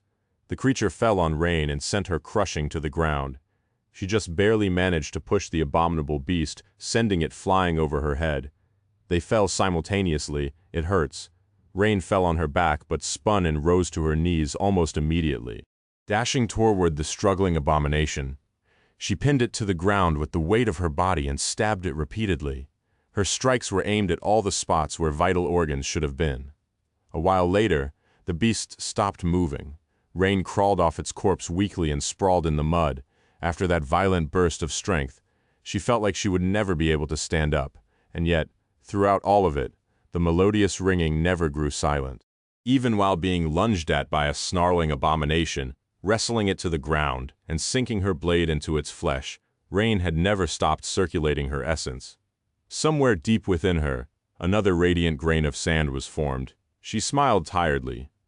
Soon, drops of rain were falling heavily on her burning face. Chapter 1824, After Me Comes the Flood. The tyrant was still behind them, its towering figure moving slowly in the distance. Rain reminded herself that they could not waste any time, and yet she had no strength left to rise. However, that was all right. She had felt the same way the previous time she fell, and the time before that, and the time before that. Letting out a quiet groan, Rain sat up, then slowly staggered to her feet. Walking over to where she had dropped the hunting knife, she picked it up and sheathed her blades. The crude sheath she had made for the enchanted dagger was coming undone, sliced by its sharp blade, but it would hold for a day or two, which was more than she could ask for. Finally, she looked at Tamar. How are you doing?" The young legacy was laying down on the stretcher, breathing heavily. Her breathing did not sound good. "I'm all right. I heal fast. The bleeding is already stopping." Rain nodded. Even if the bleeding did not stop, there was little she could do. All she could do was trust in Tamar's incredible resilience. Walking over to where the alloy harness lay in the mud, Rain glanced at the corpses of the three nightmare creatures. Usually, she would have harvested meat and soul shards from them, but the tyrant was too close. There was no time. "I just need to hold on until nightfall, then I can rest." She put the harness on and pulled the stretcher. She just had to keep walking and keep her essence flowing. Life had been complicated, but now it was very simple. The scope of her existence was narrowed down to these two things. She dragged Tamar away from the dead abominations. They continued their gruesome journey. As Rain walked, she could feel her soul changing subtly. There were countless radiant crystals at the heart of the whirlpool now, all being pressed together by the crushing pressure. She could feel the pressure growing. As it did, the rain was becoming more violent as well. It slowly grew from a constant downpour to a pelting deluge, as if the sky was slowly splitting open. The weather was strange. Tamar had mentioned once that it did not rain that often or that much in the southern reaches of the Moon River Plain. Her ancestral citadel was somewhere nearby, so she would know. It seemed that the world was either helping them or trying to kill them. Rain wasn't sure which and didn't care to find out. All she cared about was making it to nightfall alive. And in the end she did. However, to her despair, the long-awaited reprieve did not come. Usually she was able to create some distance between them and the tyrant. By the time darkness fell, the abominable giant would lumber in the distance in the first half of the day, then slowly disappear beyond the horizon in the latter part. However, this time, she could still see its silhouette following them from far away. Perhaps she had grown so weak that she couldn't maintain sufficient speed anymore. Or perhaps the tyrant was slowly adapting to being blind. It was even possible that its eyes were gradually regenerating. Awakened abominations possessed stunning vitality. After all, just like awakened humans did, what seemed impossible for a mundane person was nothing special to them. In any case, the giant was too close. Soon, darkness enveloped the world. The 3 moons and the sea of stars were hidden behind the clouds, so it was even more oppressive than before.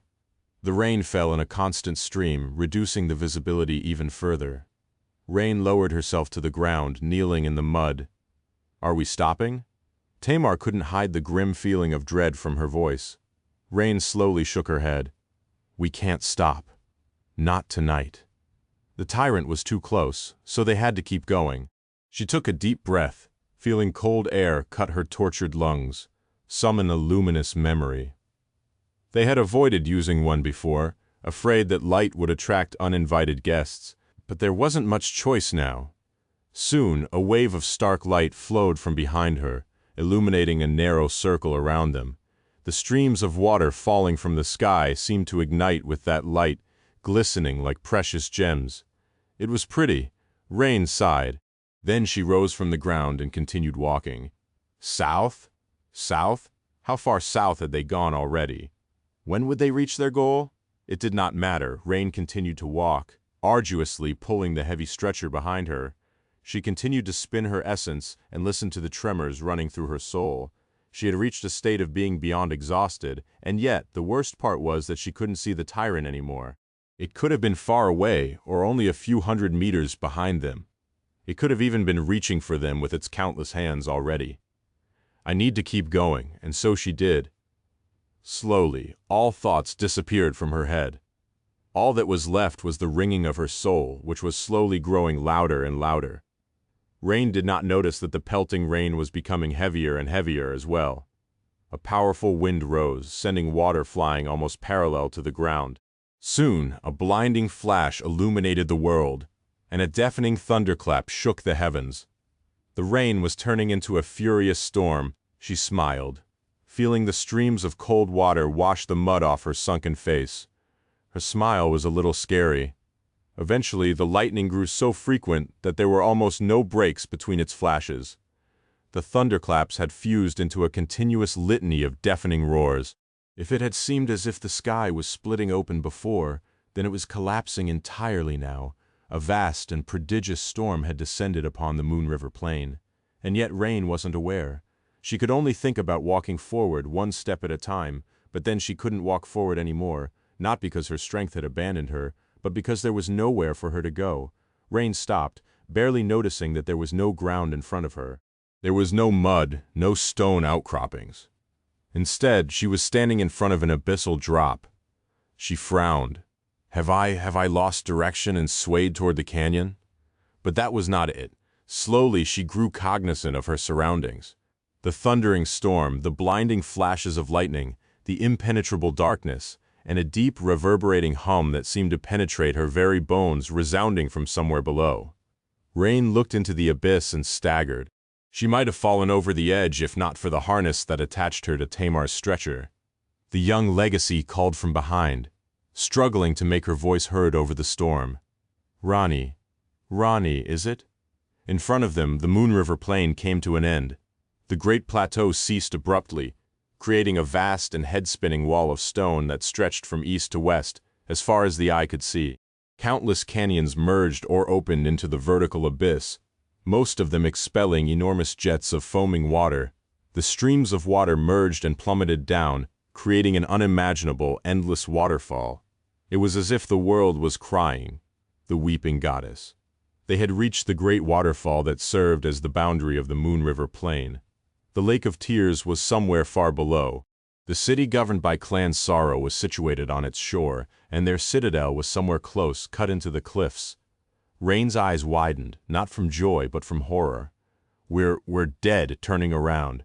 She waited for lightning to illuminate the world and saw the dreadful shape of the tyrant. The abomination was not too far away. There was no time to come up with a way to descend to the bottom of the towering cliffs. There was no time to explore the edge of the plateau, searching for the citadel of Clan Sorrow. The goal of their ghastly journey, which had been supposed to be their salvation, was nothing but a death sentence now, because the tyrant was too close, pursuing them, and they had nowhere else to run. Chapter 1825. Edge of the Abyss. The storm shrouded everything in impenetrable darkness. The roaring thunderclaps reverberated across the plain, and a deluge of water was falling from the sky, as if the heavenly floodgates had shattered under the immense pressure, dooming the world to be drowned. Frequent bolts of lightning tore apart the darkness, replacing it with blinding light, and somewhere below the tidal hum of the colossal waterfall was fusing with the raging song of the furious storm. Rain stood at the edge of the abyss, looking at the black sky with a resentful expression. Behind her, Tamar was looking back at the hideous shape of the pursuing tyrant. There was nowhere for them to run. Ronnie, the tyrant. Rain looked at the sky, and then took a deep breath. Then, surrounded by the raging storm, she sat on the ground at the edge of the abyss. Crossing her legs, she placed her hands on her knees and closed her eyes. In a flash of lightning, her tranquil figure looked incredibly out of place. She exhaled slowly. Focus Rain concentrated on her soul. A radiant river was flowing within her, forming a furious whirlpool. At its heart, beautiful crystals of essence were being tempered by the crushing pressure. The melodious song of her soul was louder than the storm, and much more compelling. She couldn't hear Tamar anymore. Form, clash, awaken. Nothing else mattered. Behind her, Tamar looked at her mundane companion in despair. Noticing that Ronnie was sitting on the edge of the abyss, unmoving, she was stunned for a moment. Then a look of guilt and shame twisted her beautiful face. She assumed that the older girl had completely exhausted her strength, both physical and mental. It was already an incredibly valiant feat, to have persisted for so long without collapsing. Ronnie possessed enough willpower and conviction, or maybe stubbornness, to put most awakened to shame, but everyone had a limit. Ronnie Tamar gritted her teeth. Despite the terrible flood pouring from the shattered sky, the tyrant never seemed to lose their scent. It moved slowly, keeping its head low to the ground. Countless hands were supporting its weight, sinking deep into the mud. Rain was fully focused on her soul. Now that she did not have to walk or pull the heavy stretcher, the measure of control she could exert over her essence had increased. The radiant whirlpool spun even faster, and the pressure at the heart of it had increased even further. There were countless crystals of solid essence there by now, each no larger than a grain of sand. They collided against each other chaotically, making her entire soul tremble. That trembling used to happen rarely, but now there was no stop to it. It was as if Rain's soul was in the middle of an earthquake, but it was not enough. Still, it wasn't fuse. Rain did not know whether her mental cry was a command, a request, or a desperate prayer. It was simply her will expressed in a single word, and just at that moment, either by coincidence or responding to her cry, two of the radiant gemstones collided. However, this time, they were not repelled by each other. Instead, both cracked and then merged. A sense of indescribable jubilation drowned her heart. Finally, after the first pair, it was as if an invisible catalyst had been added to her soul, starting a chain reaction. More and more of the tiny essence crystals became covered by a net of fine cracks, and then seamlessly fused with each other. Then the larger gemstones consumed the smaller ones, or merged with those of the same size. The process was incredibly violent, resembling the catastrophic ignition of a thermonuclear bomb. The merging of the essence crystals reminded Rain of nuclear fusion, the wondrous process that kept the distant stars burning in the cold, empty sky. And it was indeed as if a star was being born at the center of her soul. There was blinding light produced by the fusing gemstones. There was heat as well. The very heart of her soul had turned into an incandescent luminous sea, and she couldn't sense individual crystals anymore. The whirlpool of essence was being slowly absorbed into that radiant sea. The soul core is forming. Indeed, hidden in the sea of light, a soul core was being built within her soul, and that nascent core was like a bridge between her soul and her flesh. Rain felt as though a miniature star was burning in the center of her chest. Waves of heat were radiating from it, slowly reaching her empty stomach and lacerated shoulders, then her tortured arms and legs, then her aching hands and feet. Under that heat, Her bones, muscles, organs, and blood vessels were being rebuilt and revitalized. She was being reborn. She was becoming stronger, faster, healthier. It was euphoric. With each second, his transformation was becoming more profound. After some time had passed, the star burning in his chest finally cooled down. The luminous sea dimmed, and from it, a radiant sphere was revealed, shining beautifully upon Rain's soul. The heat was replaced with a soothing coldness. That coldness washed over her body, taking away all the aches and discomforts that had been accumulated there over the past 6 days. Then it moved up, reaching her mind and soothing it. She slowly opened her eyes. Is this what it means to be awakened? Rain felt powerful. Her body was suffused with ferocious strength, startling endurance, and boundless vitality.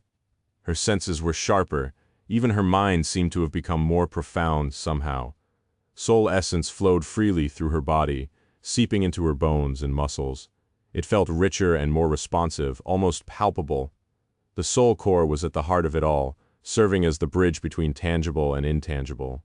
A tired smile appeared on Rain's face. I did it. Lost in the depths of a furious storm, sitting on the edge of a bottomless abyss, surrounded by darkness, and pursued by a harrowing abomination. The first human of the waking world had just awakened without taking upon the curse of the nightmare spell. Chapter 1826. Coming Storm. While Rain was in the middle of her awakening, Tamar was struggling not to drown. Streams of water were pouring from the sky, mixing with mud, laying powerlessly on the stretcher. She felt weak and spent. The situation seemed to be hopeless. Not only would he die, but Ronnie, who had refused to abandon her and strive so stubbornly to save them, would be killed too. Looking at the furious black sky, Tamar wanted to give up, but she couldn't. A long sight escaped from her lips, then a whirlwind of sparks surrounded her, forming into a beautiful spear. Tamar gritted her teeth, then rose to her feet, using the spear as a crutch. Immediately, severe pain pierced her fragile legs. It had been 6 or 7 days since they were broken. The bones had healed, somewhat, but even for an awakening, that was not nearly enough time to recover. She was probably undoing all that healing, but still, Tamar refused to die lying down. Better yet, she didn't want to die at all. She was also indignant at the thought of Ronnie dying because of her. So, she had a hard decision to make. I have to summon the Echo. The monstrous wolf was protecting the survey team, and she was unwilling to compromise their safety. However, at this point, there was no sense in keeping the Echo with them. That was because it would disappear if Tamar died, leaving the survey team similarly defenseless. The problem was that there was no way to guarantee that summoning the Echo would save them. It was an ascended monster, a protector gifted to her by her clan. An ascended monster was a powerful creature, but it was not a given that it would be able to defeat an awakened tyrant, especially this tyrant in particular, who seemed both ancient and exceedingly powerful. The wolf wouldn't be able to carry them away, either, because the tyrant was too close, and the Echo would instantly attract its attention. So, in order to increase their chances, Tamar would have to assist the Echo in fighting the tyrant herself. She could still draw her bow, even if doing so would make her wounds open. I'll summon it then. And yet she hesitated. Watching the tyrant slowly draw closer, Tamar waited for something. Maybe something would happen, some miracle that would lead the hideous giant away. Maybe a bolt of lightning would descend from the sky and burn it. Maybe she wouldn't need to fail her friends and mission after all. But nothing happened. The tyrant was already too close. It was still following their scent. A miracle did not descend, and their fates were still sealed. Tamar took a deep breath and prepared to dismiss the Echo. But just before she did, a hand suddenly landed on her shoulder. Tamar flinched and looked back. Ronnie was standing there, looking at her calmly. Constant flashes of lightning were reflecting in her striking black eyes, making it seem as though they were illuminated by inner light. The mundane girl looked different somehow. Tamar couldn't tell what about her had changed, exactly, in the lightning-infused darkness. Ronnie smiled. "It's all right. I'll take care of it now." She paused for a moment and then added calmly, "Summon that sword of yours." Tamar looked at her in confusion, failing to understand what was happening. Her reason told her that Ronnie must have lost her mind, and that there was no point in listening to her ramblings. But somehow Tamar did not believe it. She felt a strange compulsion to be unreasonable and believe in her companion. And, after a long pause, she did. Instead of dismissing the echo and summoning it here, she summoned her brutish Zweihander and offered it to Ronnie. Ronnie took it with a thankful nod. She could barely lift it before. But now she was holding it easily, as if her strength was suddenly in no way inferior to Tamar's own. Patting Tamar on the shoulder reassuringly, Ronnie turned and walked away from the edge. She was heading toward the approaching tyrant. Rain walked through the storm, carrying the heavy greatsword easily. Sadly, she had not had a lot of time to bask in the ecstasy of having awakened. They were still in mortal danger. The tyrant was still drawing closer, and she had to kill it, which was a tall task even now that Rain was unawakened. The tyrant posed a lethal threat to her. After all, most awakened did not fight such powerful creatures alone. Her case was especially precarious, because she was a singular existence. Not only had she awakened mere minutes ago, but she also did not possess an aspect yet, unlike the carriers of the nightmare spell. Those who awakened naturally, like her, had to spend time slowly discovering their aspect and flaw. Before that happened, she would not have powerful aspect abilities to assist her in battle. All she had was her enhanced physical prowess, cunning, and Tamar's sword. Now, she would see if that was enough. Reaching a certain point, directly in the path of the approaching tyrant, Rain lowered the Zweihander to the ground, assumed a stance, and froze. She had thought a lot about how to kill that damned tyrant. Actually, it wasn't that hard to achieve. The creature did not possess an impenetrable carapace or thick fur to stop her blade. Its defense was mostly in the form of overwhelming offense. The forest of arms were its minions, so damaging or destroying them would not harm the abomination. One had to reach its body to deliver a fatal wound, but to do that they had to fight their way through the avalanche of monstrous hands, which was close to impossible for someone like her. However, the tyrant was blind now. So that was what Rain decided to gamble her life on. Standing motionlessly in the path of the abomination, she did not make a single sound. In fact, she even held her breath and forced her heartbeat to slow down in the middle of the roaring storm. The creature would not hear it. At least that was Rain's hope. As she watched the hideous nightmare creature approach, all her instincts were screaming for her to turn away and run.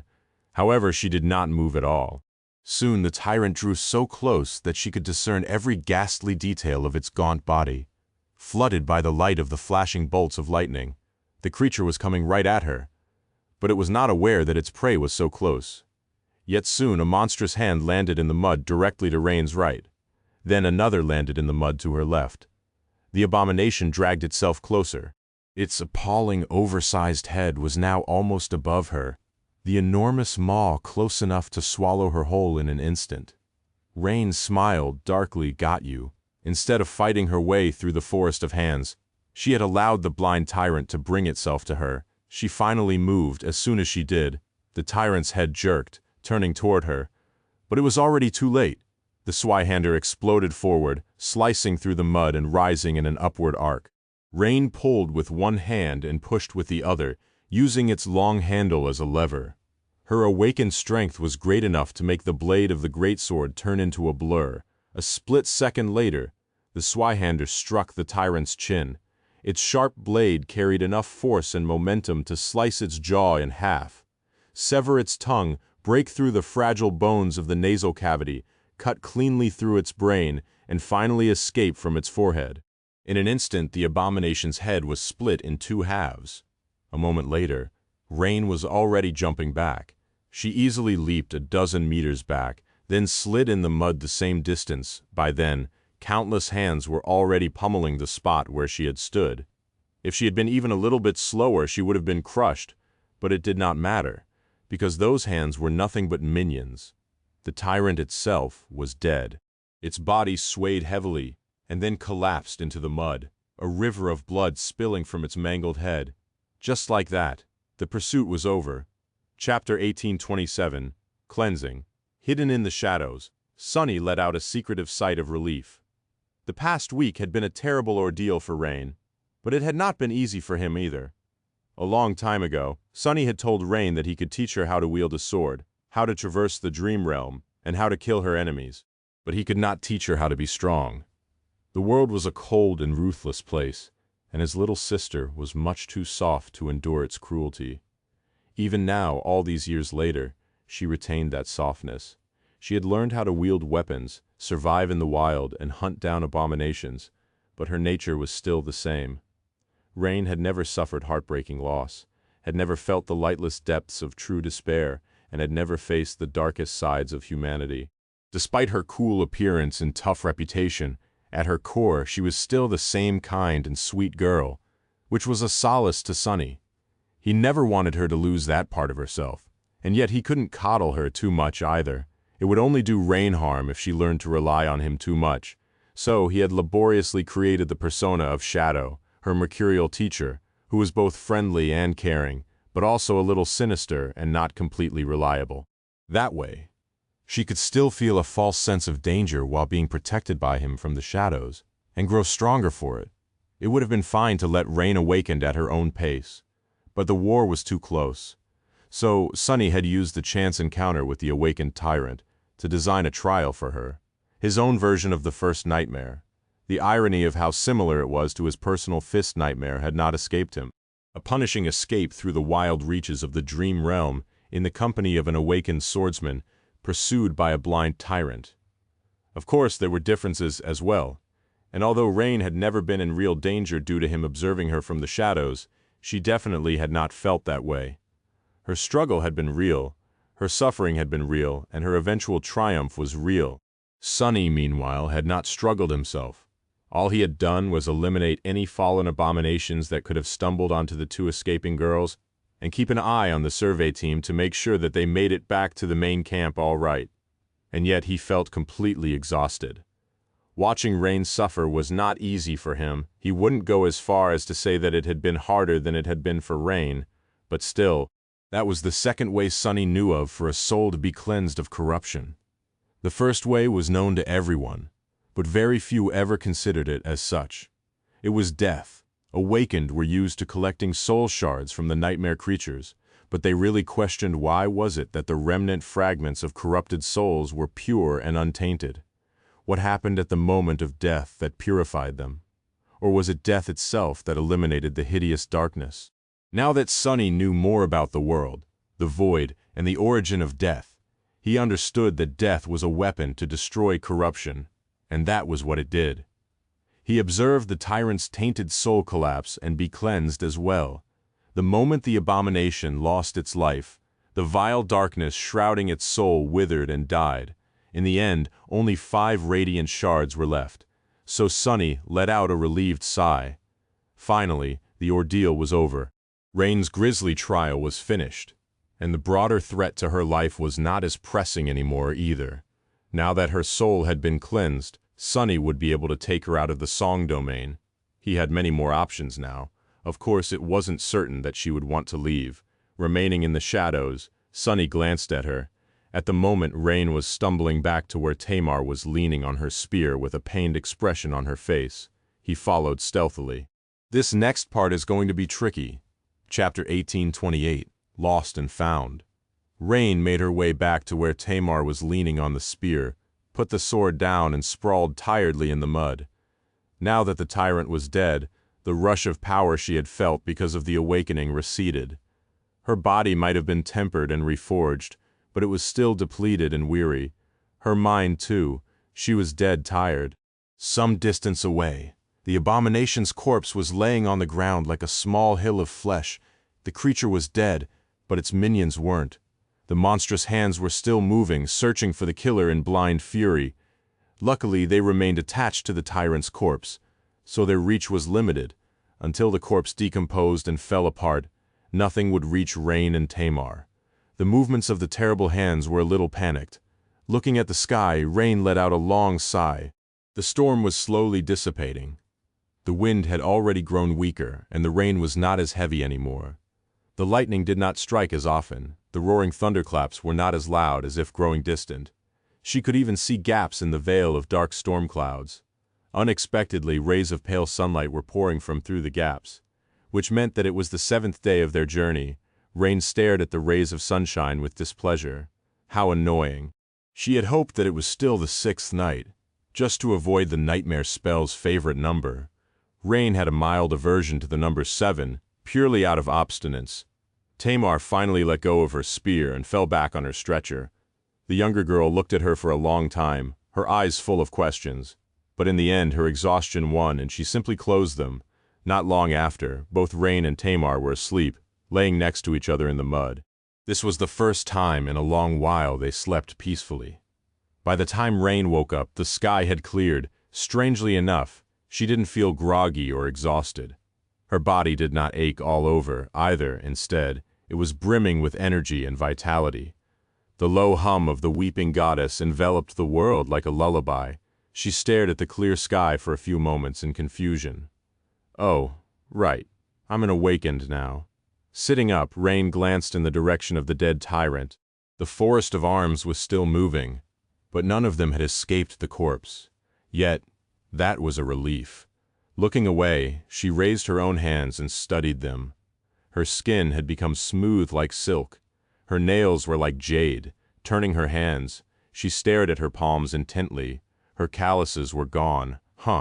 Rain blinked a couple of times. Her hands looked soft and delicate, as if she had never done any hard labor at all.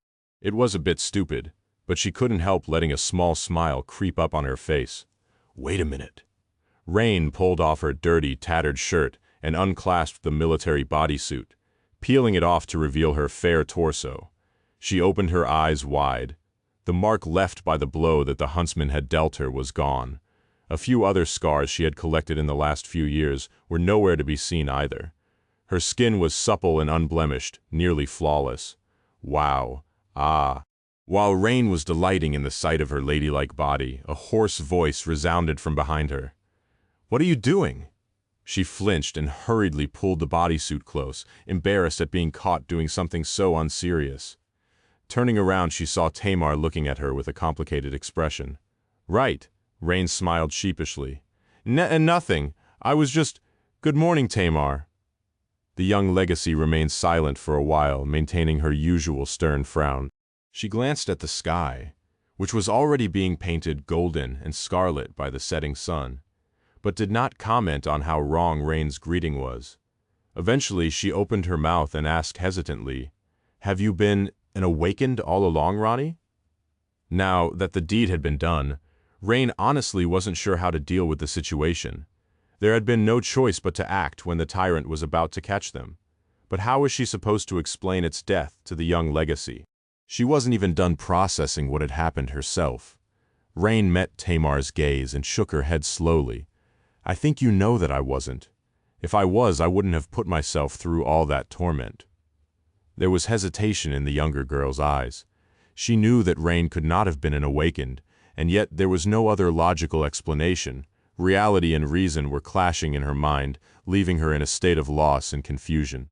After a while, she said stiffly, Unless you have some kind of powerful flaw that limits when and how you can express your power, that is possible. Rain wavered for a while, then sighed. No, I have no such flaw. I wasn't hiding my rank from anyone. Tamar gritted her teeth. Then how were you able to wield my sword? How were you able to slay the tyrant? It doesn't make any sense. It's impossible for a mundane person to do. Rain scratched the back of her head, remained silent for a few moments, and then shrugged. You are right. A mundane person would not have been able to wield your sword. Well, maybe some huge guy. Tamar took a deep breath. Then how? Rain looked at her and smiled easily.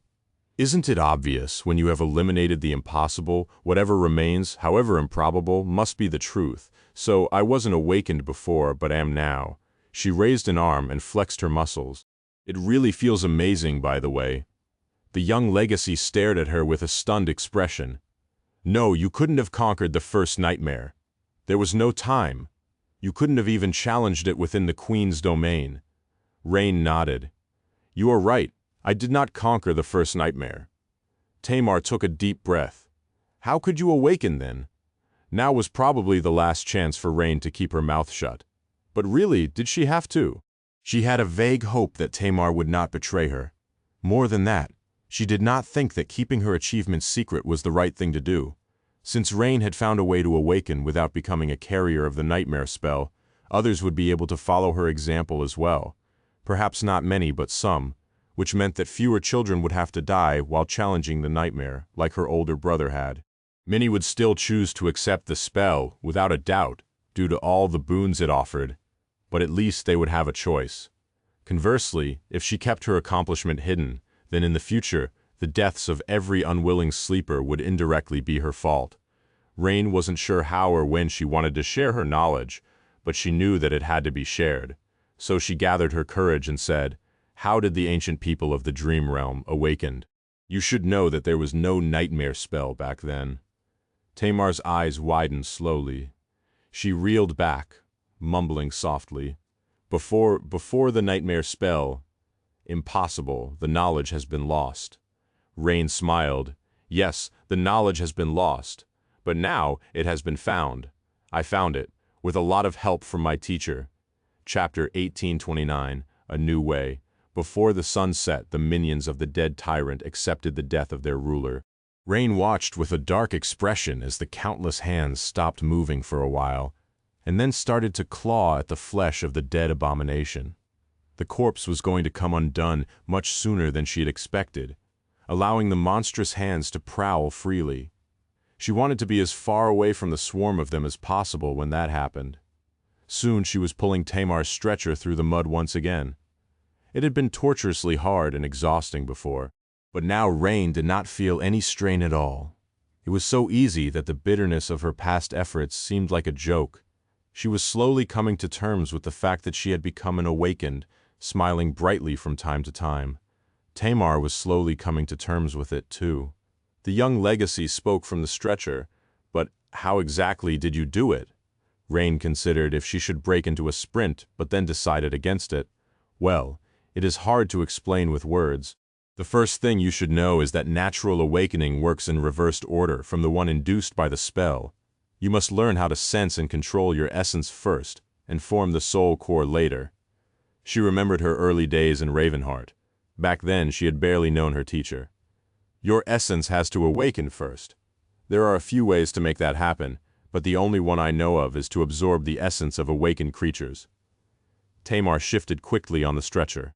Soul shards used to be extremely precious in the waking world, so very few mundanes ever had a chance to acquire many of them before. The situation is even more dire now, with how many new awakened and masters are out there. Everyone is striving to saturate their cores. She paused for a moment, and then added scornfully, "You must be very rich, Ronnie, to have acquired so many for a simple porter." Rain grinned. "Who, me? No, I'm a bit poor. Actually, I never once managed to buy a soul shard. I just went out there and hunted down nightmare creatures, one at a time, mostly dormant and a few awakened." The young legacy let out a long, exasperated sigh. "You crazy, mundane girl," Rain chuckled. "Well, anyway, then you have to learn how to sense and control your essence. That part is the hardest. I don't really know how to describe it since there are no words in human language to do something like that. Plus, it's a bit of an impossible task to begin with. How do you describe the sense of balance? How do you describe colors to a blind person? It's like that. Well, you should know, I'm sure you, awakened, struggle all the time to explain various things to mundane people. I mean, we, awakened." She paused for a few moments, then continued calmly. "The last part is to form the soul core. That is what I have been doing ever since we've met. The process is rather simple, if a bit tedious. You just need to control your essence and make it flow in a circle, like a whirlpool. If you do it long enough and well enough, your essence will start to solidify, and then, at some point, a chain reaction will start birthing the core. That is how you become awakened. And what happened to me yesterday?" Tamar remained silent for a while. Eventually, she asked, "That doesn't really make sense. You couldn't have learned all of this on your own. Someone extraordinary must have guided you, but that is not even the issue. All right, I'll accept that you are a mundane girl who habitually hunts down nightmare creatures. That much is theoretically possible, at least. But it would also mean that you should have stayed comfortably in a well-defended city during the last and most sensitive part of your awakening. There was no reason for you to work as a laborer in a road construction crew. even without taking into account that such a job would slow down the process of refining a soul core. It is simply beneath someone of your ability. Rain coughed awkwardly. Now that she had decided to share the truth with Tamar, how much exactly was she supposed to share? She couldn't reveal the identity of her teacher because that was not her secret to share. As for the rest, she hesitated for a moment. To tell you the truth, I got myself into some trouble in Ravenheart, so I was advised to disappear from the city for a while, Tamar scoffed. I'm not surprised. She remained silent for a while, then asked in a serious tone, one thing that I can't understand, Ronnie, is why you have decided to share your secret with me. Rain stopped and turned around, looking at the young legacy with a hint of dark amusement in her eyes. Well, the cat was out of the bag after I killed that tyrant, so I had two choices. Either tell you the truth, or toss you over the edge of the waterfall, although I might still choose the latter. She stared at Tamar for a moment, then turned around and exploded with laughter. Gods, the expression on your face. Relax, it was a joke. Plus, why would I keep it a secret? I want as many people as possible to know. That way, fewer kids will be dying in the first nightmare. Fewer of them will be sent into a literal death zone on the winter solstice like you were too. Rain couldn't help but be giddy, the intoxicating feeling of strength and potency permeating her body. The pride and relief of having finally accomplished the goal she had been pursuing for so many years. The promise of a gentler future that she could potentially help usher in. It was enough to make her head spin. While she was basking in joy, Tamar's cold voice resounded from behind. Ronnie, you're a bit naive, aren't you? Rain glanced at her in confusion. What's that about? Laying on the stretcher, the young legacy looked at the sky tiredly and let out a long sigh. You absolutely cannot tell anyone about how you awakened, at least not while you are so weak and lack protection. If you knew what's good for you, you really should have tossed me over the edge of the waterfall. Rain blinked a couple of times. What? Why? The younger girl shifted and looked up at her, her gaze somber. Just think about it. The entire power hierarchy of our world is built around the nightmare spell. The entire economy, too, more or less. Those who wield power can do so because they control the resources people need to survive. Awakened warriors are one such resource. Perhaps the most important one. Now you possess something that can render all that authority meaningless. What do you think will happen to you when those in power learn about your existence? Chapter 1830, Resistance to Change. Rain stopped, feeling her sense of joy dim a little. A perplexed smile appeared on her face. She wasn't a fool, so she had considered these things as well. But didn't the importance of her discovery far outweigh such details? But it can save countless lives. Tamar looked away and shrugged. Can it? Maybe in the short term. But what will happen when these new and untested awakened have to face the horrors of the dream realm? What can cowards who refuse to face even the first nightmare do? Surely they will buckle and break, leaving humanity defenseless. In that sense, what you offer is, yes, I tend to assume the best of people, even if some of them don't deserve it. But I am not a fool. He blinked a couple of times. Assuming the best of people who don't deserve it is pretty much the definition of being naive. She looked at her soft hands, illuminated gently by the moonlight. In any case, the sword domain is going to declare war on the song domain. If the King of Swords wins, then an occupation will follow. I can't just sit on the sidelines and watch without doing anything. He pursed his lips. What, do you think that the Queen is any better? Valor might end up being the ones who initiate the war, but make no mistake, Clan Song wants it just as badly. More than that, what will change if one sovereign replaces the other? Isn't it all the same for the simple people who live in the Song domain? Not to mention that you don't belong to that domain to begin with. You are from a government family. Rain looked at him somberly. A government family? Sure I am, but teacher, for how much longer will the government exist? Once there is only one royal clan instead of two, do you really think that they will allow an independent power to remain without submitting to their rule? Neutrality will become a myth by then, and anyone who did not join the right side in the war will be branded as a sinner. That includes government families like mine. He lingered for a moment. I'm not sure about how much longevity the government has left. But you are right. The winner will certainly consolidate their power. She shook her head. And yes, it matters which sovereign rules the Song domain. The royal clans might seem the same to you, But do you really think that the King of Swords, who is synonymous with Bastion, will treat Ravenheart the same as his ancestral home? That he won't siphon resources from the conquered lands to feed the central regions? More than that. By the end of the war, many people would have died. Citizens of the losing domain will be occupied by the people who have killed their brothers, sisters, parents, and children on the battlefield. It won't be a peaceful process. Her teacher sighed.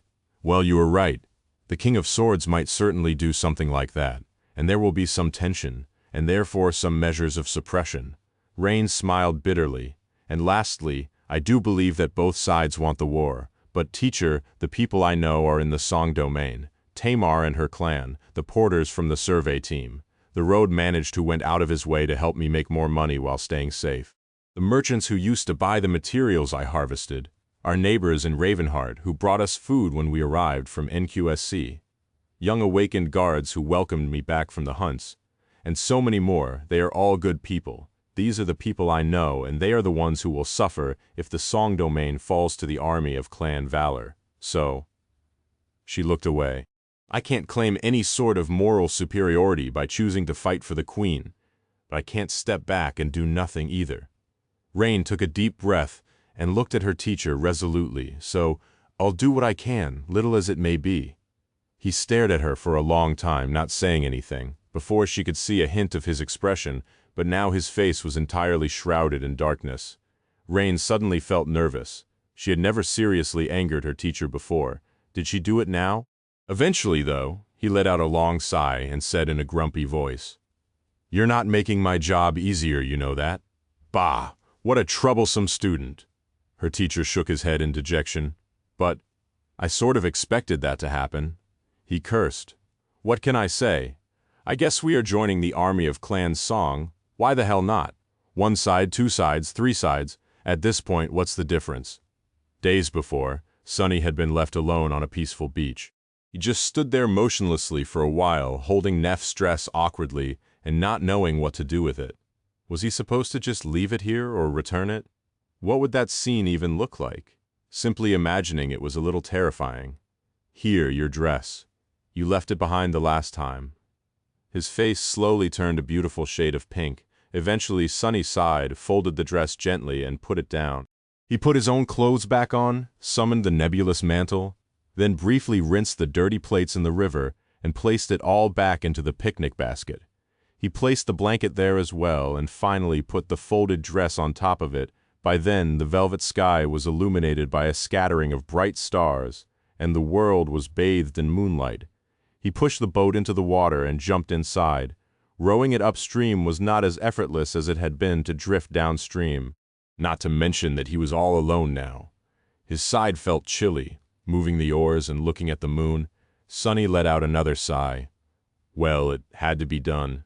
He considered just using Shadow Step to return to Bastion, but then abandoned that idea. After all, that aspect ability belonged to the Lord of Shadows, not to Master Sunless. And although he had told Nephis the truth, these two were entirely different people as far as the rest of the world was concerned.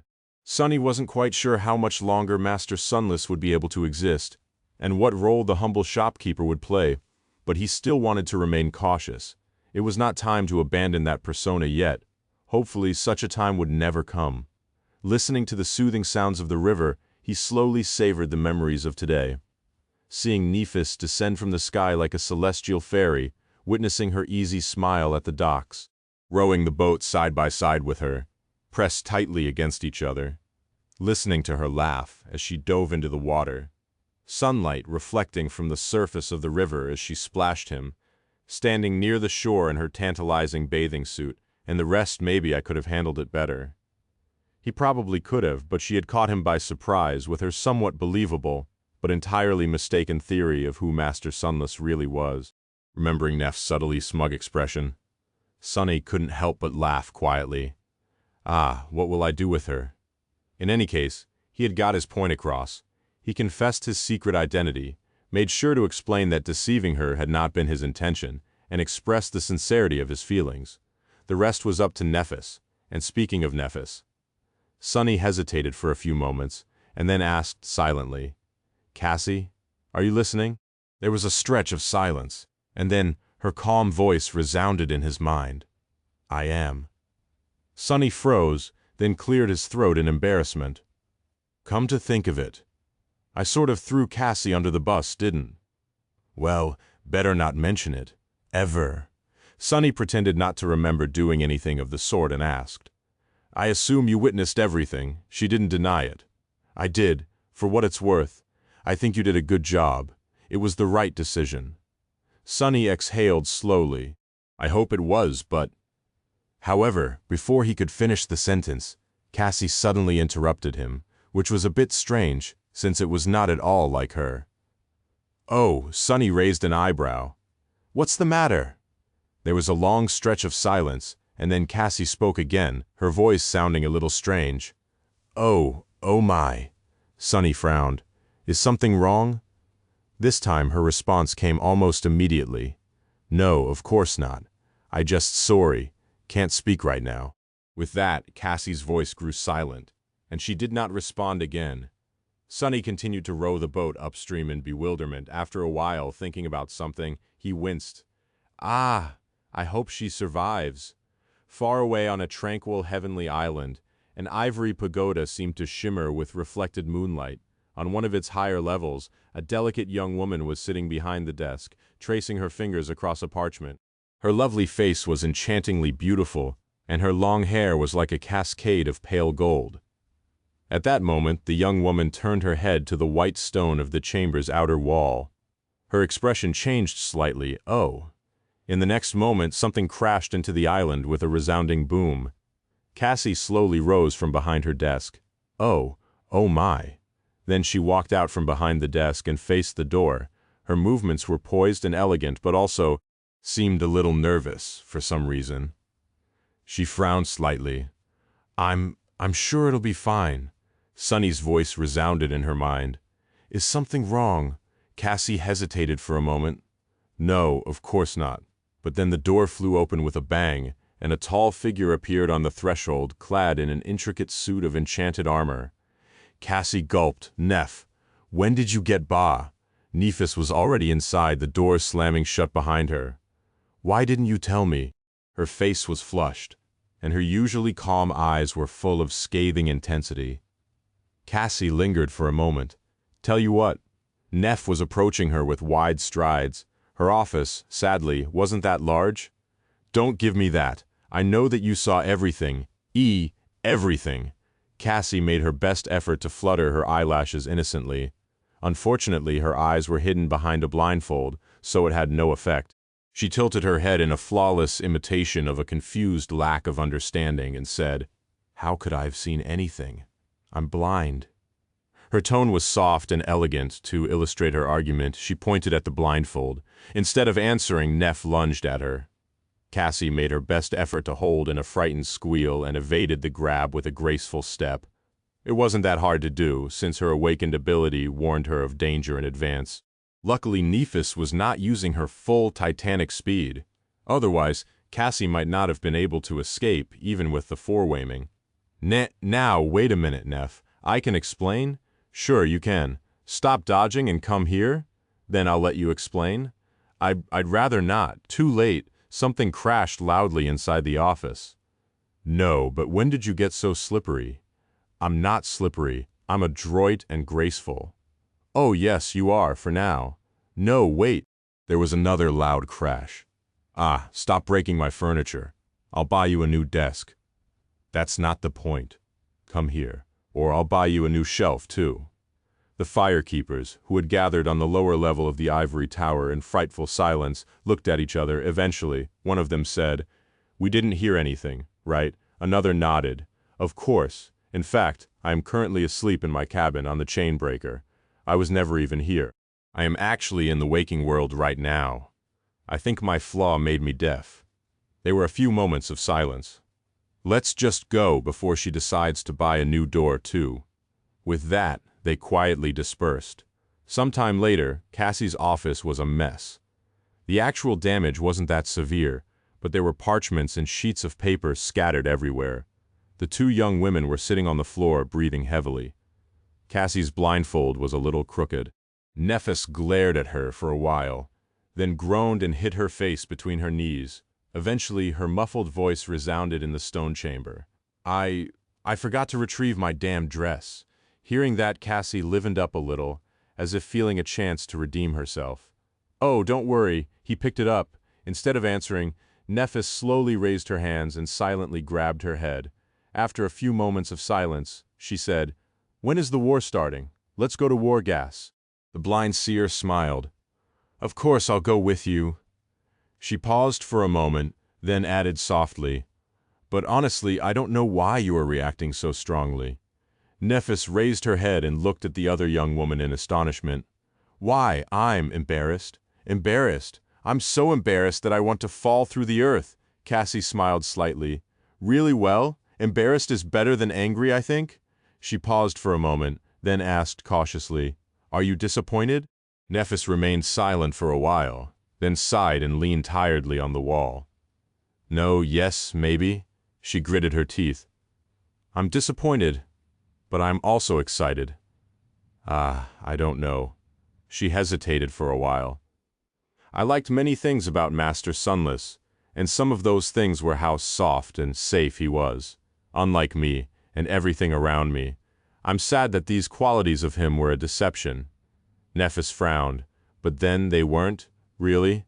The man I've come to know and like is not an illusion, it's just that I've only been exposed to a part of him. That part is still real, though. It's so confusing." Her voice grew a little heated. "And then there is his other part, the Lord of Shadows. He is someone I appreciate, someone whom I might have wondered about. What would it be like if he stood by my side?" That was a nice thought. She leaned her head on the wall. "So do I think that I lost something? I unexpectedly gain the best of the both worlds? Or is it both? I'm confused." Then Nephis hid her face in her knees again and let out another groan. But that is not even what matters. Cassie, who had been listening to her tirade silently, raised an eyebrow. There were very few people in the world that Nephis felt comfortable with enough to let herself be so open and frank. In fact, there was probably no one except for Cassie, so she did not want to interrupt. But now she had to. "It's not. What matters then?" Nephis raised her head and glared at her silently. After a while she opened her mouth and said, It's just is not how it was supposed to be." Cassie touched her hair awkwardly. "How was it supposed to be?" Nephis let out a heavy sigh. "I just thought that I will spend some time with Master Sunless and try to enjoy myself. Maybe something would come out of it, and maybe not. In any case, it was supposed to be a timed entanglement. Soon enough, before anything too serious might have happened, I would have left Bastion and gone to war. And then by the time it was over, a year or several years later, I would have been able to decide what to do then." She looked at Cassie intently. "Do you see the problem here, Cass? There is no then anymore, because even if I leave Bastion, he'll still be with me." Cassie pretended to study her expression. She wished dearly to be able to see Neff's face right now, but she couldn't. It was just the two of them in the room, so she could only see herself. Eventually, Cassie chuckled lightly. "I see." She took a deep breath and lingered for a while. "Actually, I knew that Master Sunless and the Lord of Shadows were the same person for a while now. I trusted that he had no ill intentions toward you, and he asked me to keep his secret until he found an opportunity to tell you himself. That was why I kept quiet, but honestly, I wanted you to enjoy yourself as well. I knew that you would go into the changing star of the immortal flame mode as soon as you learned that he was a powerful saint. You tend to forget that you are a human too, Neph, and humans need repose sometimes." Cassie paused, the light smile disappearing from her lips. "There were some other reasons as well, but there is no point in talking about it. In any case, he promised me that he would tell you before the war, and now he did, so that secret is in the open." Cassie remained silent for a while, and then sighed. "So, you need to make a decision now." Nephis looked at her somberly. Eventually she asked in a quiet tone, "But how do I decide what to do? You know that I am not good with these things, feelings, bonds, and distractions." Cassie couldn't help but laugh. "Yes, I know. The fact that you used the word distractions is proof enough. But actually, it is very simple. I'll help you make the right decision." Nephis looked at her with subtle hope. Cassie spoke softly. Follow my lead. Close your eyes. Now imagine meeting Master Sunless tomorrow, and telling him that whatever there is between you two cannot continue, and you are ending it immediately, that you will be nothing but colleagues in the future, fighting side by side as allies, and nothing more. Nephis followed her advice. Cassie could not see, but she felt her friend's shoulder slump a little. She smiled. How does it feel? Nephis remained silent for a while. Eventually she said with a hint of reluctance in her voice, Terrible. Cassie sighed in satisfaction. Then don't do that. Instead, do the opposite. There. It's as simple as that. Nephis opened her eyes and looked at the blind seer silently. Her expression must have been a little startled. Cassie shrugged with a smile. Feelings, bonds, and distractions are not that complicated. Haven't you been studying passions recently? Just follow your passion, and things will work out, even if they don't. You won't regret making the effort. The only thing you'll regret is never giving it your best. Nephis blinked a couple of times, staring at her, strangely. Cassie frowned. What? Her friend shook her head. No, nothing. It's just that. How are you so good at this? You've never had a boyfriend either. Cassie faced her with an expression of horror. What? What do you mean, never had a boyfriend? I was very popular in school, you know. Nephis raised an eyebrow. Sure, but did you have a boyfriend? Cassie opened her mouth. That's beside the point. And by the way, when are you going to buy me a new desk? Nephis rose to her feet, patted down her armor, and headed for the door. No, really, I need a desk. Neph paused at the threshold, looked back for a moment, and said before, disappearing in a subtly rushed manner. I mean, you are in charge of finances. Put a request for a new desk on my behalf. Anyway, see you later. I think I know what to do now. A moment later, her receding voice resounded from the corridor. Good night. Sunny reached Bastion in the dead of night. He tied the boat to the pier, climbed ashore, and walked slowly in the direction of the brilliant emporium. There was a lot on his mind, so he was not in a hurry to get home. Eventually, though, he did. The marvelous mimic opened its door unprompted to welcome him back. It even retracted the terrifying fangs, which were usually out at night, back inside the doorframe. Sunny patted the lintel, walked into the dining hall, absent-mindedly, placed the picnic basket on a table, and sighed. He was a bit tired, but doubted that he would be able to sleep tonight. And indeed, Sunny wasn't able to douse the flames blazing in his mind for a long time. He tossed and turned in the bed, only falling asleep shortly before dawn. As a result, he overslept, only waking up from the sounds of Eiko entering the shop. Since his petite assistant had showed up for work, the morning crowd wasn't far behind either. Sunny sat up and rubbed his face, then went about washing up for the long day ahead. Will she come? He figured that Nephis would need a long time to sort her feelings out, but still put extra effort into making himself look presentable on the off chance that she would not.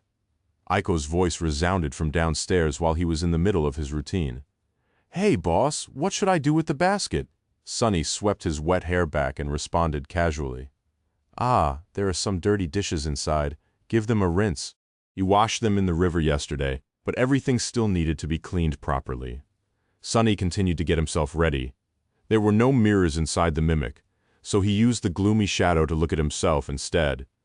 Needless to say, the shadow was not amused by having to stare at his mug first thing in the morning, or ever, really. That guy never changes. It was then that Sunny froze, opened his eyes wide, then dashed down while summoning the nebulous mantle. And AOA. Wait. But it was too late. The petite girl was standing in the kitchen, the picnic basket floating in the air by her side. It was open, and Eiko was holding a beautiful white dress in her hands. Sunny grew still. That? She looked at him with wide eyes and asked in a small voice, Boss, why did you bring a girl's dress back from your picnic? Sunny stammered. It's not what you think. I didn't do anything. She just ran off without her dress. It happened that way. Eiko stared at the dress silently. Then a small frown appeared on her face. Wait a minute, these measurements? In the next moment, she was standing next to Sunny, poking him in the chest with a finger. That is Changing Star's dress. You debaucherous scoundrel! What did you do to Nephis? Sunny softened the onyx shell, afraid that Eiko would bruise her finger, and pretended to reel back from her jabs. I didn't do anything. We were just escaping the heat in the river. And what do you mean, scoundrel? Weren't you the one who encouraged me to strike while the iron was hot? When did I ever? Ouch, I don't remember, but you definitely did. It was then that the silver bell hanging above the door rang and they both froze. Someone was standing at the entrance, looking at them calmly. Tasteful white clothes, beautiful figure, lustrous silver hair. Sunny's heart skipped a beat. It was Nephis. She lowered her gaze and looked at the dress, which Eiko was still holding in her hand. Nephis smiled politely. Oh, I've been looking for that. Walking into the kitchen, she took it from the petite girl's hand and looked at Sunny with sparkling eyes. Thank you for picking it up, Master Sunless. He inhaled slowly. Ah, yes, sure. Why was she acting so nonchalant? What was she thinking? Did she come here to condemn me or to embrace me? He gulped and asked cautiously. I hope everything is fine after what happened yesterday. Nephis nodded curtly. It's fine, then she frowned a bit and mumbled quietly. No, actually, now that I think about it, after what happened last night, I'll need to replace some furniture. Sunny flinched. What? At the same time, Eiko's eyes widened even more. What? Nephis looked at them in confusion. Oh, sorry, I was just talking to myself. She paused for a moment, noticing their expressions, and then added hesitantly, did I say something wrong again? Eventually, Sunny managed to leave stunned Eiko behind and lead Nephis to somewhere more private, and now that they were there, he was silently cursing himself. No, but am I an idiot? Why didn't I go downstairs to the memory shop? Why did I bring her upstairs instead? Currently, they were in his bedroom. While Sunny was berating himself, Nephis looked around with curiosity. Is that where you sleep? This version of you, I mean. Sunny forced out a smile. Ah, yes. At least one incarnation of me has to from time to time. The others don't sleep, but since I'm supposed to be the most human one, I do. He silently evaluated his bedroom and thanked the dead gods for the habit of always making his bed first thing in the morning. The room was clean and cozy, with a beautiful view of the Mirror Lake beyond the window. The castle was bathed in the golden light of dawn, and there, above it, the ivory island was shrouded by clouds. Nephis stared at his bed for a few moments as if trying to remember something, then turned away and looked out of the window. A hint of a smile appeared on her lips. I think I can see my window from here. Sunny would lie if he said that he had not spent plenty of time staring at the distant silhouette of the ivory tower, so he kept silent. Instead, he gestured to a few items decorating his room. These are some curios that I collected in the dream realm over the years. They are, nothing much, but exploring the past is one of my hobbies. Nephis studied them for a while, then turned to face him and said simply, I know. Sunny raised an eyebrow. You know? She hesitated for a few moments. The exploration report on the tomb of Ariel, written by nobody. You are nobody, aren't you? He was startled by that question. It had come out of nowhere, completely crushing his expectations of what she wanted to talk about, both the best and the worst of them. Sunny remained silent until the pain of the flaw made it difficult, and then nodded slowly, choosing not to say anything else. The more he said, the higher were the chances of her asking him something that he was unable to answer. Nephis sighed, then explained calmly. I started to suspect it after meeting the Lord of Shadows for the first time. You were too strong to have come out of nowhere. A saint as powerful as that simply had to have left a mark on the world. And when I asked who had taught you my family's swordsmanship, you answered that nobody had. I did not note it initially, but later, something seemed to click in my mind. She paused for a few moments, took a deep breath, and then spoke. The memories of everyone who had entered the third nightmare with me are affected. We don't really know every detail of what happened here. But there, in Godgrave, I guess. Something Nephis paused before adding. The tomb of Ariel. You were, however, before she could form the question, Sunny interrupted her by raising his hand. There was a complicated expression on his face inside. He was full of intense happiness at the thought of Nephis, knowing that they had challenged the third nightmare together. It was not exactly the same as remembering him, but it was something, at least. something infinitely more meaningful than the nothingness of his current situation. But he also knew that she would not be able to remember his answer. And, unlike Cassie, who was able to retain the memory of having forgotten something due to her aspect, Nephis would not be able to do even that. So, instead of confessing the truth, Sunny said quietly, "Before you say anything else, I must confess something. There are certain things that my flaw prevents me from sharing, so please, some words are better left unsaid." Nephis studied him intently for a while, then let out a heavy sigh. "I see, I think I understand." She turned away and smiled faintly. "That explains it. Why Cassie put so much trust in you, and why her condition has improved so suddenly." Sunny turned away quietly, had misled her with his warning.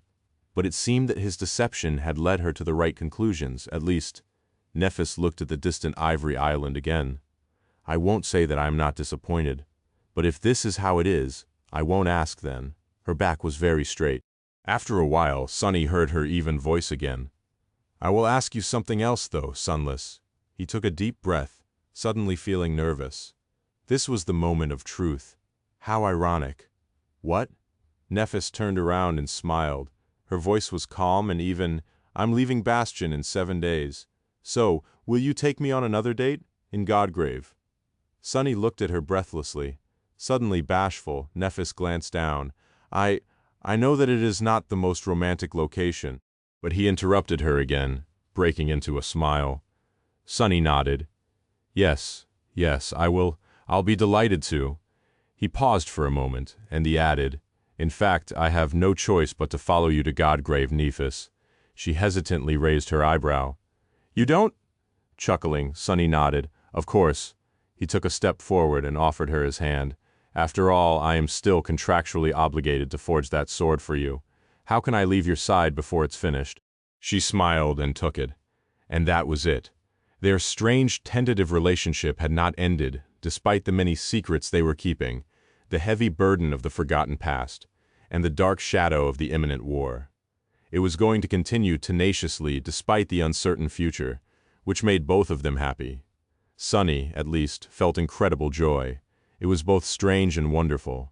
The circumstances couldn't be any worse. The timing was absolutely atrocious as well. But when had it not been? In hindsight, there had always been something standing between them. Neither Sunny nor Nephis had any time to think about their feelings on the forgotten shore. Then, they were separated for 2 long years. After Nephis returned, they only spent a month together before he left for Antarctica. And after Antarctica, he was forgotten by everyone, including her.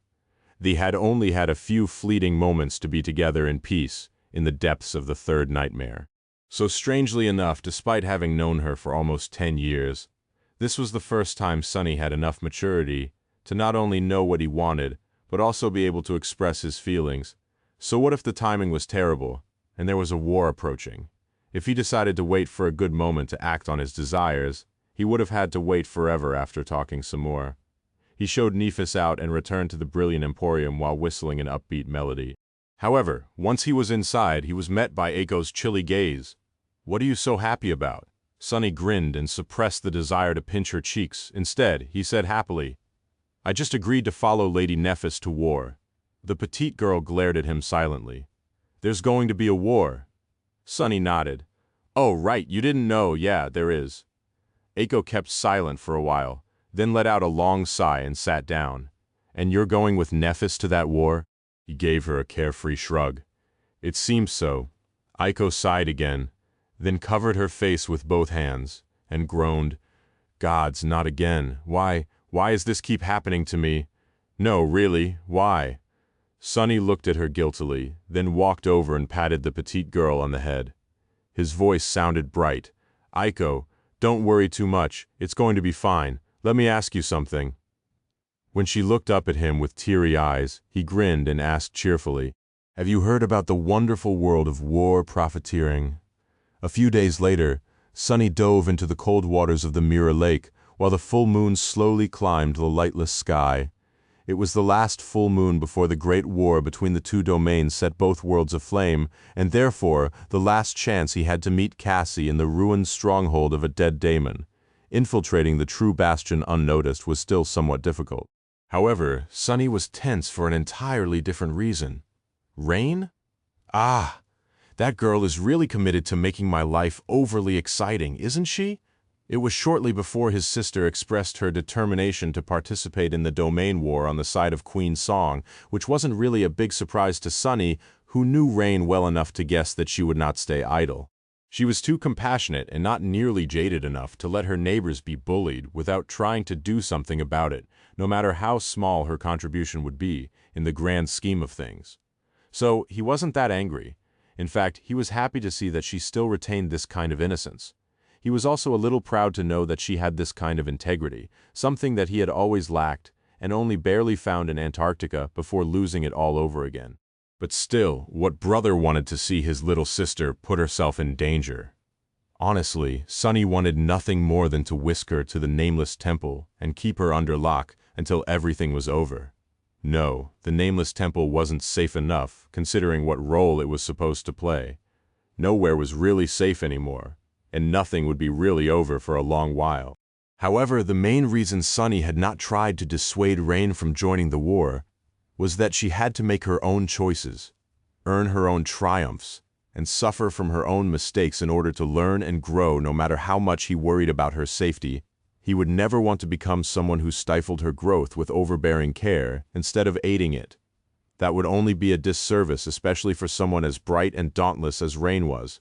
Plus, so what if she was going to war? It would be a little tricky without a doubt. But Sunny was quite confident in his ability to keep her alive even in the middle of a battlefield. Who was there among the champions of song and valor whom he couldn't handle? Well, all right, there were the sovereigns, but he could at least run away from them safely. So this war could very well become a harsh but indispensable opportunity for her to mature and grow stronger, both in terms of ability and mentality.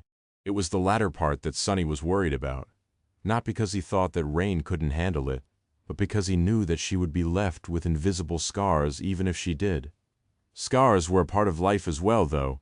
They were a part of growth. I don't know.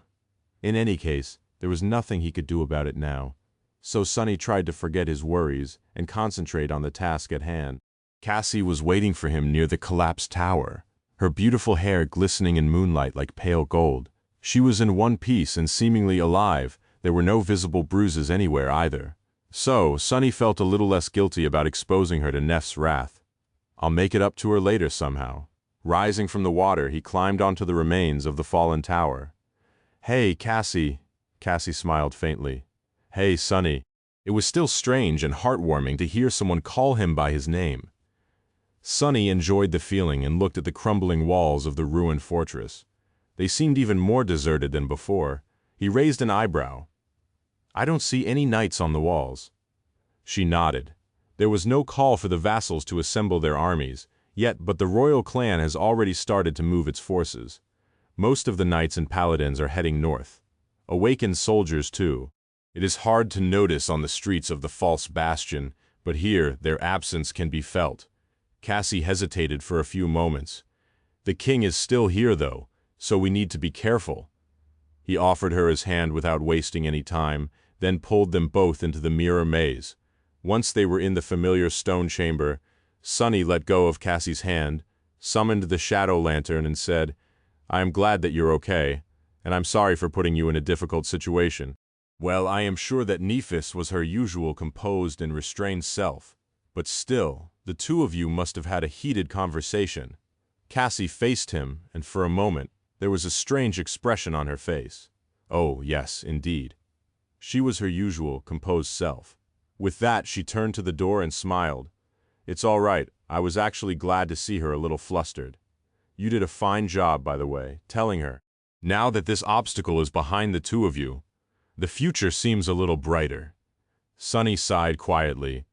I hope so too, but to tell you the truth, I am as worried and apprehensive about it as I am relieved and elated. There are things I simply can't tell her, after all.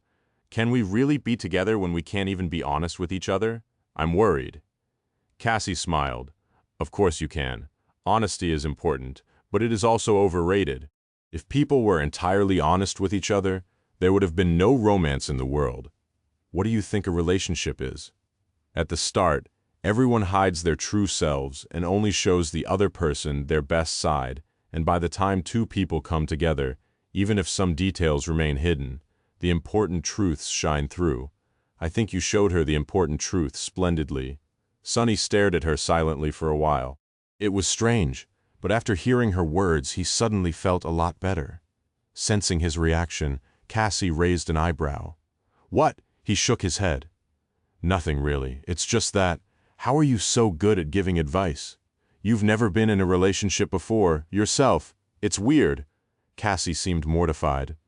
Who said that? I've never. Sunny gave her a dubious look. Please. The young woman remained motionless for a few moments, then slowly turned her back to him. Her voice sounded a little irked. Unbelievable. That's 2 times in a week now. Soon a tide of shadows swallowed the mirror maze, and they continued their meticulous exploration. Sunny did not really hope to reveal the secret of the maze tonight. In fact, by now, he was starting to suspect that he would never be able to reach its heart that way, simply because what he was doing was inherently wrong. It was impossible to reach the tomb of Ariel, no matter how long one marched across the nightmare desert, at least during the day. He believed that the only way to approach the Great Pyramid was to brave the sea of dunes at night, when it was the most dangerous. Similarly, there must have been some trick to traversing the labyrinth of mirrors. Perhaps by drowning the maze in shadows and neutering its mirror walls, Sunny was preventing himself from making any progress. He sighed. Behind him, Cassie hesitated for a few moments, and then said quietly, "That girl in the song domain." Sunny glanced back with a neutral expression, knowing what she wanted, but couldn't ask. "She is someone precious." The blind seer remained silent for a while.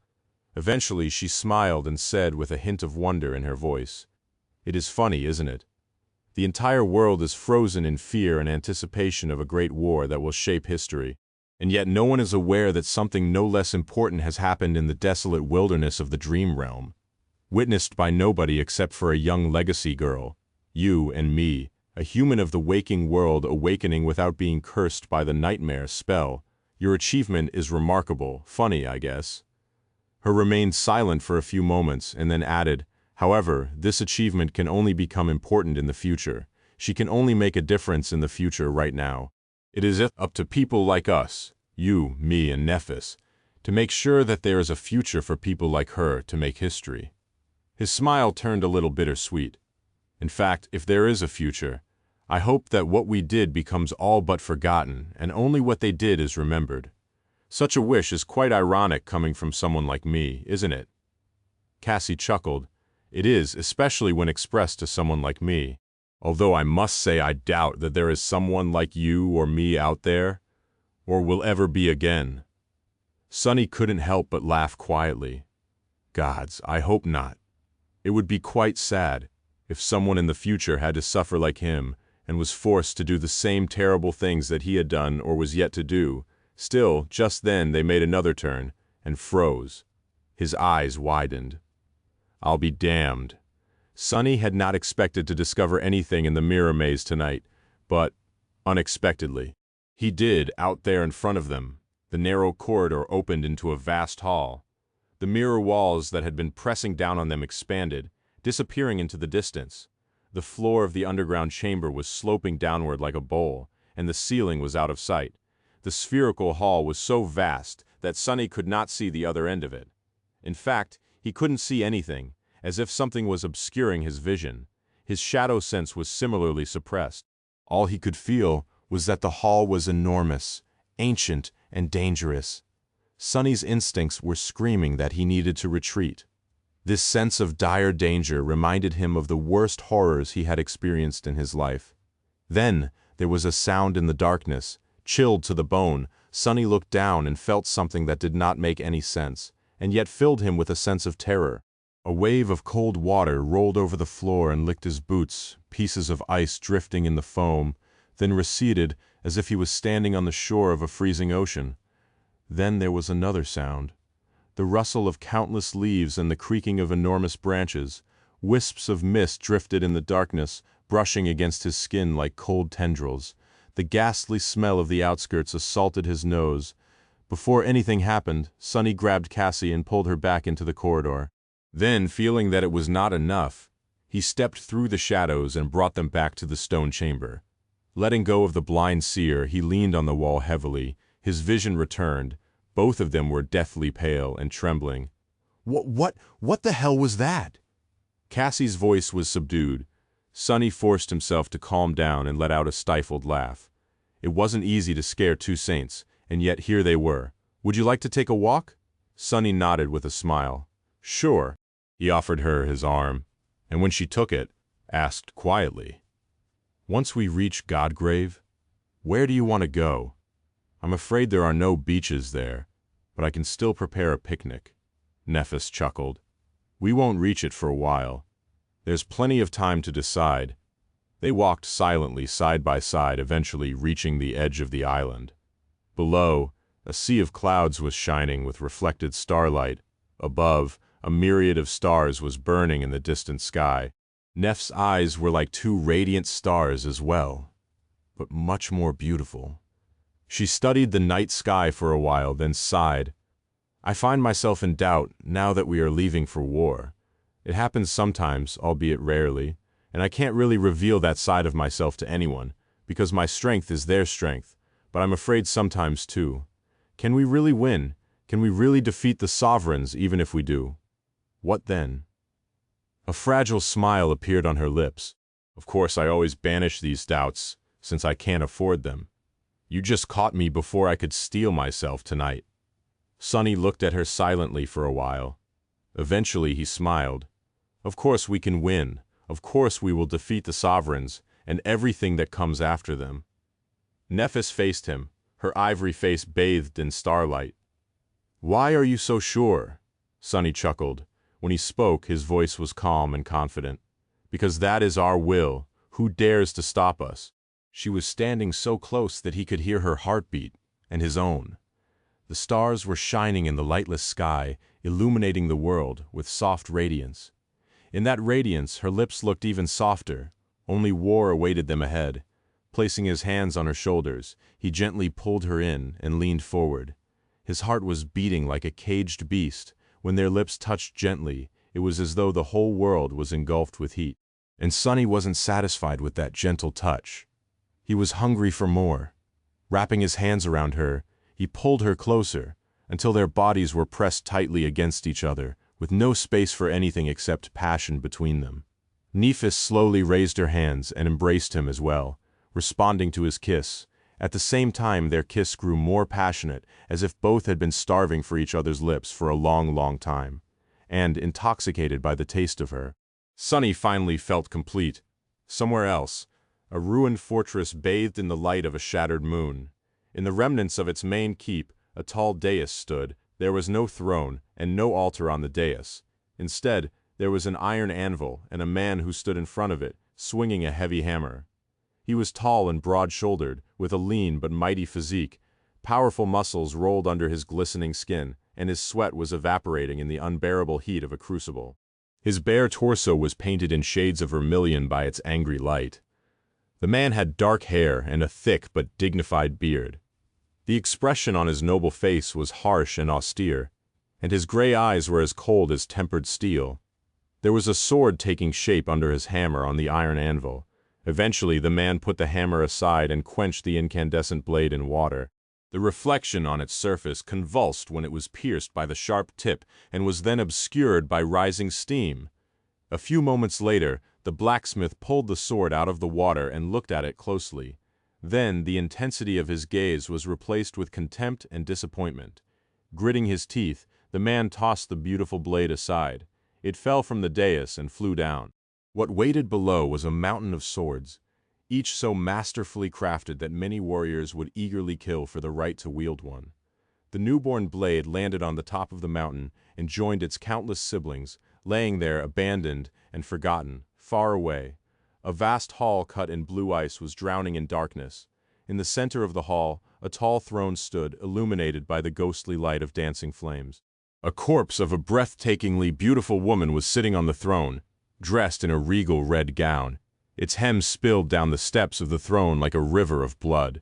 The woman's chest was pierced by a sword which pinned her to the back of the throne. Two dead youths stood on both sides of the throne, waiting in silence. Then the silence was broken. Pieces of ice fell to the floor and shattered as the dead woman's hand slowly rose. Her pale, long fingers wrapped themselves around the blade of the sword.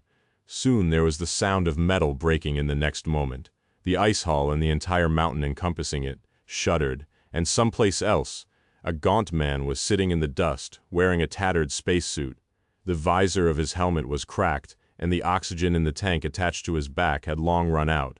Nevertheless, the gaunt man was somehow still alive.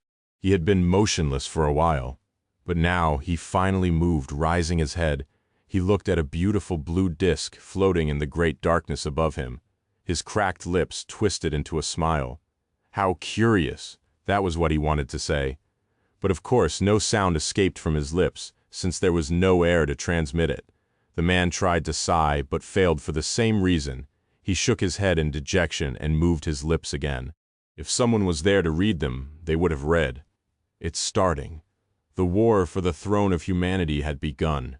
End of Volume 8, Lord of Shadows, Chapter 1841. Evil minds that plot destruction. Sunny was standing on the edge of the Ivory Island, looking at the sky above. The marvelous mimic was behind him, still pretending to be a quaint brick cottage. The cottage stood between the grove and the lake, on the empty stretch of emerald grass to the side of the great pagoda. The area was quite peaceful, and the view from his window was usually no less spectacular than it had been in Bastion.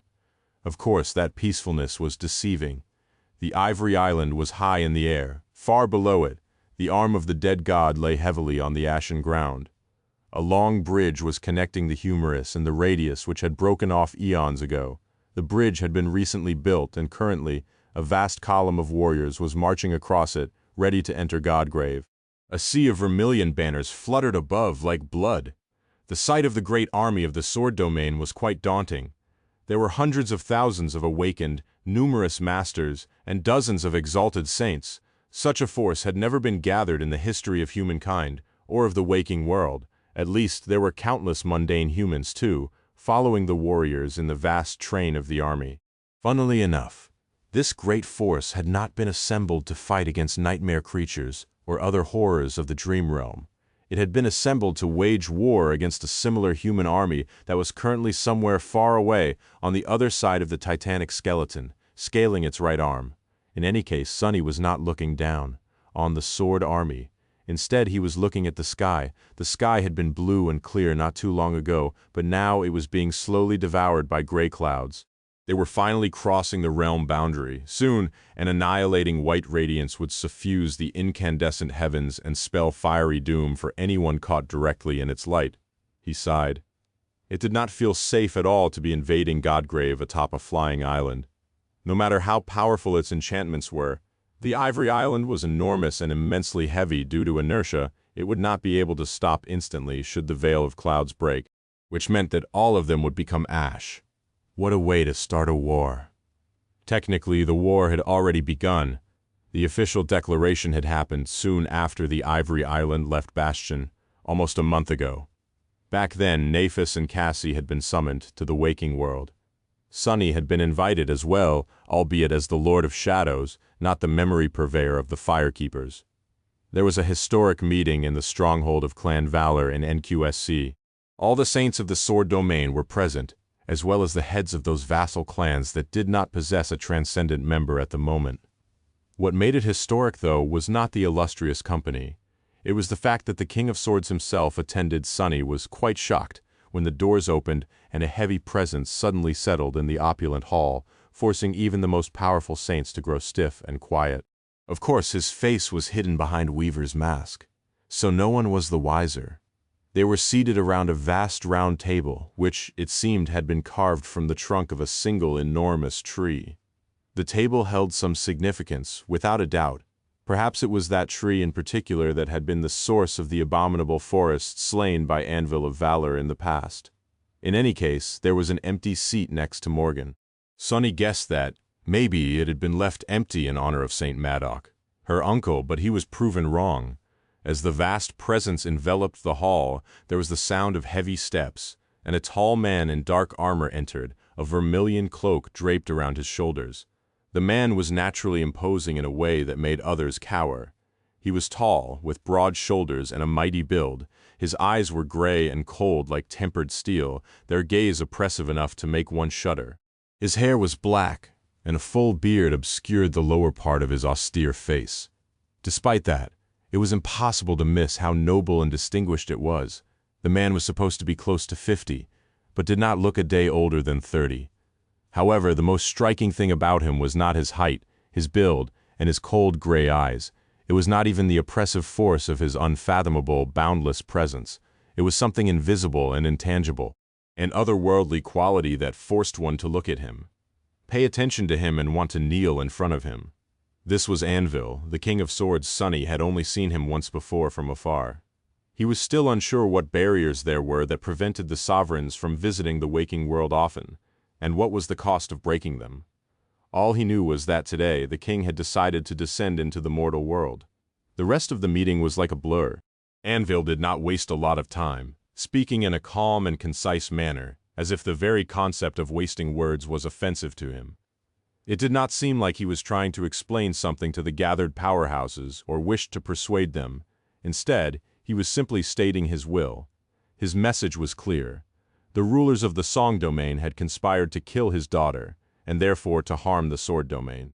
Therefore he would assemble an army to march on Ravenheart and tear down Kisong's throne, and those present as his vassals would become that army. Sunny was so caught up in the solemn atmosphere and the irresistible authority hiding in Anvil's deep voice that he almost missed how ironic the whole thing was. After all, the representative of the Han Li clan was also at the table.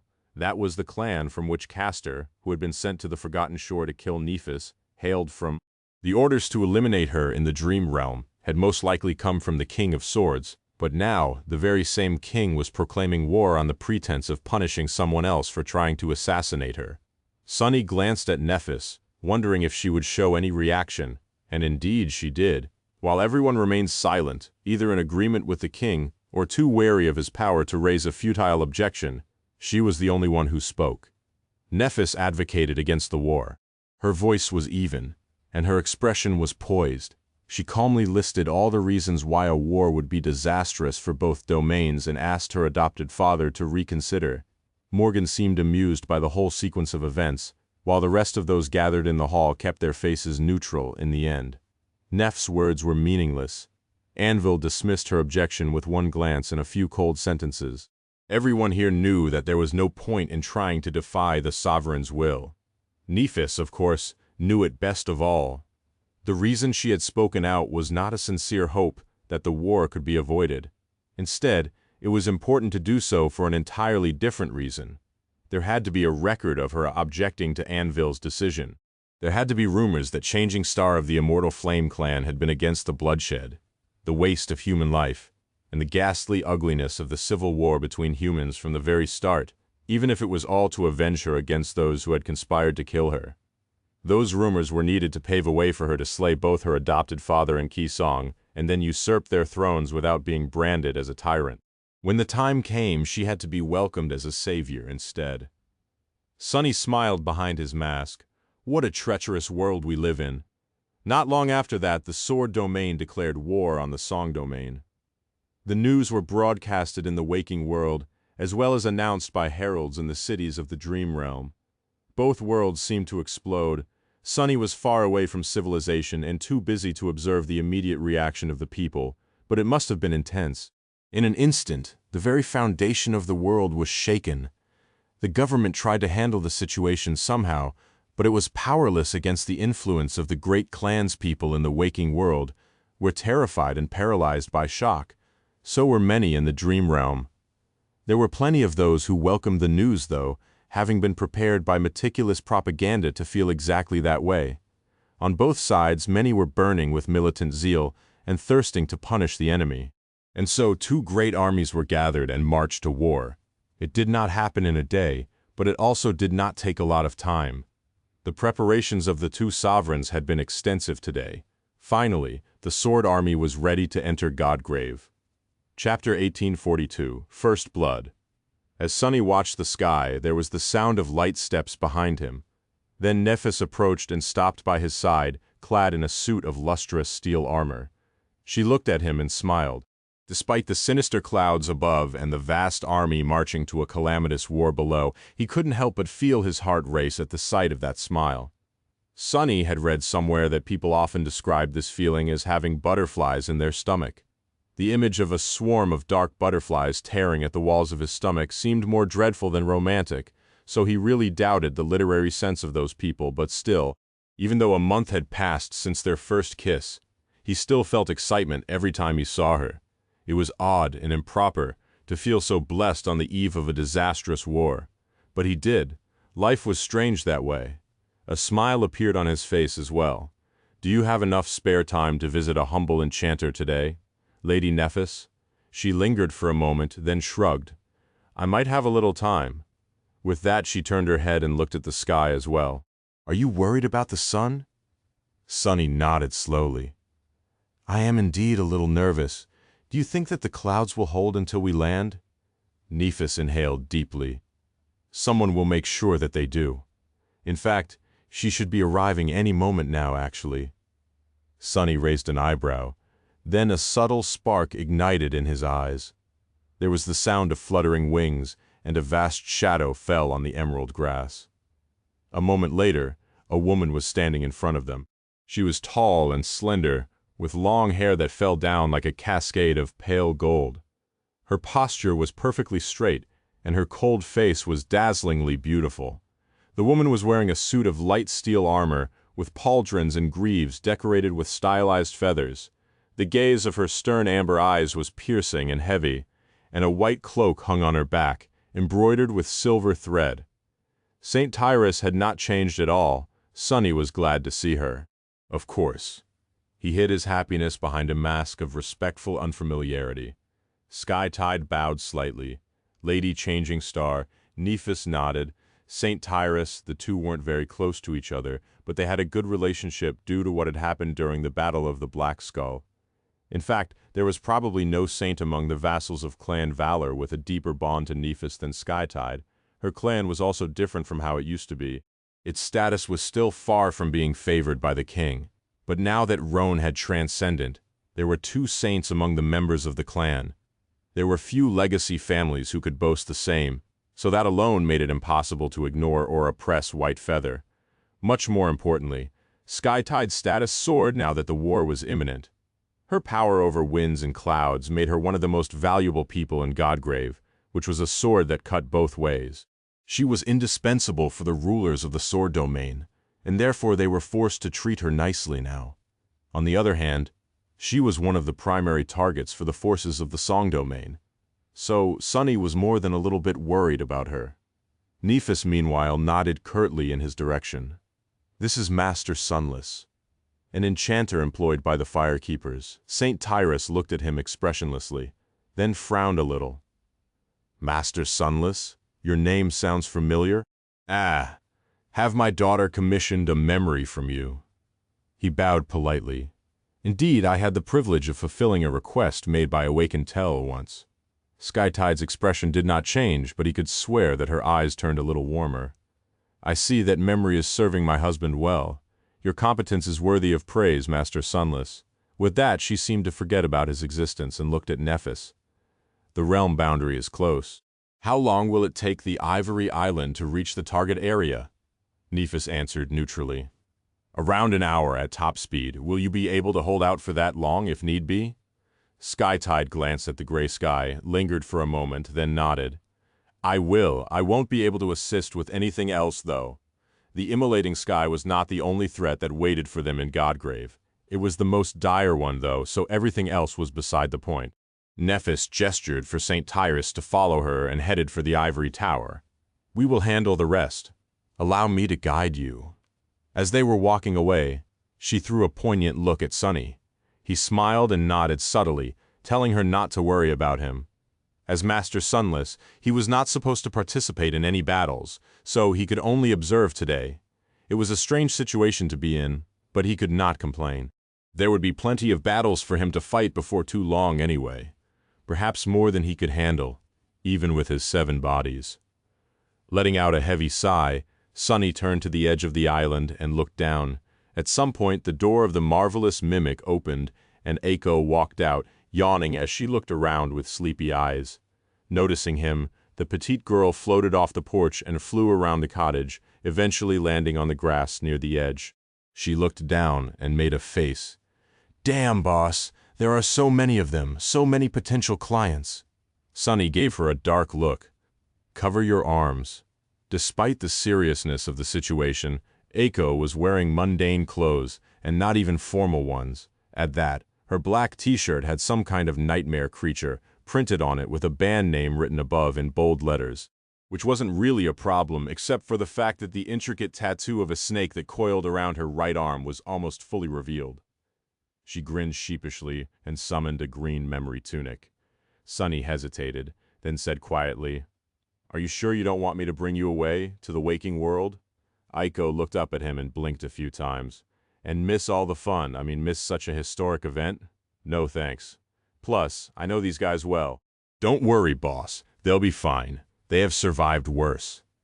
He stared at her for a few moments, wondering if she would change her mind after witnessing Godgrave. In the end, he didn't say anything. Together, they watched as the shoulder of the colossal skeleton grew closer and closer. The Ivory Island accelerated, leaving the ascending army far behind. Soon, the sky was entirely hidden by a veil of clouds, and the air grew warmer, the daylight changing subtly. They were heading for the collarbone of the dead deity, where the base camp of the Sword Army was supposed to be established. And they, the Firekeepers, were meant to be the vanguard of the human invasion into Godgrave. Their task was not only to clear out the nightmare creatures populating the area and serve as a bulwark that protected the slow advance of the army from the arm of the titanic skeleton. What they had to do was much more important. It was to bring the authority of the King of Swords and the power of his domain to this cursed land. Soon, the vast range of the ancient collarbone was beneath them. The ground was white, but there was barely any of it visible under the thick carpet of scarlet growth. Moss, grass, and grotesque towering plants were all red, as if bloody marrow had exploded from the cracks and fissures in the ancient bone. Of course, the vermilion jungle was teeming with all kinds of abominable creatures, all moving and devouring each other in a mad rush to live and grow in the unknown. But inevitably fleeting amount of time before the veil of cloud broke, and the merciless sun burned them all to ash. At such a late stage of infestation, the surface of the dead god's collarbone was not much safer than the dark expanse of the hollows where the true horrors dwelled. The strange nightmare creatures populating Godgrave would have had enough time to grow immensely strong, reaching the corrupted or great rank en masse. The strongest would have already retreated underground to try and claim a place for themselves away from the annihilating heavens. But many still remained, and now all their undivided attention was turned to the beautiful island drifting below the clouds. Usually, these abominations would have felt nothing but fear when looking at the terrible sky. But today, perhaps for the first time in countless years, they felt something else, a hunger so deep that it drove them into a state of frenzy.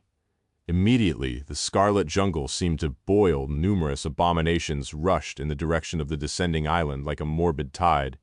Most of them simply ran, slithered, or crawled, but there were those capable of soaring into the air as well.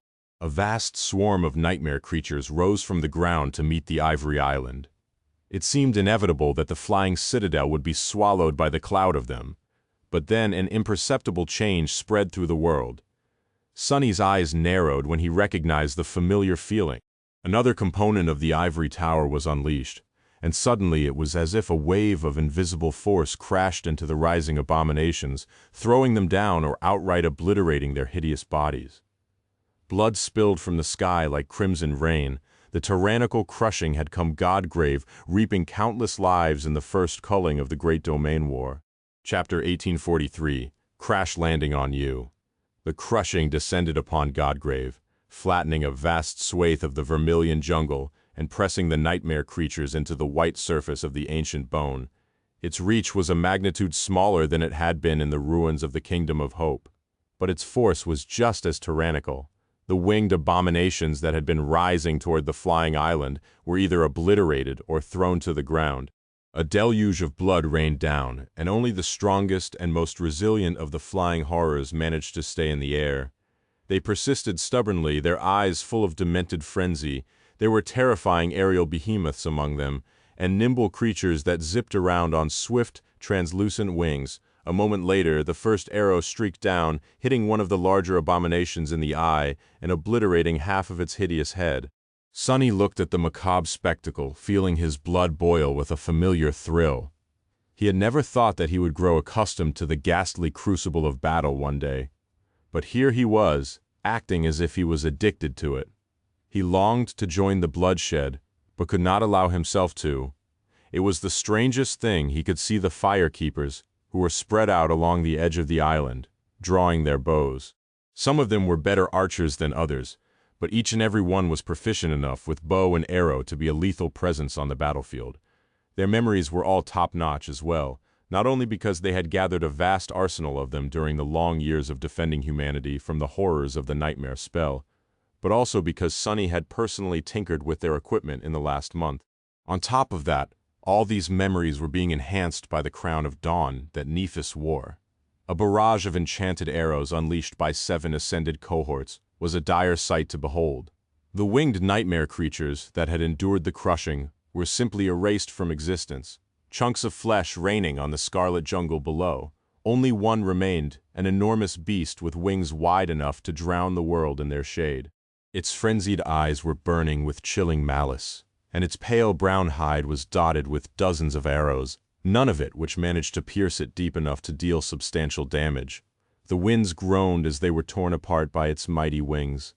Before the monstrous creature could rise any higher, though, a single fiery arrow streaked down from the top of the ivory tower, piercing its head clean through wisps of white flame escaped from inside its cracked skull. The massive abomination lost momentum, rolled in the air, and started to fall down. The ivory island was plummeting from the overcast sky, descending lower and lower. The closer to the ground it got, the more the jungle was affected by the crushing. Many of the nightmare creatures that had been pressed down into the red moss were now flattened into piles of bloody flesh, sharp shards of bone protruding through the broken skin. Most were powerful enough to survive, though. Finally, the speed of the flying island's descent started to reduce. It was still great nevertheless, almost uncontrollable, as if the people on the island were in a rush to reach the ground. And they were, because the sky above them was suffused with blinding glow, and only a thin veil of clouds stood between them and inescapable annihilation. Brace! When the shout spread among the firekeepers, Sunny gracefully lowered himself to one knee and put one hand on the grass. Eiko simply floated into the air, hovering above the ground. In the next moment, the ivory island crashed heavily into the white surface of the ancient bone. The dead god's collarbone quaked, and a violent shockwave obliterated a vast stretch of the vermilion jungle in the vicinity of the impact zone. The 7 chains hanging from the ivory island rattled as they struck the ground. The lake resting on its surface rippled, spilling over its shores, and the chain breaker swayed on the tall waves. The ivory island came to rest, laying tilted on the white expanse of ancient bone. The crushing dissipated. Down below, countless nightmare creatures moved, rising from the ground. Their bloodshot eyes focused on the figures of the firekeepers looking at them from above. The cloud of debris raised into the air by the impact had not settled yet, when they started to move, flowing toward the invading island from all sides. However, the firekeepers were moving too. The closest to Sunny was Sid, who had been Neff's driver on the day of the assassination attempt. Clad in a light armor and armed with a sword and shield, she stepped up to the edge and looked at the tide of abominations with a grin. Then, before the sparks of light swirling around her head manifested into a helmet, she raised her sword and kissed the flat of its blade. Here we go. Letting out a battle cry, she jumped down, the plume of her helmet fluttering in the wind. All along the edge, those firekeepers who were proficient in melee were doing the same. Those who excelled in ranged combat, as well as those who usually played a supportive role, stayed above, continuing to send arrows and sorcerous attacks into the tide of nightmare creatures. Soon the fastest of the abominations reached the vicinity of the island and clashed with the advancing firekeepers. Sharp steel hissed as it cut into flesh. More blood spilled on the sun-bleached surface of the ancient bone. Sunny observed the battle with burning eyes. The familiar cacophony assaulted his ears, and he felt his hands itching. Nevertheless, he remained where he was, playing the role of a non-combatant, before the firekeepers could drown in the tide of nightmare creatures. A radiant figure shot from the balcony at the top of the ivory tower, falling down like an incandescent meteor. Nephis landed in the thick of the abominable horde, and in the next moment, a blinding explosion boomed above the bone plain. A wave of incinerating flame spread outward from the point of impact, turning countless nightmare creatures to ash. The firekeepers cheered, welcoming their personal deity to the battlefield. Looking from above, Sunny let out a long sigh. To hell with it. Then he took control of the gloomy and used Shadow Step to send that incarnation of his far away. Under the canopy of the scarlet jungle, assuming a corporeal form there, he manifested the onyx mantle and summoned Weaver's mask. Then, before any of the rushing nightmare creatures could lunge at him, he stepped through the shadows once again. Appearing in the midst of the battlefield, an enormous towering abomination was right in front of him, rising its terrifying fists to deliver a crushing blow to the ground below. Reaching into the shadows, Sunny pulled an inky black odachi out of them, and then lunged forward. A dark line was suddenly drawn on the massive body of the nightmare creature. It froze for a moment, its fists still raised above its head, and then slowly fell apart, bisected down the middle with a single terrifying slash. Behind the abomination, a slender young woman with silver hair was revealed, holding a mirror-like sword. There was an expression of surprise on her beautiful face. Grinning behind the mask, Sunny gave her a small bow and said, his cold voice hiding a hint of dark glee, "Welcome to Godgrave, Lady Nephis." With that, he looked around. "I hope you don't mind the mess." Chapter 1844. On the other side, I think we are all going to die. What do you think, Ronnie? Ray's voice was tinged with melancholy. But Rain had learned to ignore his complaints in the last few weeks, sitting on the ground. Well, on what served as ground in this god-forsaken place, and leaning her back against a wagon's wheel, she gave him a relaxed shrug. The young man stared at her with indignation. After a while he sighed, "Have enough decency to look concerned, at least." They were currently in the middle of the army camp, resting after a long and arduous march. It was hard to tell what time of day it was, since there were no nights in Godgrave. A veil of clouds obscured the sky, shining with diffused radiance. It would have been quite pretty if it was not so terrifying. Everyone had been informed over and over again about the lethal nature of the sky in this land. They knew that the only way to survive in case the clouds parted was to remain absolutely still. The army had ascended the dead god's arm far enough by now to fully cross the realm boundary. So those warnings were of vital importance. They had yet to see the clouds break, though Rain, Tamar, Ray, and Fleur were among the awakened warriors of the 7th Legion, which was led by the 7th and last daughter of the Queen to reach transcendence, Saint Satian. Granted, Rain barely remembered how he ended up in such august company. So many things had happened in the last month that it was all like a blur. The news about the King of Swords declaring war on the Song domain had reached them not long after reuniting with the members of the survey team in the main construction camp. It was a great shock to many, but not to Rain herself. The initial shock was soon replaced by fear and outrage. It was then that Queen Song left her palace in Ravenheart, appearing in public for the first time in many years. Rain did not witness it herself, but she was told that the Queen's speech was incredibly rousing. It ignited the hearts of the people of Song, so when the call to arms was issued, countless awakened warriors chose to answer. The vassals of the Queen responded to the call as well, gathering their armies to help defend the Song domain against the tyranny of the King of Swords. Rain was one of those awakened warriors. She was made a soldier right there and then in the construction camp, as a member of Tamar of Sorrow's cohort. Tamar's father was leading his own war party. He turned around and went back to the door. Rain had no idea why they had come inside only to leave with a candle, but she obediently followed to her shock, however. The Moon River plain was gone. When they came out, there were no moons, no stars, and no wind. The floor was perfectly flat, as if cut from black marble. She couldn't quite see where they were, but it felt as if they were underground. And there was someone else there as well. God damn it. It's so creepy. Boss, you're back. Where the hell did you? Huh? Who's that? Rain had the same question. Out there in front of her, sitting on the black marble floor, was a little girl who had a very dirty mouth and addressed her teacher as boss for some reason. Rain raised a hand and pointed to the strange child. "Who's the brat?" The little girl floated up, lowered her feet to the floor, and stared at her with wide eyes. "Brat? What do you mean, brat? I'm 28 years old." Rain blinked a couple of times. She had assumed that the petite girl was a child, but now that she looked closer... Ah, how embarrassing. Rain looked down. "Oh, sorry, Auntie." The petite girl opened her mouth in shock. Auntie? No, wait. What do you mean by auntie?"